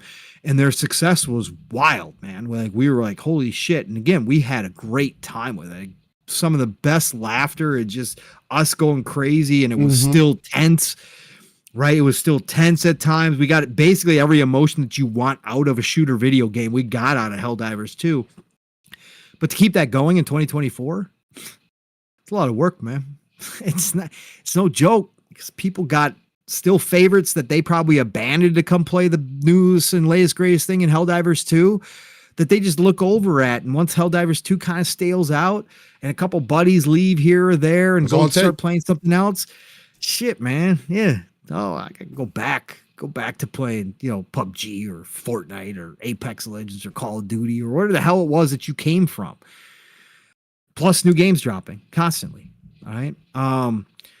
So yeah, no, this isn't easy to do. And again, I think Tassie is 100% correct in stating that this has still got to be considered a massive W for Sony, for Arrowhead, for even making this big of a splash with an IP like this out of the blue that nobody, except for some of us who looked at the game and said, hell yeah, we're in. This looks fun as hell. Nobody really expected to do much. So it's got to be considered a W for what they did. Arrowhead can bring this game back. I think there's still plenty of people who love Helldivers 2 for sure and love their experience, much like us. If they do bring a big expansion, if they do inject some new excitement into it, I think they can see that resurgence that we see time and time again. Again, I just gave an example, Palworld. I think they can certainly do that because people will want to come back to it. The PlayStation side of things, that's where Sony has got to be, again, if I'm just Sony, right, and I'm PlayStation, and I'm looking at the numbers, and we know that we have trained our PlayStation consumers to think that there is one experience, one type of experience that is the premium experience that you buy a PlayStation for. We all know what that is, right? But you're trying to start to integrate more of multiplayer games as a service, live service game. You're trying to inject that into your fan base and say, yeah, no, we want you guys to come play Helldivers 2. And then after that, we want you to come play Concord. You got to kind of be a little, I don't know what the numbers are. Maybe it's number 11. All I know is Tassie said it wasn't top 10. Maybe it's number 11. But I would look at those numbers and be like, okay, what did we learn here? What are we going to do better next time? This is why, not to go back to our previous conversation, Steele, this is why you and I, right, even as ranted about using that IP that they have that is known to their fan base on PlayStation consoles directly in The Last of Us, in Spider-Man. Like, if you're going to take your shots with games as a service, like, that's the biggest advantage you can have, is by giving your consumer base IP that they know, just a different form of that IP in multiplayer, in games as a service style games. That gives you a greater chance of connecting with that community that you've told the only premium experience for so long is the third person over the shoulder narrative driven game. That's why I ranted about this, right? Yep. And Helldivers 2, again, where it fell off. Again, that's going to happen too. I don't take it away from a W at all. I just think that Sony needs to really analyze, really look at those numbers, really look at what Arrowhead did have, look at what was working, understand their mistake of rocking that boat, right? When it was wildly successful, don't rock it at all. Keep that sucker as stable as possible and just roll on through for as long as you possibly can. When it dips, go ahead, rock it. When it dips, do what you need to do and try. Okay. But I do think there's a chance for it to come back. I think this is now an established, successful IP, even if it was, in the grand scheme of things, short-lived. Like we were just talking about Final Fantasy 14 going for 9 years, all this kind of stuff. Even short-lived, this is a huge W for Sony. I think they got to take their lessons learned. I think Arrowhead needs to really think about expanding. Helldivers 2 really come out with something exciting. I'm sure with the success that they had started making those plans, they got to continue forward with those plans, and just continue to try. But overall, am I surprised? I didn't expect this big a drop, but I didn't expect Sony to rock the boat either. And I didn't expect Arrowhead not to have at least something a little bit more exciting loaded up and ready to rock and roll by now. Like, again, they've tried some new stuff. Some stuff has worked for them, but they've also rocked their own boat by tweaking fun loadouts and fun weapons. And again, we always talk about that too, Steel. Yeah. Like why do that, man? This is a PvE game. Why are you nerfing stuff? Bring everything up instead of bringing stuff down. Make everybody this is PvE. This isn't competitive. Like, you got different difficulties and everything. Like, I hate when games do that. This gun is super strong, so let's nerf this gun. When I literally think if you find weapons in your game that are now setting a new bar, and I think that every game should do this. Call of Duty, all games should do this. If you're finding things that are overly powerful, Diablo especially, why wouldn't you tune everything else up to meet this new strength of what you have and just add additional difficulty if you want to do it that way?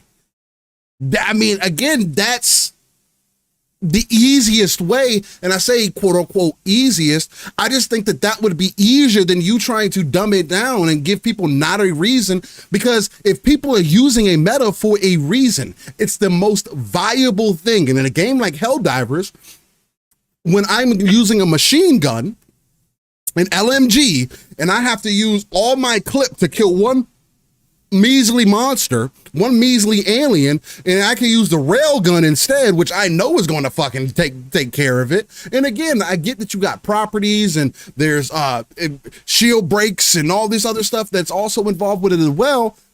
But you got to give people more ways to, maybe you add attachments in, maybe you add other things to make other things more viable and give people options so that when people get into these lobbies, again, this is the problem. Gears has some of the same issue. You're letting the hardcore control your game. And the hardcore in Helldivers, especially in PvE experiences, are going to be much more toxic than they are in PvP games. They're going to kill you on purpose. They're going to kick you out of the lobby, and you have a game that is dependent on cooperative play. People aren't going to have fun anymore. One of the biggest number ones complaints that I saw outside of the debacle with the PlayStation Network and making an account, that's not even a big part of it. And regardless of what's going on Discord, because most of the population isn't on Discord. Part of the problem is your lack of being able to provide players with a way to defeat whatever the meta is, because there should not be such a meta to where people can't just drop in and have fun. I thought that was the whole point of Helldivers. Yes, it's supposed to be hell, but it's supposed to be fucking fun. Nah, man, I wasn't run meta. I was having a great time with you guys. We weren't. You were running it for a while with the. I was running with the railgun. Right? I liked the railgun before it became. Yeah, you liked the railgun before it became OP. But I like railguns. Right, exactly. So you kept running that shit, but like I wasn't running, but I was still having a great time. I was still able to keep up with you guys. There was a run there, stretch there, where I was getting more kills. Yeah, you were getting more kills than everybody because I was running the laser backpack. Right, I was running that laser backpack the whole time. Like, yeah, Seal. I think that's the key. Why kill the fun factor? Or kill it that way? Why take away from your players? Right. Why do that? And there was still, even with meta builds, still the robot planets weren't no joke for people. No, those were like ridiculous. Okay, those Terminators galore. those were still tough, even when people running meta builds for a long time. So like, why not just look at everything else and say, okay, like you said, Steel, let's not take away from the players, but if we do have to adjust it because it's just a little too easy, why not adjust it on the enemy side versus taking away and nerfing shit on the player side? Like, I just never get that shit. And again, like Nick said, I mean, you're to your point. Yeah, almost 50,000 people, and that's why I kept iterating that while I was reading the article. It's not a small number, right? There's a lot of online games that would love to have 50,000 players. Yeah. Again, Halo Infinite does not have 50,000 people playing it consistently all the time. It just is what it is. Like I get it, and that could be even worse for Halo, but it's very difficult to really understand what the true issue is, especially when games like a Halo make adjustments to be more welcoming, add more things in, and make it more versatile, right? Halo has also been around for 20 years, right? Whereas Helldivers only has 2 games. One was top down, and then the second one is a more third person type shooter. It's a newer game, right? So I would expect for them as a newer game to be able to hold at least some of that base for sure. And that's strong. But from everything that I've seen, I don't have any general interest of going back to Helldivers right now. There's not really anything pulling me back in. I agree with some of what people in the chat said. After a while, it just gets boring. But I am not the PvE dude. You have to give me something more for me to stay interested in your game. And when I start noticing it, that is one of the easiest turnoffs for me. Once I start noticing that I have to play a certain way, meta. And again, the only game that I do that with now is Call of Duty, Warzone specifically, because I don't have time to find out what's going to work best.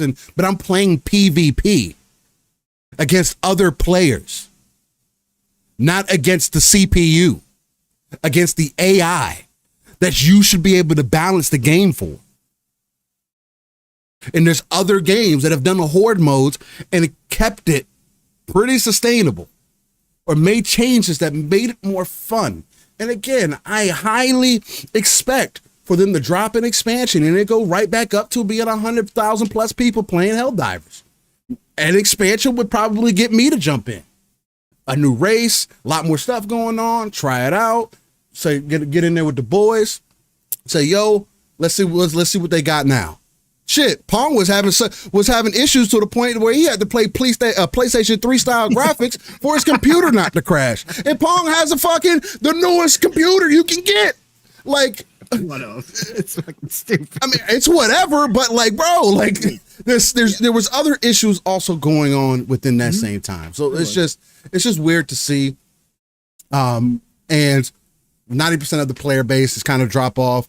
Again, same people said this some of the same things about Power World, but Power World's right back up there, man. You know, one expansion takes it and you get right back up there. And that's why I think it's possible. That's why, again, I think the Helldivers 2 is a huge success because I think it has that potential still. I think there's enough people who really do love that game. The minute they do drop an expansion or something exciting, people are going to come back again, just like they are with Power World. Again, it's just too much competition nowadays to think that you're going to sustain that type of success. Hell no, you're not going to sustain that type of success forever. The odds are stacked so far against you these days that you're going to be able to maintain that unless you have a ridiculous pipeline of content. But you gotta let people know that you're coming with something. That's what Power World's been doing. Like, give them a roadmap. No, do we have a roadmap for Helldivers 2? I don't know. No, I think they did talk about the other race though, right? There was one more race. Well, I think that's been hinted. I think that's just been kind of more so hinted at than anything. I don't think we got just because the first game had them as well. Yeah, no, but Power World's done a good job of continuing to tell the community, hey, we're working, we got stuff coming for you guys, and then sure enough, they show up and they're like, hey, we got all this for you, like even more than even what you were expecting. Steel, they dropped in to that showcase or Summer Games Fest, I should say, bit. So yeah. I think Helldivers 2 can certainly make a comeback and just, I don't even want to say comeback because it's not like it's dead. It's not a dead game by any stretch of the imagination. But I think this dip, they can certainly alleviate if they actually tell people that they're coming out with something big. And I think they can do it. So. Real quick, because I saw Bold and Nixie kind of going back and forth. What's called liars and everything else. Both starts with, don't BS me. You don't read 150 paragraphs before reading or agreeing to user terms, and neither do I. What PS did was unacceptable. What PlayStation did was selling the game in countries, whether or not they were needed to have a PSN or not. You made the game available there. Just because those places don't have access to PlayStation Network doesn't mean that you can take them away. And I know Nixie's point is that, oh, well, the 2 people in those 50 different places or all those countries, man, that was a big deal. It's the point. It is extremely scummy and unexcusable. And you could have just aided on this game. For you to release a game knowingly. And now sit here and tell everybody, oh man, we told you were going to need a PlayStation Network. You could have you sold people a game that they can no longer get back. They can no longer play. They didn't get refunded. Point blank, period. That is a problem. There is no excuse for that. Even if it was just 2 people in 100 countries, there's no excuse for the consumer getting shafted because they allowed the game to be released and, oh yeah, we're going to fix it later. You saw the traction that this game got. You're trying to solidify yourself in the live service space. The same way that you set expectation with Ghost of Tsushima, the same way that you set expectation with God of War, Ragnarok, early and did it day one, should have been the same thing that you did here. You should have just did it day one. Instead of saying, oh, the servers are an issue, we can't connect things, so we're just going to leave it off for a bit. That sounds like a company problem, not the consumer problem in this aspect. And I'm all about holding the consumer responsible for making their purchases and everything. But it's like, you should not be taking away content from people and not allowing them to have access anymore. That's it. That just that comes across extremely scummy. And unless they're going to refund those people, and Nix, I get you. The Steam store doesn't have 150 paragraphs. Bo was over exaggerating.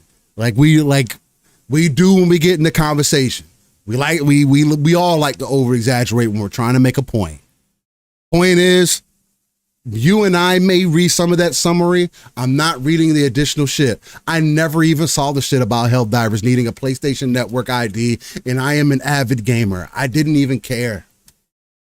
I bought the game. If I would have lost access to the game, the answer wouldn't have been, oh, well, you knew. Well, I mean, you should also probably refund me then. It's an online game. It's not a single player game. It doesn't have a single player option. It has to be online. It'll be different if the game had a single player option. So at least you could tell those players, hey, you're still going to be able to play single player. You'll get bots in. You'll be playing that game solo. It's not fun. At least to me and what I've experienced. And I don't think that was the experience that they were intending for Helldivers. So I'm not going to say, oh, it's the consumer's fault. No, man, like this was one of those things that as a business, just like we say to them, hey, Xbox, you should be able to do ABC things. Hey, Xbox, you should have been able to eat that cost instead of closing Redfall, instead of closing Arcane. Hey, PlayStation, you should have just ate that instead of forcing people to swap over to the PlayStation Network, regardless of what you put in there. Hey, guess what? Every EULA, that you read tells you that you don't have ownership over your game, but you're not fighting for ownership, are you? But you get mad if somebody takes the game away from you, won't you? If PlayStation or Xbox just say, you know what? You can no longer play Halo. You can no longer play Helldivers. You can no longer play whatever game that needs their network. You would be upset. You know what they would tell you? Hey, you should have read the EULA. It was in there. Why didn't you read it? 99% of the games that we play today, you do not have the rights for, even on disc. So again, the conversation goes back into, when do we start evaluating what we do for ownership? What are our rights as a consumer? And I think that's the biggest thing to talk about, more than the numbers and who's lying and whatnot, bro. Like, Bo, you're not incorrect, and Nixon, you're not necessarily incorrect either. Just, you can't force your narrative one way or the other, right? Well, the proof is in the pudding. The proof is in the pudding. So Nixon, you could stand on the company side and the absolute facts behind it, that, this was out there. Everybody knew. You could stand on that company side if you want, but that company should have realized in 2024 that the Steam community was not going to stand by this shit. Okay. They should have realized that they were going to blow this shit up. Okay. No matter what. And again, again, like Steele just said, you're not wrong on either side, because what they did do, selling it in countries that they knew they were going to pull it from, that's not right either. Right. That is flat out not good. That is not good business. Selling it someplace that you know you're eventually going to make a requirement that is not allowed in those countries, whether it is 2 people or whether it's 2 million people, is bullshit. Okay. As a company, somebody, that's why you have legal teams, somebody in Sony should have stood up at some point and said, it's not required now, but we are eventually going to put this in place, right? Okay. We can't sell it in these countries that can't create accounts. We just can't do that. That's bad business, straight up. But again, neither here nor there. It's a learning lesson for Sony. They're going to learn plenty more here as they continue to try to do this. To what extent, we'll find out, because we don't know if Hiroki Totoki is all in or how much he's going to continue to try these games as service type games and that kind of stuff. But obviously, they're going to continue to put games on PC. And they obviously saw what happened, because the minute that started happening, we had brain fart, Ghost of Tsushima devs instantly come out and state, by the way, guys, multiplayer does require a PSN login, but the single player you can play without one. Like, they came out instantly and were putting a post on X to remind everybody, right? So they obviously took it to heart. They became aware of what was going on and how bad it was. So again, it's a learning lesson. It happened. It is what it is. I think it was scummy that they were selling it in countries they knew they were eventually going to pull from. I just don't think that's good at all. It's not good business. No, it's not. It's not at all. So, listen, but anyways, you can either agree with that or not. Yeah. How much time you got here, Pone? You still got some time? You still rolling? We should. I mean, what do you want to get into? What do you want to get into? I don't think there's much else. There was an interview done this week. I believe that was yesterday, actually, with the devs from Avowed. They put out some additional details. And I do have an article from Windows Central when they talk about the tone yesterday, because they did an interview with Kind of Funny. Let me see if I can get the exact names here. It was the game director and gameplay director, Carrie Patel and Gabriel Paramo, that Kind of Funny did an interview for yesterday, and it was a really good interview. They did in that interview, I think one of the most unique things is we got some clarity on there was a change of vision. They did admit to that. Where when they showed the game and people were saying like, oh man, we saw the game for the second time and people were like, oh man, it's brighter and it looks like it did change. They did admit yesterday that after the initial showing of the game, about 6 months later, there was a revision to their overall vision for the game, where it's not as dark and whatnot. But they did later on in that interview also establish that there is going to be darker segments in the game that kind of give people what they were expecting from that original showing. So this is from Windows Central. If you want to get into it real quick, I can let you know about this and then kind of go from there. Let's go. And pull that up. Excuse me here. All right, get back to this show stuff screen. So let me move let me see how it break down the article here. There we go. I could do that. It says upcoming RPG Avowed features some darker, scary areas and tonal variety, according to directors. This is from Windows Central again. This article was written by Samuel Tolber. What you need to know. Avowed, people want to know about Avowed. It's an upcoming fantasy role-playing game being developed by Obsidian Entertainment and published by Xbox Game Studios. Speaking with Kind of Funny podcast, Avowed directors Carrie Patel and Gabriel Paramo talked about Avowed's atmosphere and tone, noting that the target, is similar to Pillars of Eternity 2 Deadfire. The directors add that there are, I don't know what that means. Maybe Paul, you can give me some clarity on that, or chat. Let me know what that essentially means. The directors add that there are darker, scarier places in the game that haven't been shown so far, with tonal variety throughout the game. Another key thing that I also pulled out from the interview as well is that they did say that there are things that you can miss in this game. If you make certain choices, if you go certain routes. They also said that this game is not an open world game. It is an open zone game. They said you can progress, like you will need to do certain things to progress forward through the story, and up to a certain point where, and they tell you, they said the game is going to tell you, hey, if you progress past this point, you'll no longer have access. They said you can go forward as far as you want to up to that point, and you can also go back and revisit any area that you want to get whatever full experience that you're looking for. And that your choices will matter. If you do things over here, it is going to impact people in other places as well.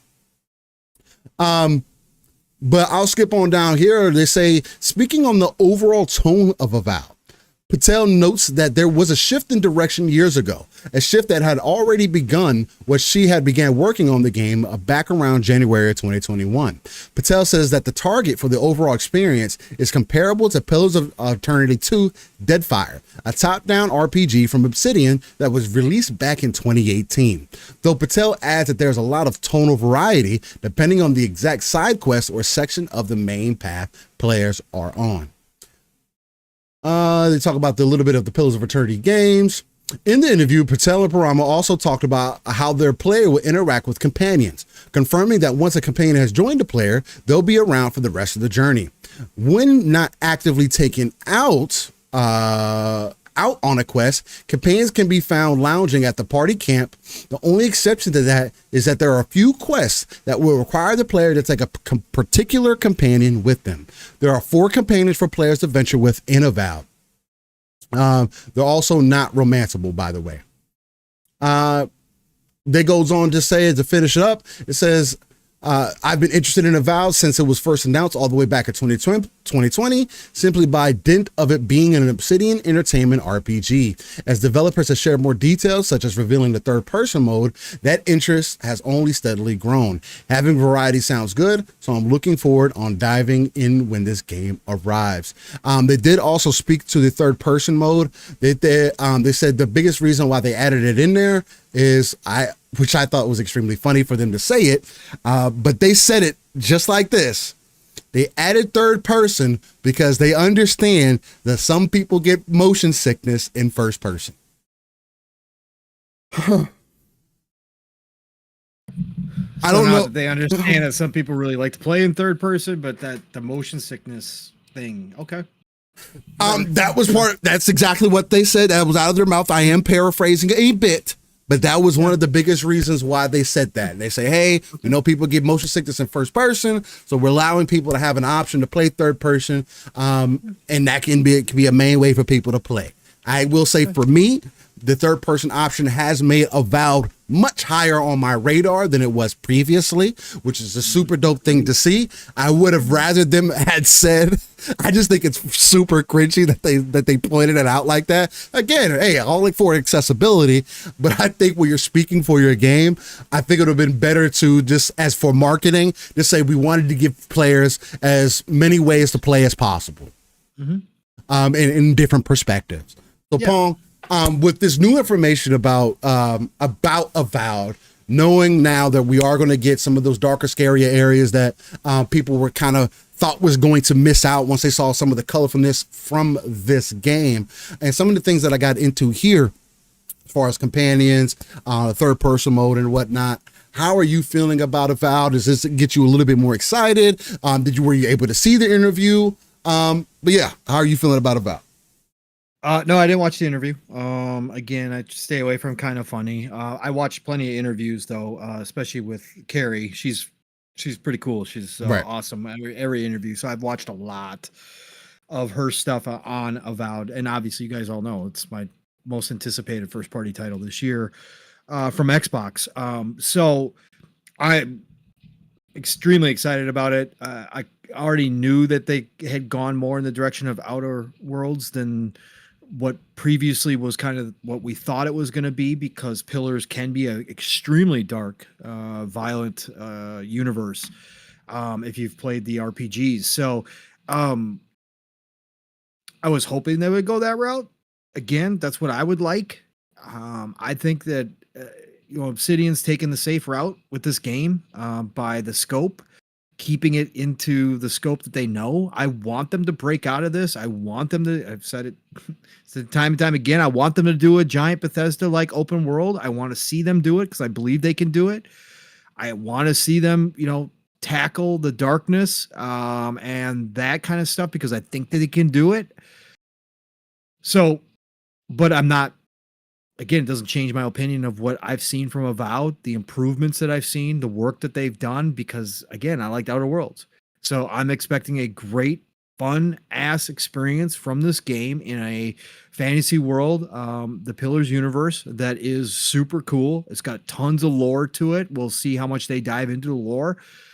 Carrie has insinuated that if you've played the Pillars games and you've studied the lore, you will pick up on things that others might not. But this is their vision, so we're gonna roll with it, and I'm cool with it. So if I'm not going to go out of bounds with my expectations when it comes to her saying, "Oh, there's some darker areas depending on some missions that you do." Blah. Like whenever a dev starts to go down that road, like, "Oh, well, we've got some of that in here," like, okay, but that wasn't your main focus. So like, it's really not going to be what I wanted ultimately at the end of the day. So I'm not even going to go into it with expecting anything that's super dark or that's going to tackle some topics that Pillars does from time to time. I'm just going to expect it to be like an Outer Worlds experience where I get some laughs. I get some really cool ass freaking moments. I get into some sweet ass battles. I get different biomes in these different areas that they have you in. So I'm going to be, when I open up a new section, I'm going to go to that section. I'm going to be like, holy shit, look at this place. This place is totally different from the one I just last left, which happens in Outer Worlds a lot. So that's what I'm expecting out of this game. But nothing changes. This is my number one most anticipated first party title this year. I can't wait to get my hands on it, Steel. I love, as I said before when we talked about Avowed, that they keep diving more and more and giving us more knowledge on what they're actually doing with Avowed. I think it's super dope. They're being really open and transparent with the game now, and they've showed it off so many times, and we're supposedly going to get another big showing at Gamescom. So cool, man. You don't have to sell me anymore. I'm good with this. We'll see what the relationships are like. They do great relationship development. They do all that kind of stuff. I know a lot of people are disappointed in not romancing. That's never been a thing with Obsidian. I even saw a couple people mention that Obsidian might not even really know how to do the romancing stuff. So again, I think they're sticking a safe landing here, Steel. I think they're just going with what they know in a different universe, but sticking to what they're great at. And that's fine with me. I love seeing devs break out. I love seeing the playgrounds of the world go from making a car PG to an open world RPG. Yeah. With Fable. I love that stuff. Impressive. And I will give them all the credit. But if a dev wants to stay safe, they're masters at something that they do well. Okay. If you guys want to stick to it and just nail the landing because you guys know you can, cool. Go for it, man. I'm there day one. We're all in. So, and the fact, like I said, the biggest thing to me, Steel, is that you are semi-interested because they added third person. That to me means a lot. So I can't wait because I want to see you try this game out and have you experience an Obsidian game and see what you think about it. With the decision making, especially, they've already confirmed. They confirmed before this interview there was multiple endings. So her talking about that you could miss stuff makes total sense. Decisions are going to alter how the game and the world is around you. Again, playing through Outer Worlds, I went the total bad route.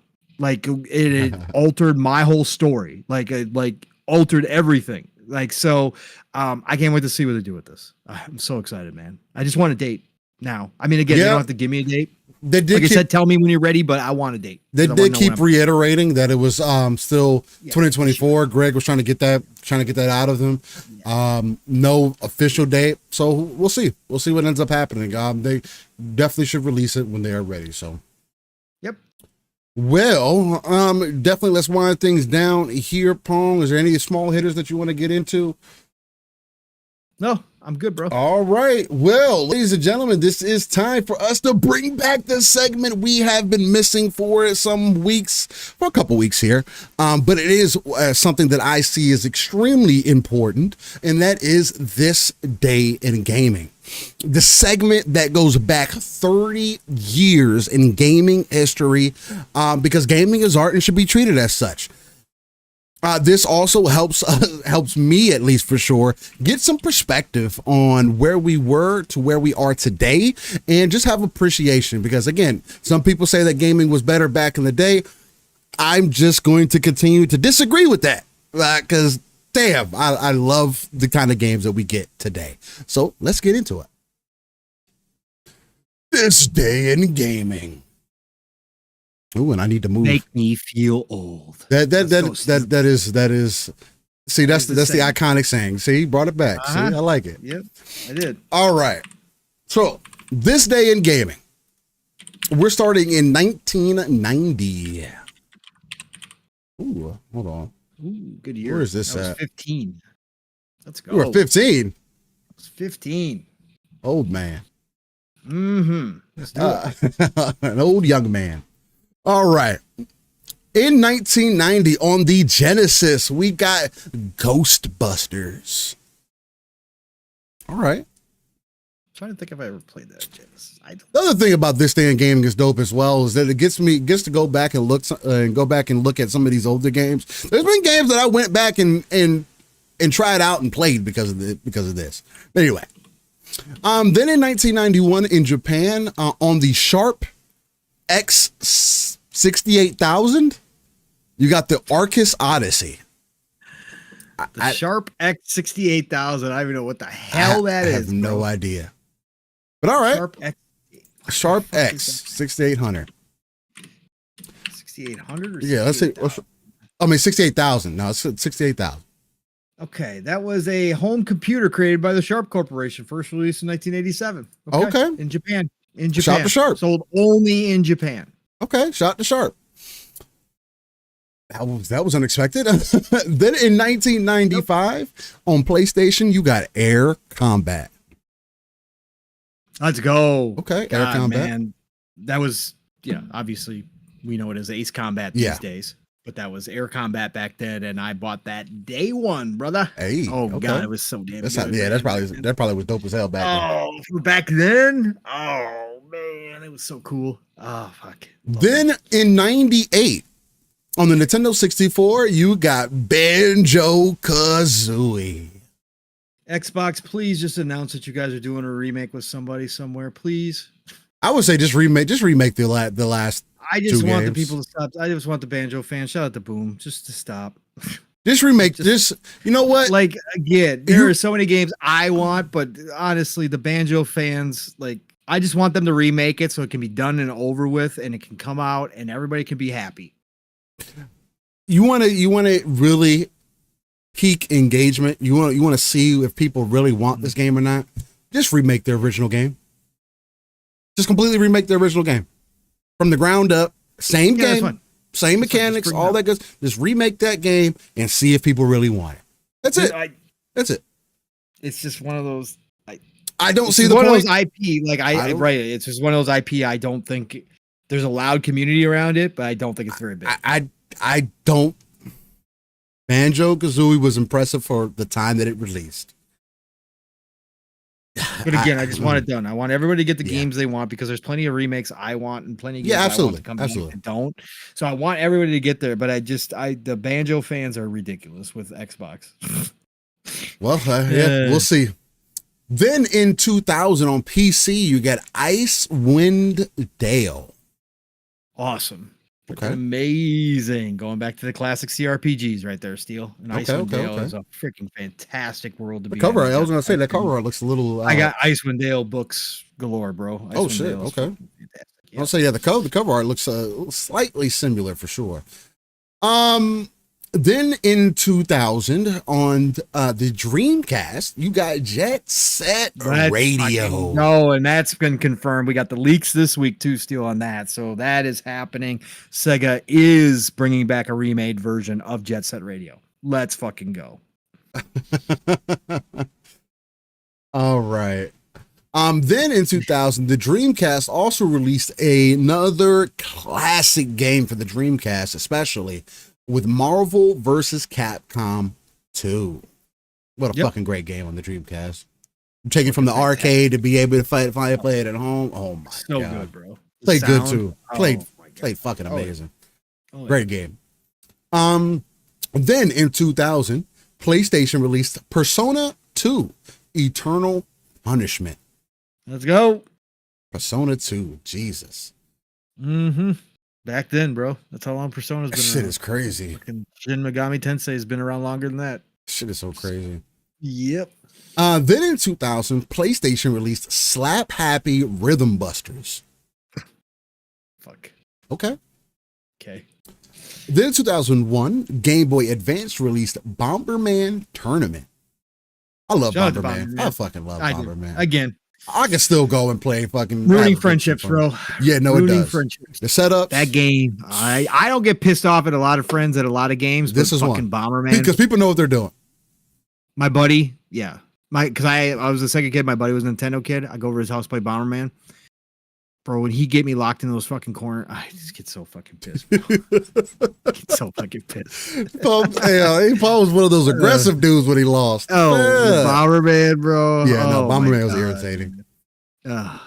Because there was some luck that went into it as well sometimes. But Sure. So, Sure, but if you knew the maps, you could place it, and you could. Oh, again, getting cornered was the worst in a dead end spot with a bomb Yeah. right next to you. Oh my god, man! especially when they place it right, Yeah. there. You go back the other way. You're like, how did I end up here? No. Oh, god, man! Oh, Shout out to Bomberman. Shout out to Bomberman. Much love. Then in 2001, PlayStation released Final Fantasy Chronicles. Dessert. There you go. Then in 2001, PlayStation 2 released Soccer America. Okay. All right. Then in 2004, Game Boy Advance released Mega Man Battle Network 4. Shout out to Mega Man. I never got into the Battle Network. I like the Mega Mans. I like the original. The original. It's another one.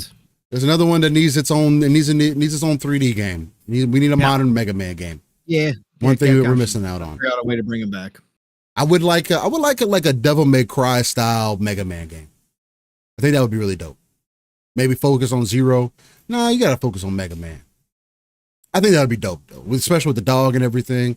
You did it with Final Fantasy 16. They got a dog in there. When you do that with Mega Man. Anyway, then 2004, also on the Game Boy Advance, you got Spider-Man 2, 2004. This was a really good game, actually. I think I played that on GameCube. Still better than any Spider-Man PlayStation's put out.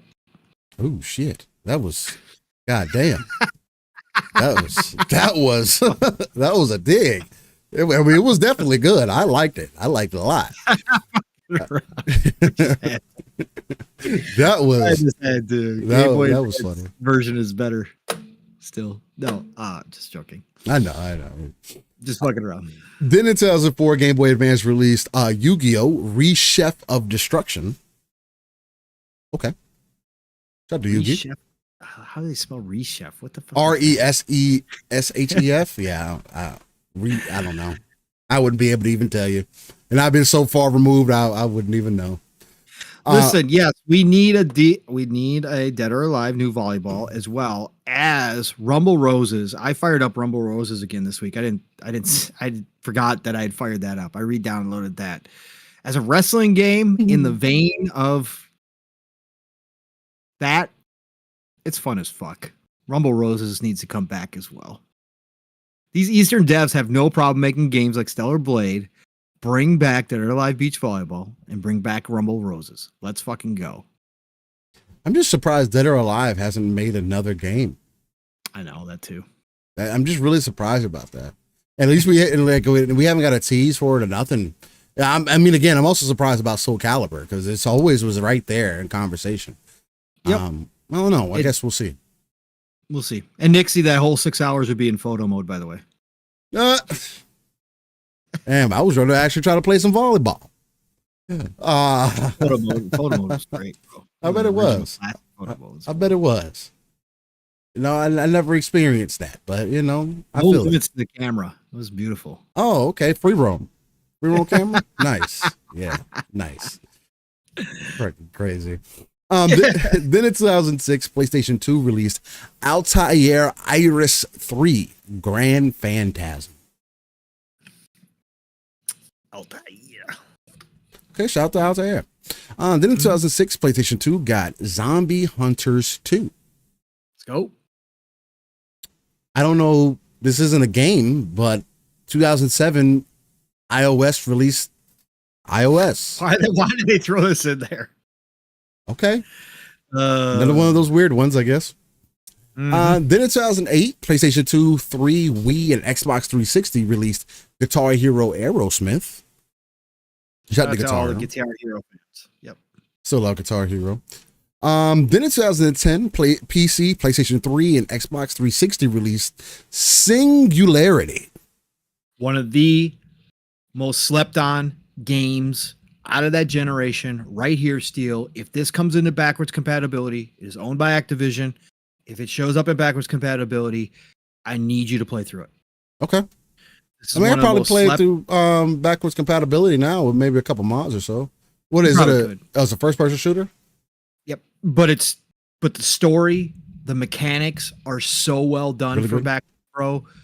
Like literally, that's one of the most slept on games. And that's why so many people, as soon as Activision was acquired, this was one of the games that people said need to be in backwards compatibility. It needs to be. It's on PC. So I might have to see if there's some mods or something for it and go from there and see if I can get Singularity deserves a sequel. Singularity deserves to be an IP. The time mechanics in Singularity are so fucking good, Steel. It's so underappreciated, man. That game was freaking amazing. Let me see here. Let me see what kind of mods they got for it. They only have intro. Oh, they got a reshade. I mean, it doesn't look too terrible. Yeah. At least on PC. I mean, yeah, it looks like it's aged decently. Such a good experience, bro. I'm gonna have to look into that. Try it. Yeah. Then in 2011, iOS released Pocket Academy. Yeah, Bold. Bo says I was a Siegfried main in SoCal. I was a Nightmare main, so I find that hilarious. You know what's also hilarious about that, Bold? The fact that I'm a Lars main and you were fighting me using Jin. I see what's going on here, Bolt. I see this. Are we opposites? Because it's really weird. It's like we have like this brother thing going on. It's really strange. Shout out to Nightmare, who is Siegfried anyway, essentially. 2016, Android iOS released Final Fantasy Brave Exvius. Okay. Oh, it's fucking great. Hey, Final Fantasy, they're already doing it. Yeah, I love you guys. What happened? Oh God, keep sweet baby away from you stupid. Facts. Dixie says all it would be a volleyball bouncing from one end to the other without the women. Facts. Y'all are fucking stupid. Let's go. Y'all are fucking stupid. In 2016, Xbox One released Inside. Oh, fucking classic too. I never played that. Yep. Then in 2021, Nintendo Switch PC, PlayStation 4, and Xbox One released Zombies Ate My Neighbors and Ghoul Patrol. I still have not gone and picked these up. Played the original Zombies Ate My Neighbors way back in the day on NES. Fantastic game.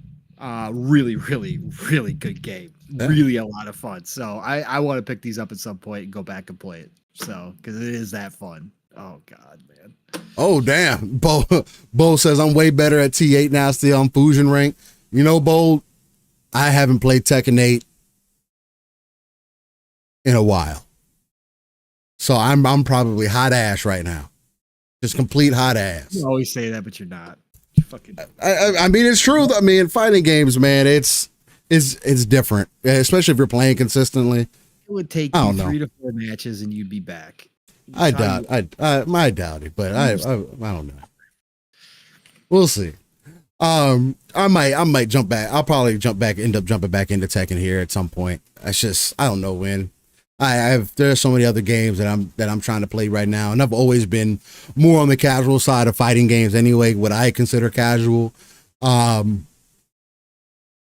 like to have fun with it. Bo says, I've played every day since launch. I'm still hooked. Yeah, I have not done that.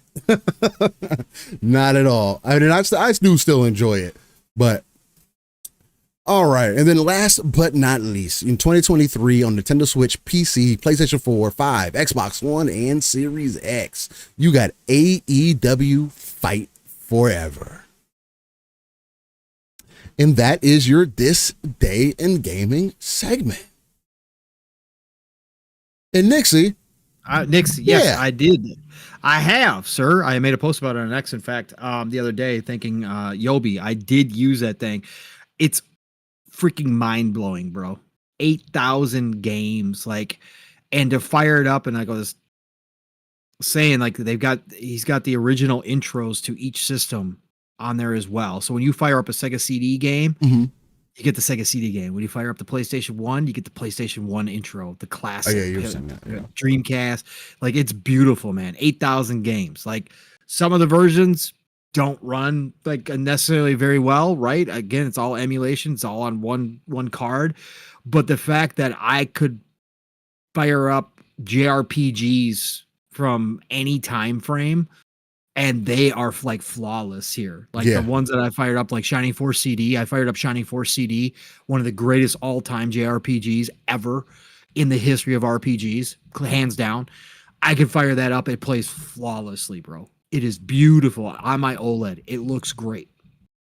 It's just the fact that I can fire up Neo Geo games and they look exactly like the cartridges. Unbelievable, man. Like, again, it's so cool just to have that ability to just relive memories. And like I told Yobi in my post, to make new ones from old titles that I never got to try. Like, I never owned Neo Geo. We had a Neo Geo at the Funkoland I worked at, and we had a selection of 5 or 6 games that I played. This thing's got like all these Neo Geo games, man. Like the fact I could fire up Baseball Stars from Neo Geo, the classic, which is freaking amazing. It's just awesome, man. Oh, it's so cool. And it works. Just works great, man. Yeah, it's beautiful. No, that's super fire. There you go, Yobi. And man, Palm. Yeah. Kunitsugami is right around the corner as well. Is it? Oh, it is too. It's July 19th, man. It's in Game Pass. Of course it's a Game Pass, bro. Kunitsugami is going to be freaking amazing. They've been promoting the hell out of that. Everything that they show, I just love it. The whole aesthetic, the whole art style in that game. Still, I want like framed work of that game. It's super dope, yeah. How gorgeous it is, man. It's so amazing. Kunitsugami is going to be a great game. Plus, it's right up my alley with all the different genres they're bending in there. First Descendant next week, then Once Human the next week after that, and then Kunitsugami releasing that following week. It's like a game a week, man. Just like ridiculous. Nick's about picking up a retro controller to go along with it. I have thought about that. Right now, I've tried the ones that he sent, which are, whatever, just cheapy wireless controllers, but they work. It's just fine. But I would like to pick up a retro dedicated, especially for the D-pad games, because obviously a good D-pad is kind of necessary for the retro games, right? So I am thinking about picking up a retro Bluetooth, one of the better ones if I eventually get to that point, because I've been turning it on and just firing up random games to check them out and play them. Like, it's crazy, man. It's so cool. But yeah, for right now, I've used the Xbox controller and used the ones that came with it just to fool around. That's fire. It's fun as fuck, bro. That's super fucking fire. JRPGs, you don't even need, it doesn't matter what controller you use, because again, it's all turn-based from back in the day. It's so awesome. God, it's so cool. Well, ladies and gentlemen, it is time to go ahead and wind this thing all the way down. I want to thank everybody for all opinions, all conversations. Everything that you guys brought today was straight heat. And I want to remind you all, Gundam Breaker 4 releases in August. We're almost in July. I will be giving away 4 copies of Gundam Breaker 4 on release, as long as everything still goes smooth, working on that in the background. So if anything changes, I will update, but I will be giving away copies of Gundam Breaker 4 for anybody that's in chat, that's interested to try. This is going to be your avenue to be able to. I'm a huge proponent of Gundam Breaker 4, of Gundam Breaker just in totality. Gundam Breaker 3 was a reason that I bought a PlayStation 4. The main reason I bought the PlayStation 4, which then allowed me to play, which I didn't even know at the time, which then allowed me to play Spider-Man, and then also follow up with God of War. But if it wasn't for Gundam Breaker 3, I wouldn't have been able to experience those things. And I gotta show love to Gundam Breaker 4, man. The more people that I can get to experience it, the better. Even the Megaten Musashi, another game that we played here recently that we were big up on as well. I beat that game. There's so much more to that game as well. Don't know when I'm in the game. Yes, you didn't tell me that. Yeah, I did beat it. I beat it. There's more to it as well that you can get into, additional content to expand the story out some more. They kind of treat it like a new game plus kind of situation. There's supposed to be more choices that you can make and other things to add on to it. But yeah, I did end up beating Megaten Musashi. But if we thought Megaten Musashi was good, if you thought that was good, Pong, Gundam Breaker is just on a fucking completely different level, as far as combat, as far as combining pieces together, as far as the presentation, how it feels. It's just on a completely different fucking level. And anybody that I can get to experience that, I would just love to do that. So definitely be on the lookout for that. And outside of that, you can find me, Steel Rain. That's Steel Rain that's C as a 7 everywhere. Google's the easiest place to find all that information. I do frequent the streets of Twitter, otherwise known as X, and the Xbox ecosystem, just because it works so well in between the console and the PC itself. And with that, Live at Split Screen goes live every Saturday morning, 9 a.m. Central, 10 a.m. Eastern, 3 p.m. UK time. We are the home of that RTS view. That's that real-time strategy where we pull ourselves out of the world, look at the darker crevices of that map, bring our resources together, and build up that foundation for not only ourselves here, but also for the potential 3 billion gamers that Phil and now Sarah Bond have been speaking to.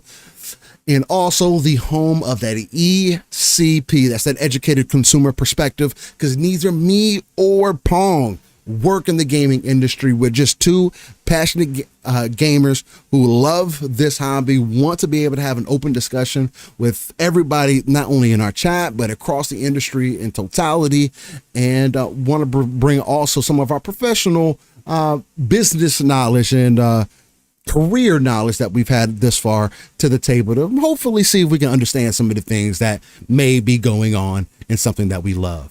But Paul, the brother from another, the uncanny gentleman himself, get these beautiful people out of here. Let them know where they can find you. And again, another amazing episode with you, Brody, especially being able to just catch up with you, man. And it looks like we'll be able to catch up much more in the future with this co-op action happening. So Let's go. First Ascendant. Let's do it, brother. We're going to be back at it again. We'll have some good talking points next week for that as well. Yeah, no, what a fantastic show. By the way, Kanitsugami, I didn't even look at it. Path of the Goddess is only $49.99 regular price. Oh, really? Too. Yeah.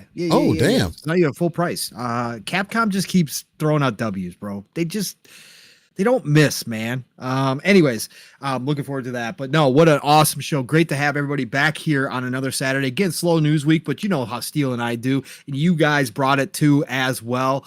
A bunch of the usual suspects coming in here with great conversations. Everybody contributing to those conversations as well. You guys are freaking amazing. You all are as passionate as we are. And that's all we wanted to build with this community. Whether we agree or disagree, never matters here as long as it's all civil and it's all just on the up and up, man. And that's how we do it here. So we're going to have those conversations. So just amazing. Some of these topics blew up. I didn't think we were going to have big conversations about them, but we did, because that's what we do on Saturday mornings on Living Split Screen. That's how me and my brother Steele roll around here, because we love to talk.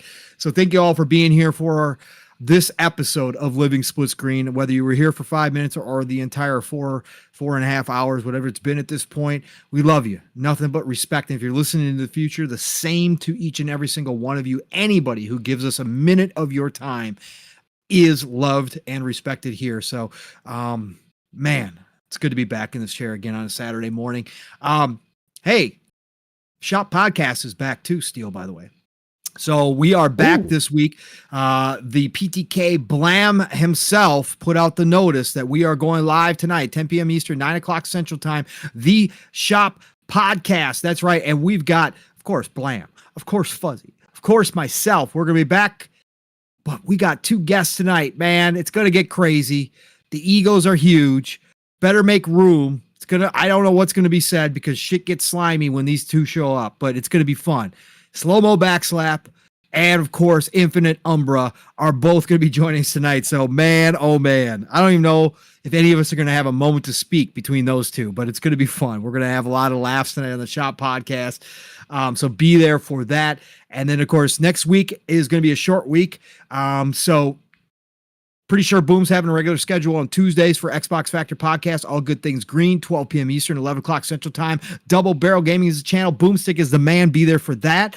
And then Thursday, we are not having PM in the PM because it is 4th of July. So 2 weeks off of PM in the PM. But enjoy 4th of July. Again, if you're celebrating, if you're in America, please have a safe and great holiday. And then Mav is planning on having Xbox Ultimate Friday night on July 5th, 10 p.m. Eastern, 9 o'clock Central Time. The Fun Speculation Network, where the family gets together. We had a full room last night. We had Jasper show up late after his roommate went for a run. So Jasper joined us. We had 3-Bit show up, and Psychonauts joined us again last night, along with Mav, Fuzzy, and myself. So full house last night. We don't know what it's going to be like next week, but be there for the Xbox Ultimate show. And then, of course, God willing, me and Steele will be back for another episode right here on Living Split Screen. You guys know how to find me. Pongsoul on the X, formerly known as Twitter. Pongsoul on Xbox. Pongsoul on GOG, Epic, Steam, wherever. Find me. I'll find you back. Golden Age of Gaming is here, folks. Please, no matter what, have a great weekend and get out there. Play what you love. Love what you play, and I'll talk to you all real soon. Join us tonight on the Shop Podcast. It's been a minute. Come on by. You can also join me in a special place that I am not going to announce until it is decided to be announced. Maybe only end up being for a short amount of time. I'm probably going to end up trying to make it the entire time. But there is a show on Sunday that a lot of people from our community love to tune into. I won't make any announcements here. But it is the Lord's Day, as some may say, on a Sunday.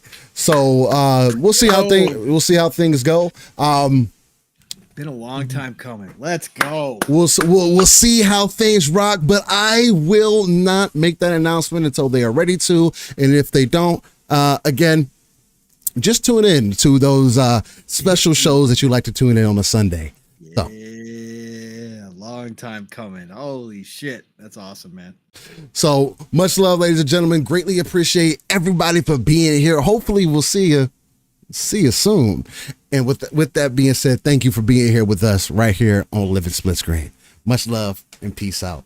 Peace.